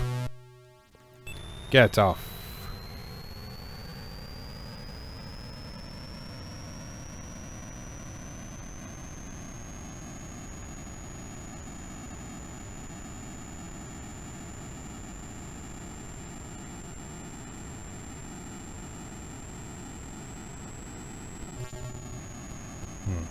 I think we have doubled back on ourselves. Oh, hello. Here's someone. And another one over there.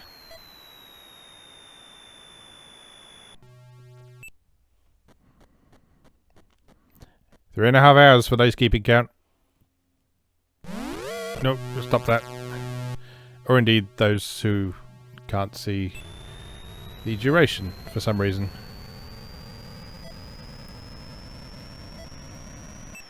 Anyway, I hope you're having a lovely day.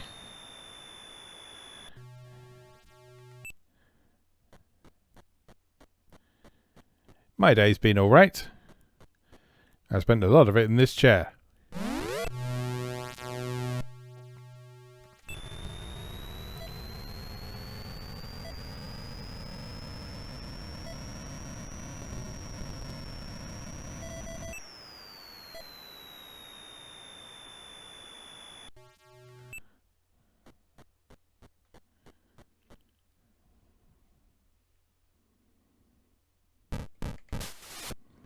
Come on in.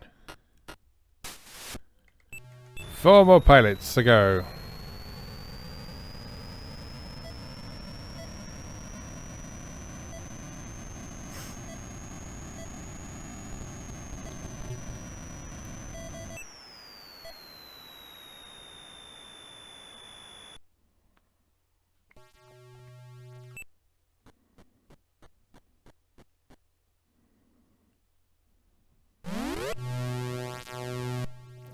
You are not a pilot, and frankly I'm losing patience with you.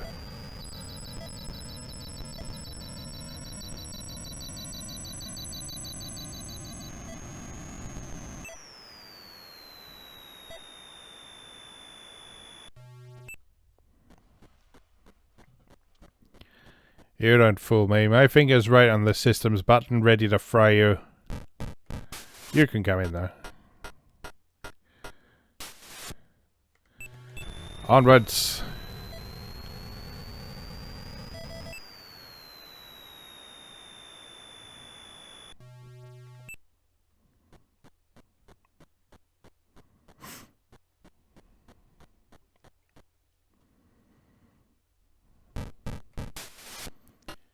Good. Good. We like it when it's actual pilots.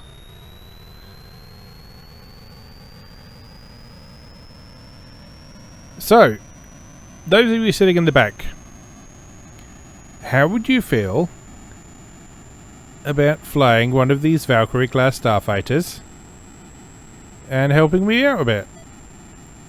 How would you feel about that? What's that? You're traumatized?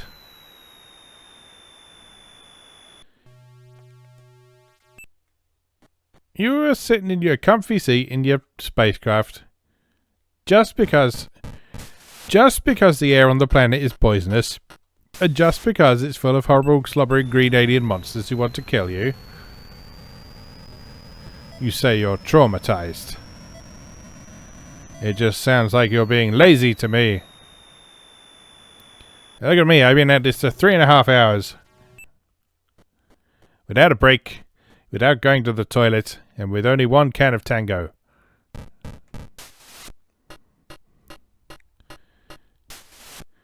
But fine, I guess I'll take you home. Hold tight!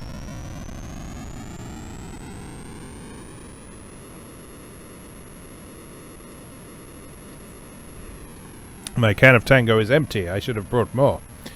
But no.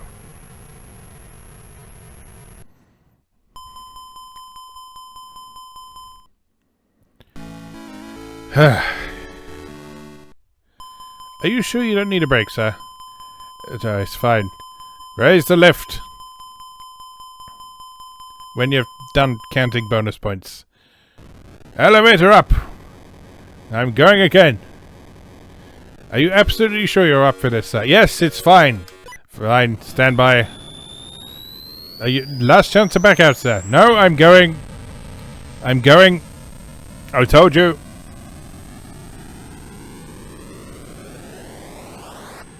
Well, alright, sir. If you do find yourself getting a bit tired, then just let us know next time you're back, okay?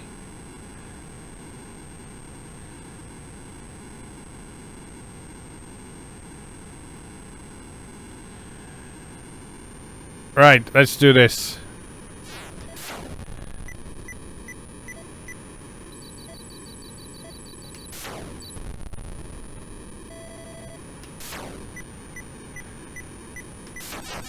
Ow, ow, ow, ow. You're getting aggressive, are we? But that's fine, I can be aggressive too.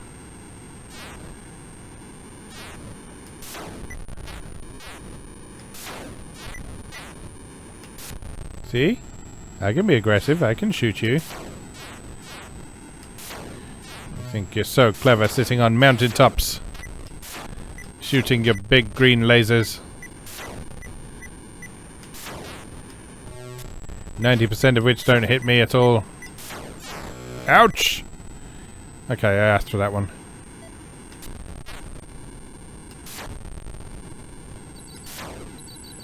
Destruction! Wanton destruction. That's what it's all about.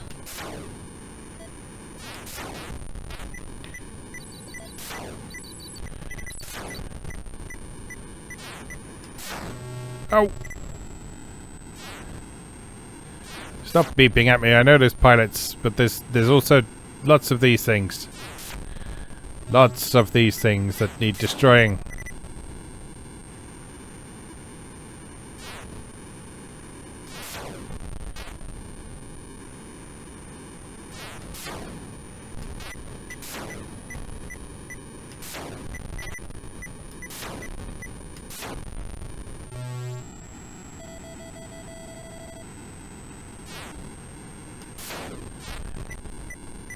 Pretty heavily entrenched in this area. Starting to see why all these pilots got shot down.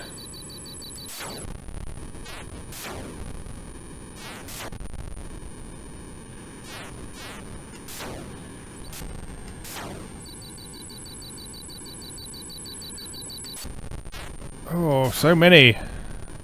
So many targets. So little time. Any more? Yep. Yep, there's more. There's always more.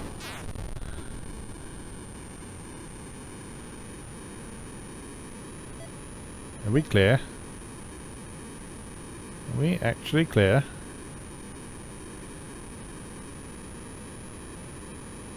No, no, we're not clear.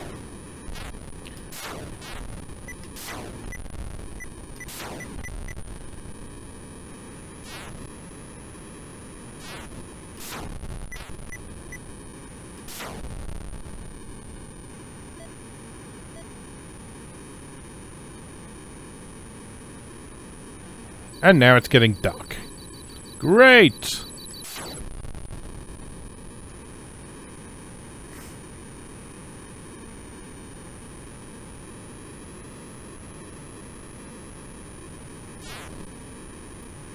Who did that?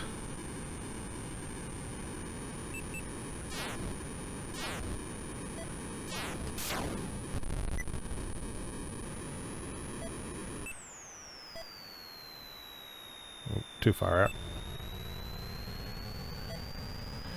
As you were, pilot.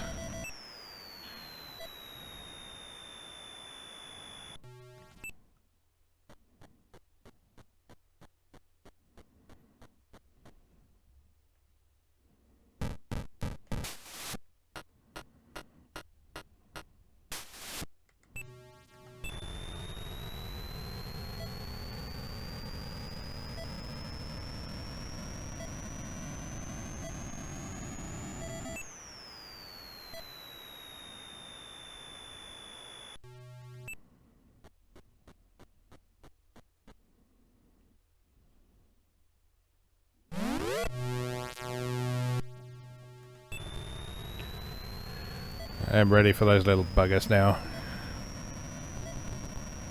I'm expecting them.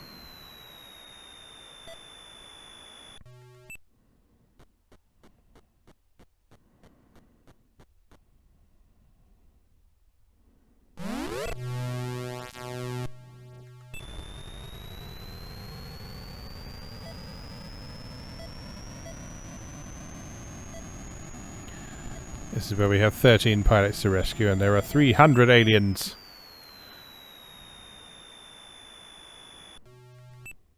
Come on now.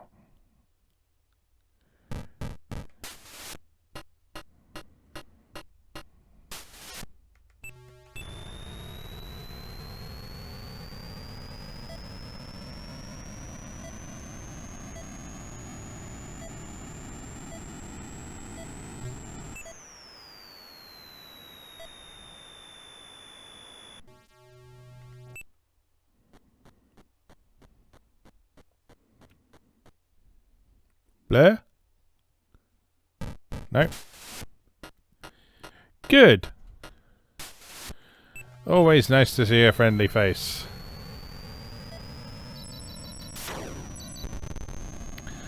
So guys, you going anywhere nice on holiday this year?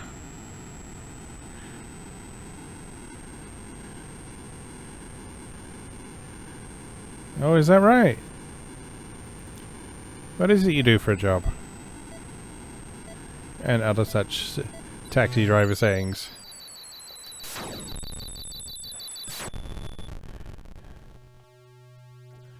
I'd give some unsolicited political opinions, but I don't really have any, so...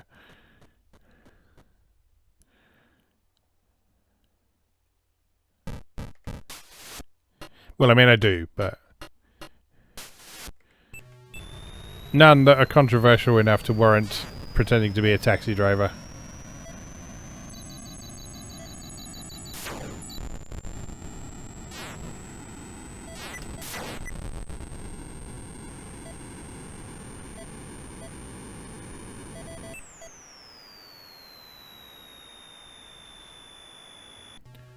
It's gone dark.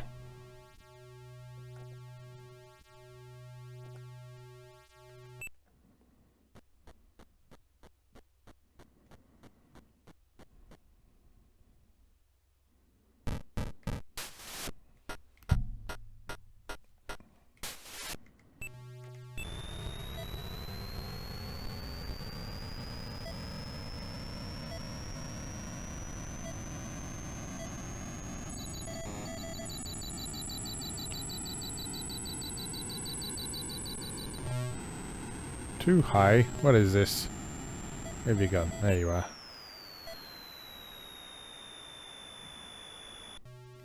It's like I can't see what direction I'm flying when it's dark.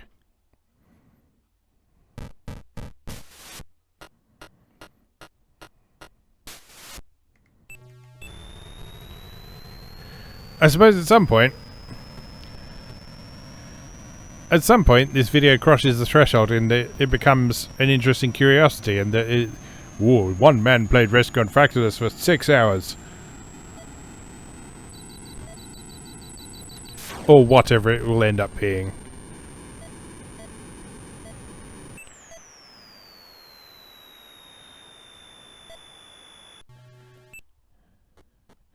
Maybe I'll finish the game. I don't think there is an ending to this.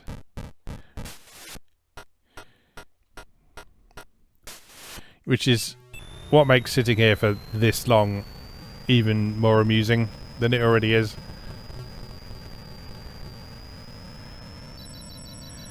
I'm sitting here and playing this for the promise of what?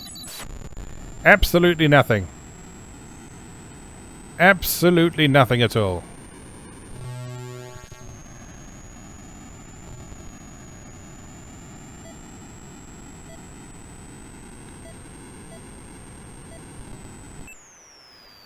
Absolutely nothing at all, other than maybe some acknowledgement from Atari nerds that this is the longest playthrough of Rescue on Fractalus on YouTube. Which I'm not even sure it is yet. Because, to be honest, I haven't looked.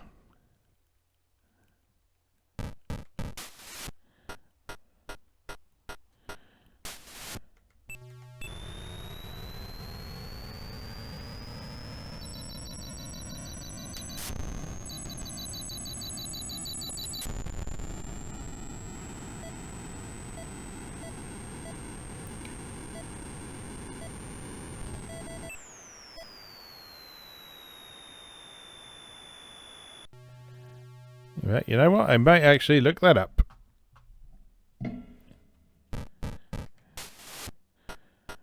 Let's just see here. Hold on. Wait. Hold on. Wait. Rescue on Fractalus. Long play. Okay, the longest video on YouTube is 5 hours and 41 minutes. 5 hours and 41 minutes. Okay. We've got a target, people.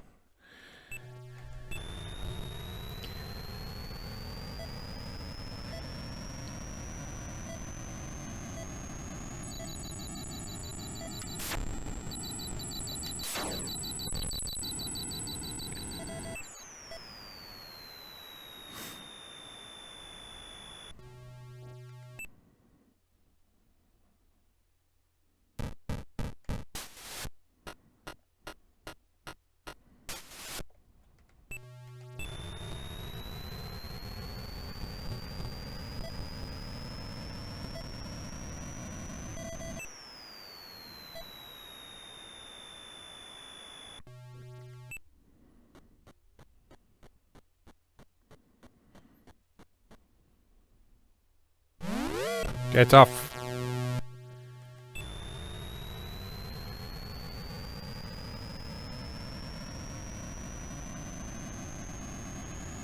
You don't fool me anymore, alien scum.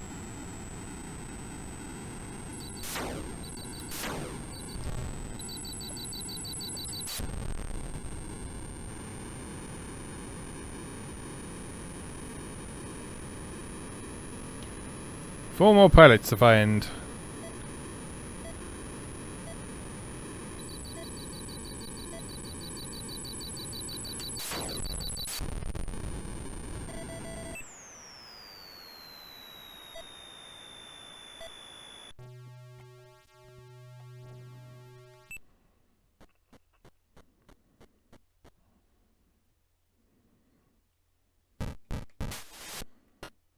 Make that 3.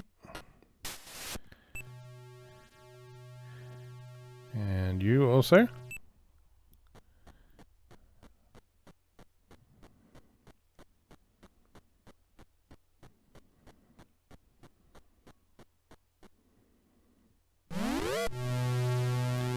Leave me be.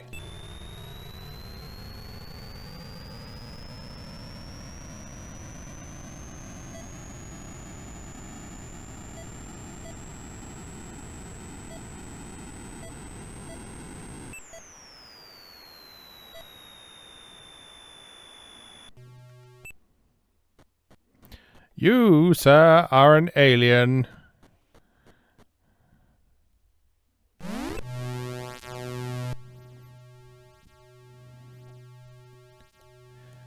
So that 5 hours and 41 minutes video of Rescue on Fractalus was 11 years ago.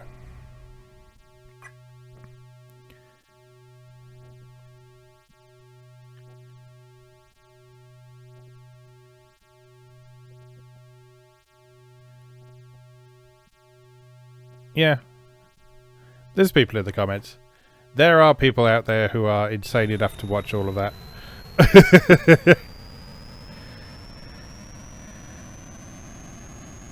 So, we'll just have to see if I can match it, huh? I mean, we're nearly at the 4-hour mark.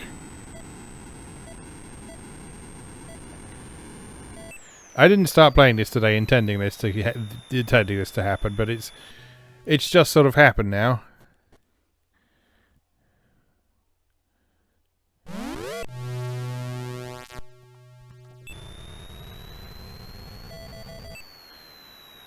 And like I say, after a certain point, you just can't stop, you know?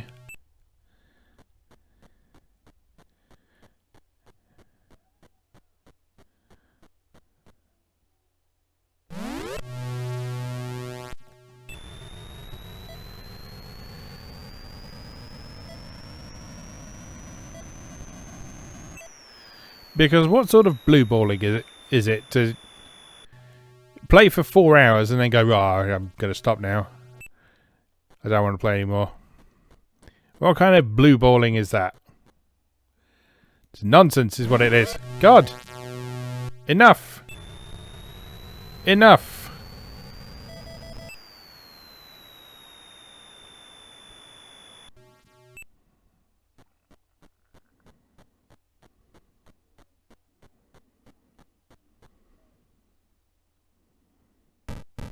Oh, thank God.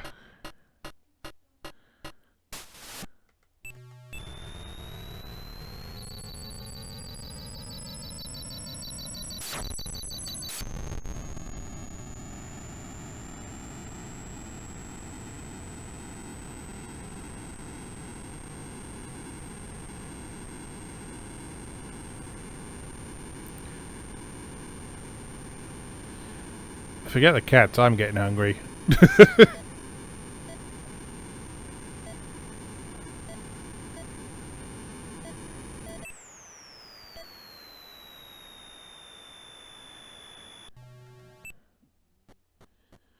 Come on, only 2 more. Only 2 more. Only 1 more.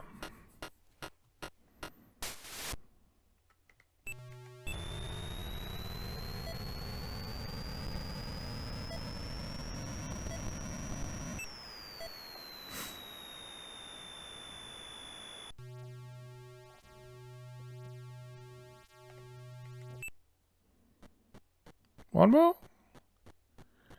I found an ace on this level. Maybe he's finally learned to fly.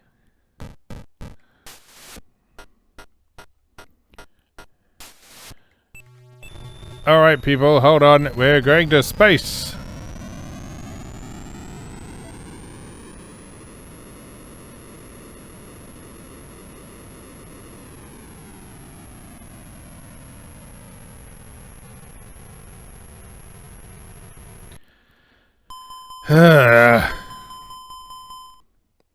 Sir, are you absolutely sure you don't need a break? Absolutely fine. Absolutely fine. Load her up. Load her up. And press the up button. I'm going out again. Load her up. It's fine. Nothing could possibly go wrong. Alright, sir. It's your funeral. What was that? I said good luck, sir.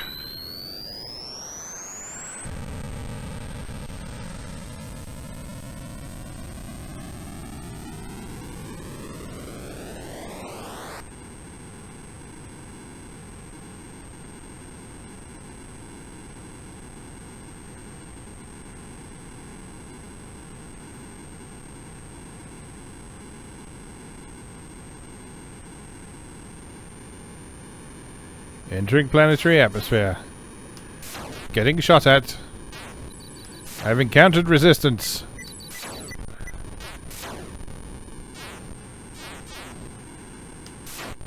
I've encountered quite a lot of resistance. Ouch.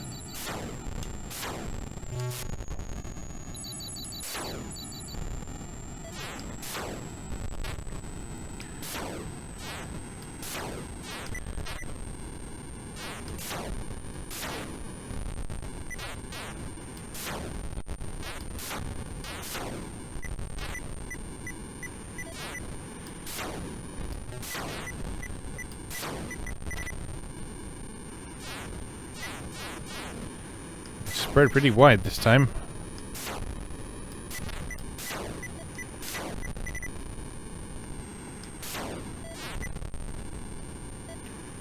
Bringing her about. Missed.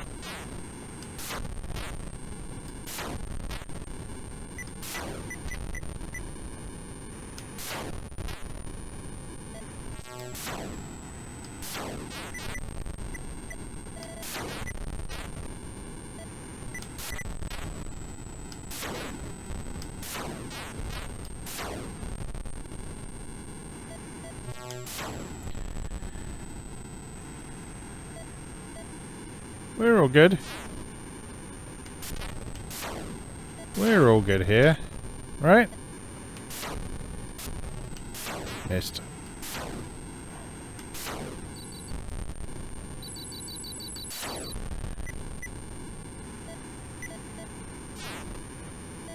No, you are pilots. I shouldn't shoot you. I'm not supposed to shoot you.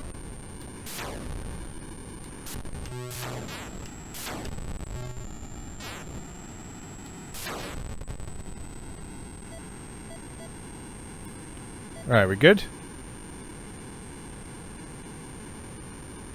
No. We're not good.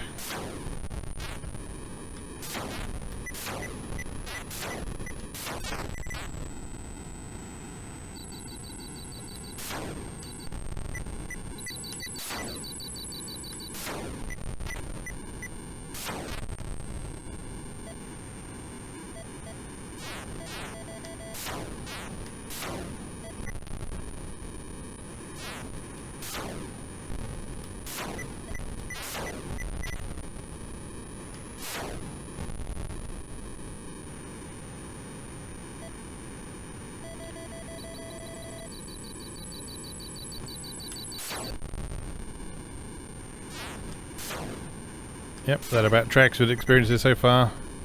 Just about finished cleaning up the targets as sun sets.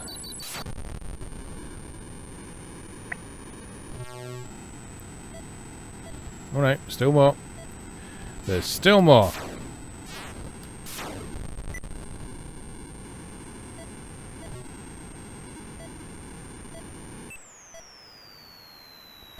Okay, setting it down for the first of 14. Plus aliens.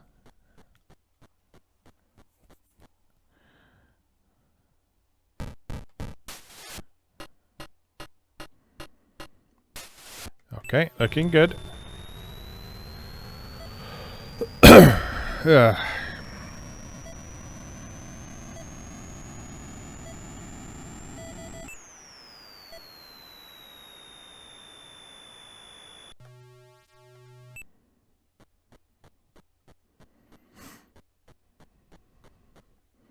Pilot?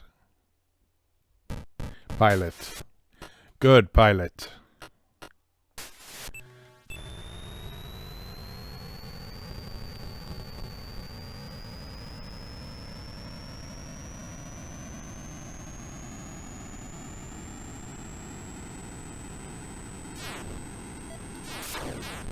None of that. None of that. We will be having none of that.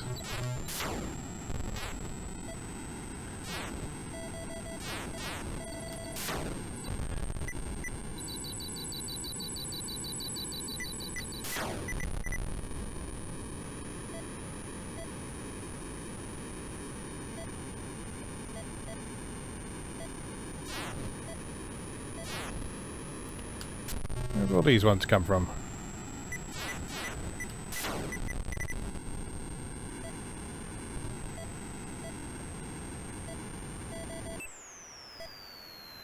Right.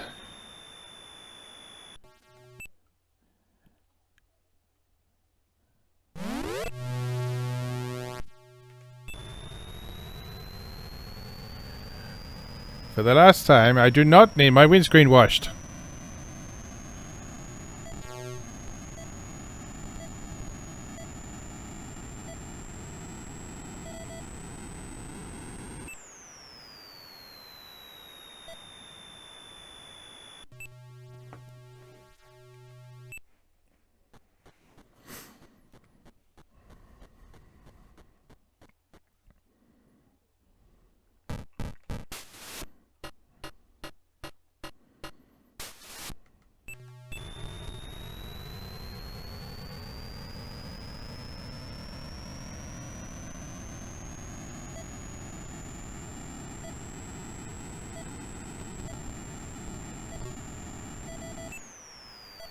I won't lie, I'm flagging a bit. Not from boredom, but tiredness. Kind of want a drink and some dinner. And I guess there's nothing stopping me from just, you know, putting this on pause and coming back after dinner, but, you know, I'm making a point here. Not sure what the point is, but I'm making it.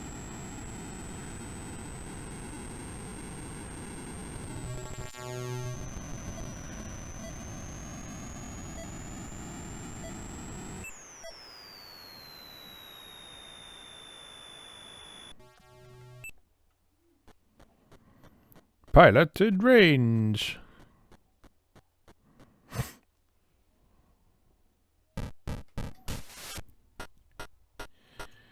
Getting quite lucky with these. Onward. Brave pilots.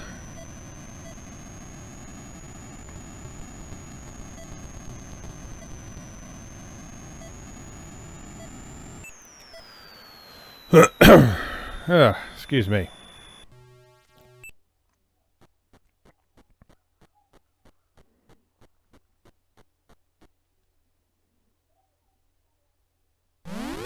No. No aliens. No aliens allowed.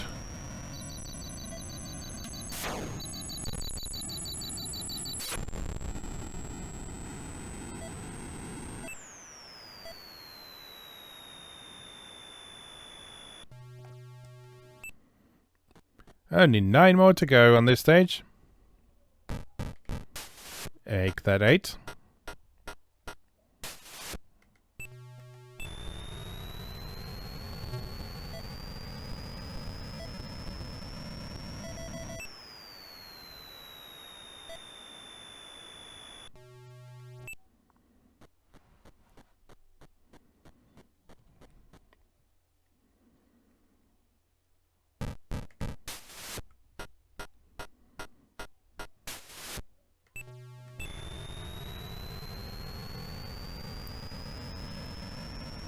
Already starting to ponder how I should position this to the YouTube algorithm.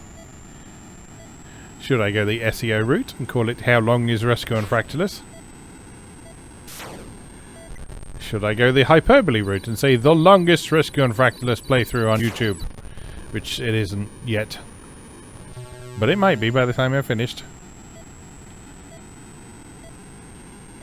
Should I go understatedly sarcastic and factual? Such as playing Rescue on Fractalus for 5.5 hours.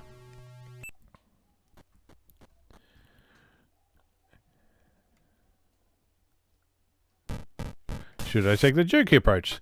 Rescue on Fractalus is a short game for patient people. I mean, I feel like any of those could have value.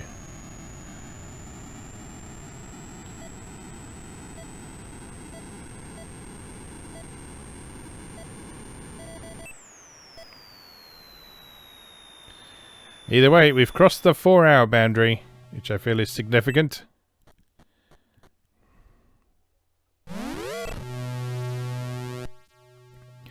We've also broken the 300,000 point mark.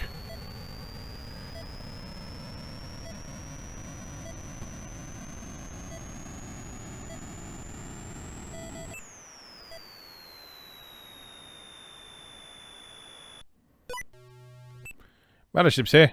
Cool. I'm not finished. I've still got work to do. Still got lots of work to do down here.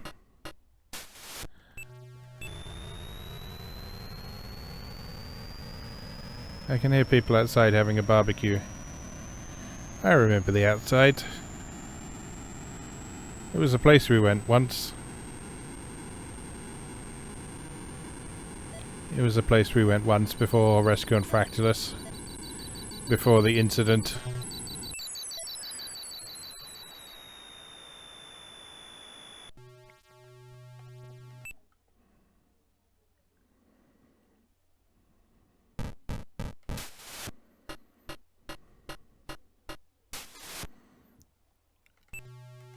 Okay, 4 more.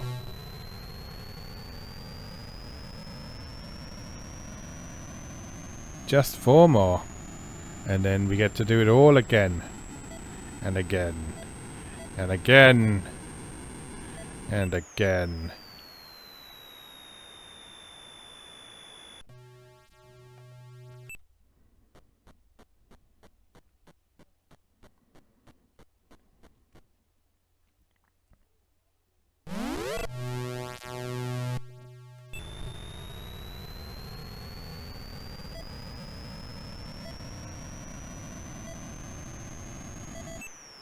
I'm glad I've not had one of those instances where, like, I've accidentally knocked my microphone out or something like that, because that happened when I was recording one of the Star Radius 2 videos. Like, I sat and played for a while, and it wasn't until I'd been recording for about 20 minutes that I noticed there were the levels meter on the microphone wasn't moving. I was like, oh, that's not recording my voice, is it? That isn't recording my voice at all. I've just spent 20 minutes talking to myself and not recording it. I had a few choice words to say to my microphone cable. And indeed to myself for not checking it.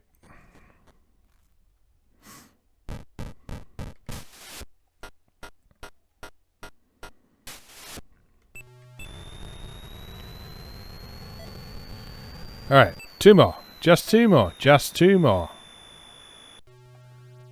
On this level.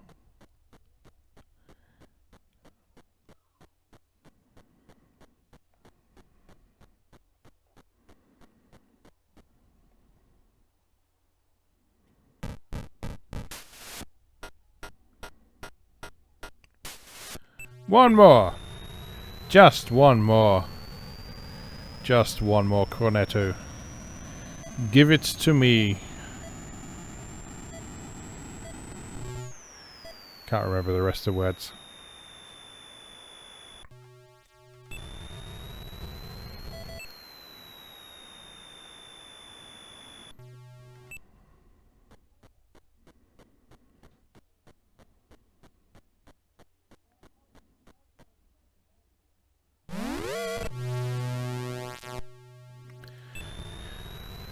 You're not the just 1 more I was looking for. You could be, though. Or the one behind you could be. Let's find out.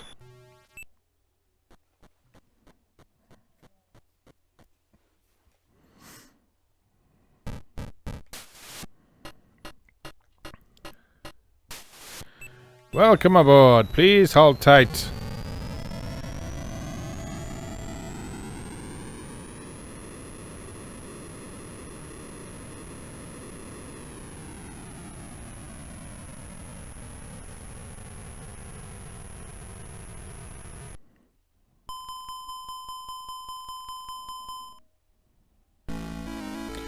Level complete. Who'd have thought it?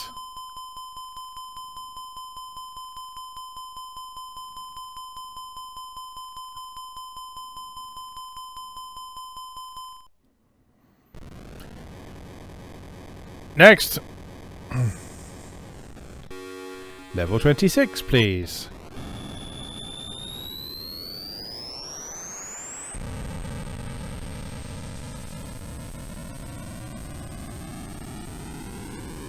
So you don't get this sort of value from modern video games. Well, you do. In fact, that was the thrust of an entire conversation we had about 2 hours ago, I think. But you know what? I don't know. Right, let's fight.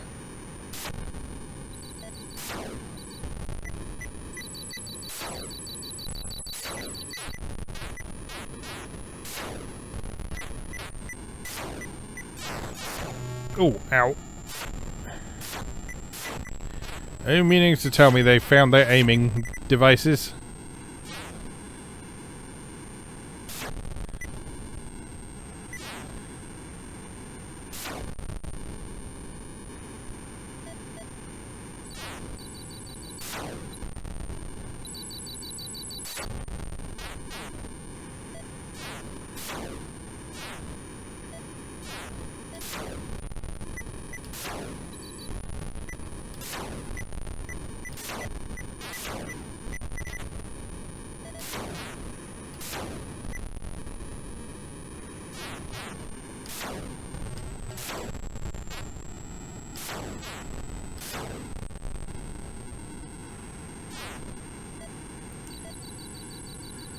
Whew, it's also getting a bit warm in here. I might have to put the fan on in a minute.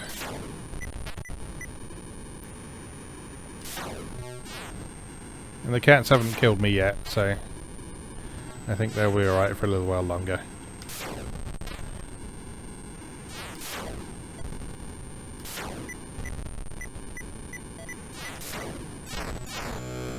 Ouch.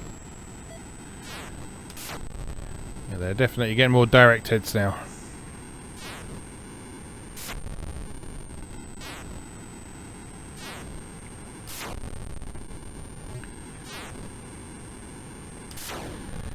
But I suspect we will probably still come out on top.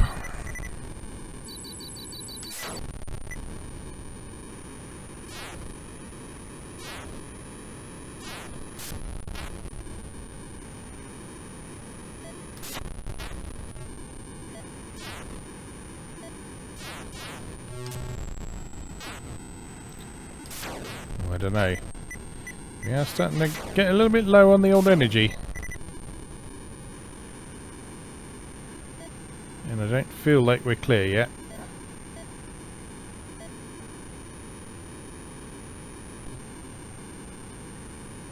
Or are we? Maybe we are. Nope, no we're not.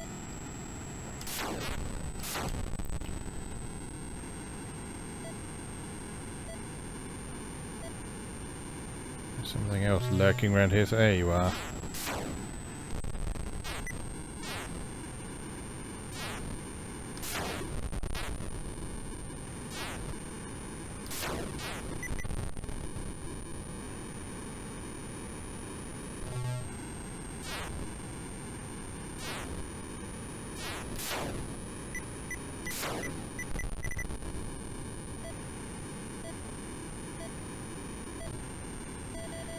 Right, come on now. Come on now. You're an alien.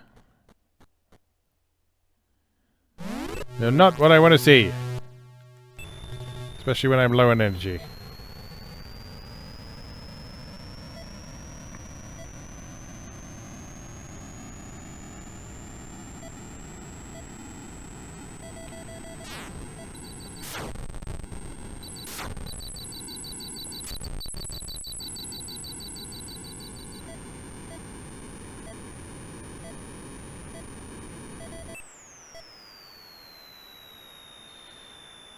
Right, next please. Are you an alien? No.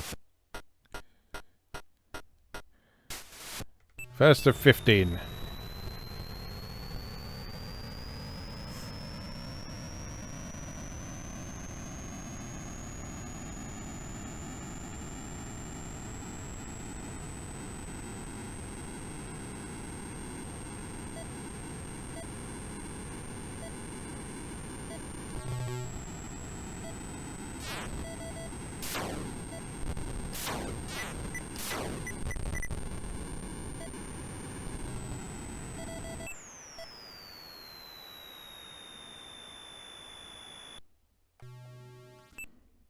Alien? No. Good. Good.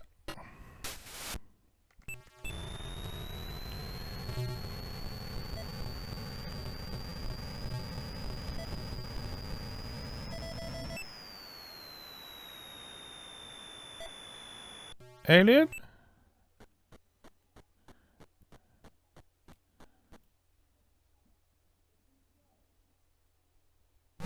Alien!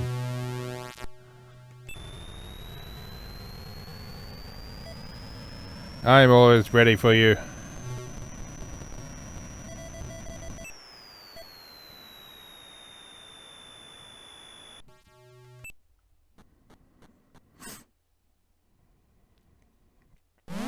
Nope.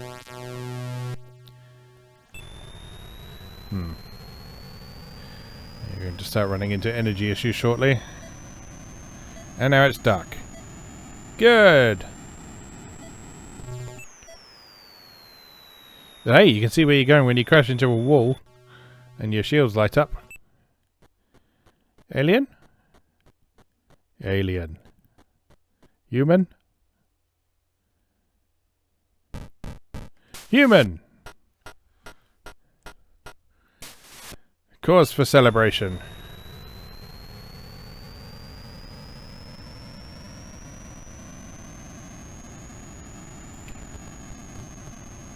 Now where the bloody hell are the rest of you? There's another one.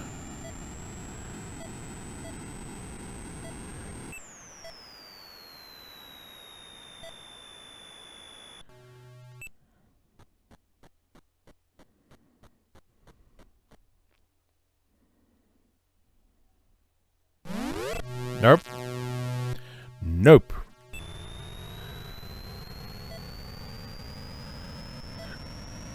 Alien to human ratio is definitely skewed. No, go away.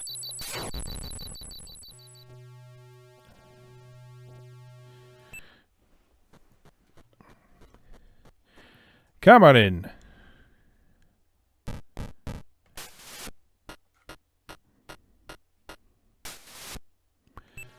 Just 11 more to go.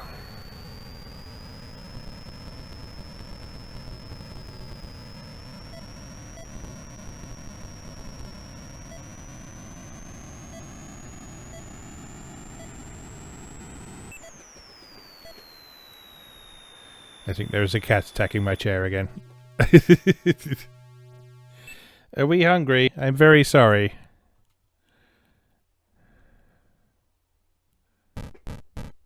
This is entirely my fault.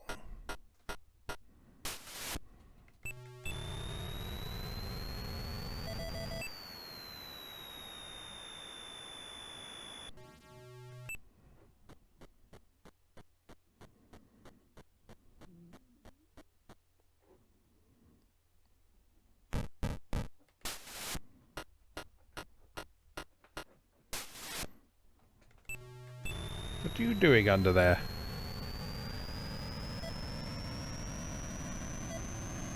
Searching for the meat.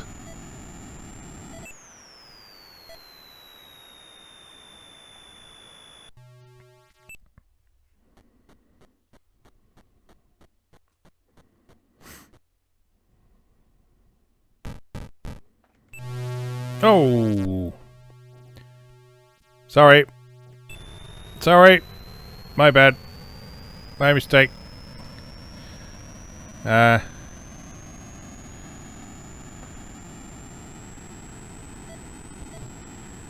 Yeah, but we'll just forget that happened. We'll blame it on the fatigue, shall we? Right, systems off.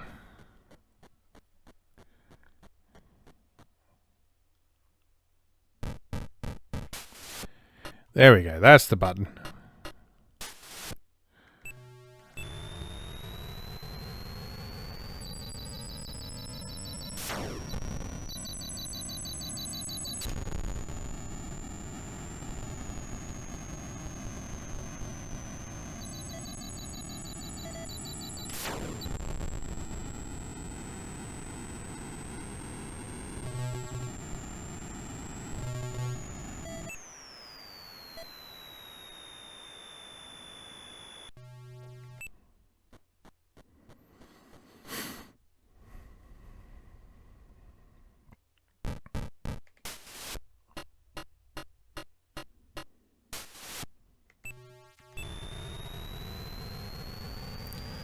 7 more.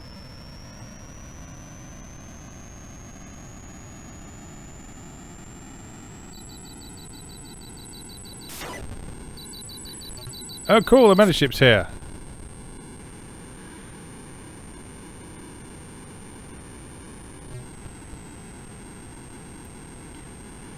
I'm not finished.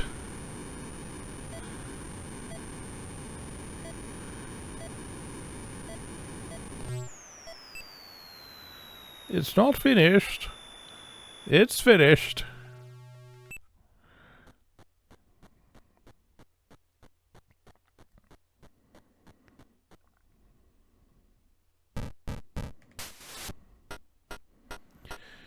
Come on in, sir. Join the rest of the crowd.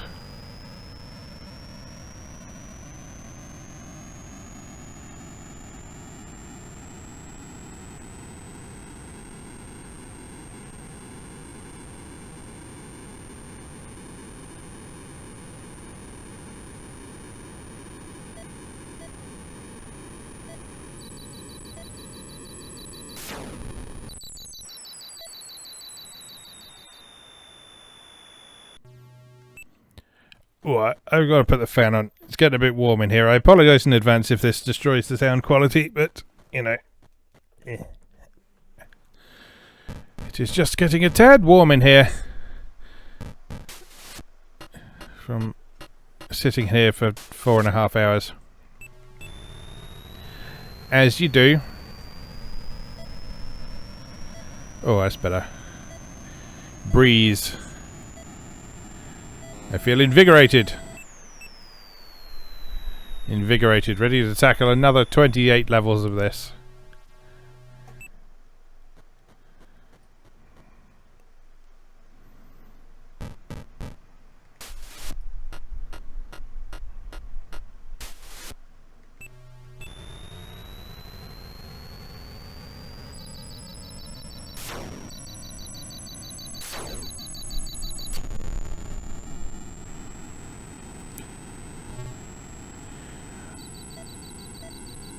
You know what? I think the problem is that I'm ouch. The problem is that I'm too amazing at this game. That's clearly the problem. I'm too good at rescuing Fractalus.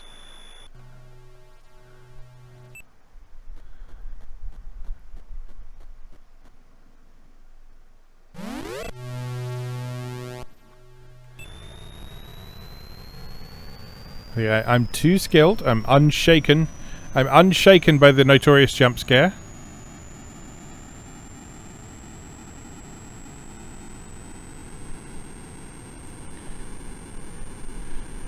And I have the endurance and patience of a saint.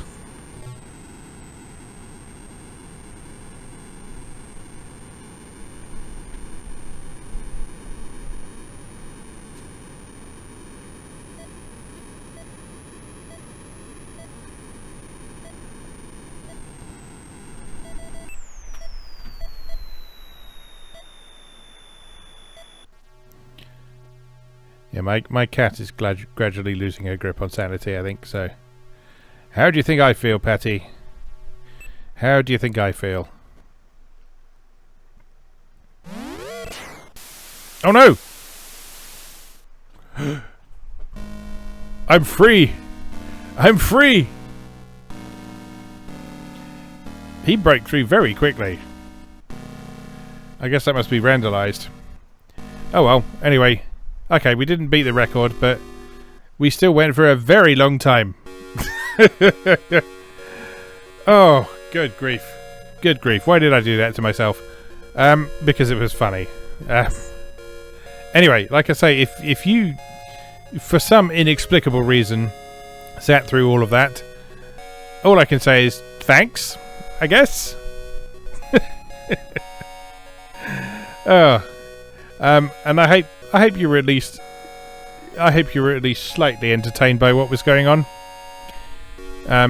If not, you know, I've got lots of other videos you could watch, and it was your own fault for clicking on a video with this duration in the first place. So that's my excuse, and I'm sticking by it. Anyway, I'm going to go and feed my cats and myself, and probably have a nice lie down after all that. So it just remains for me to say, as always, thank you very much for watching, and I'll see you again next time.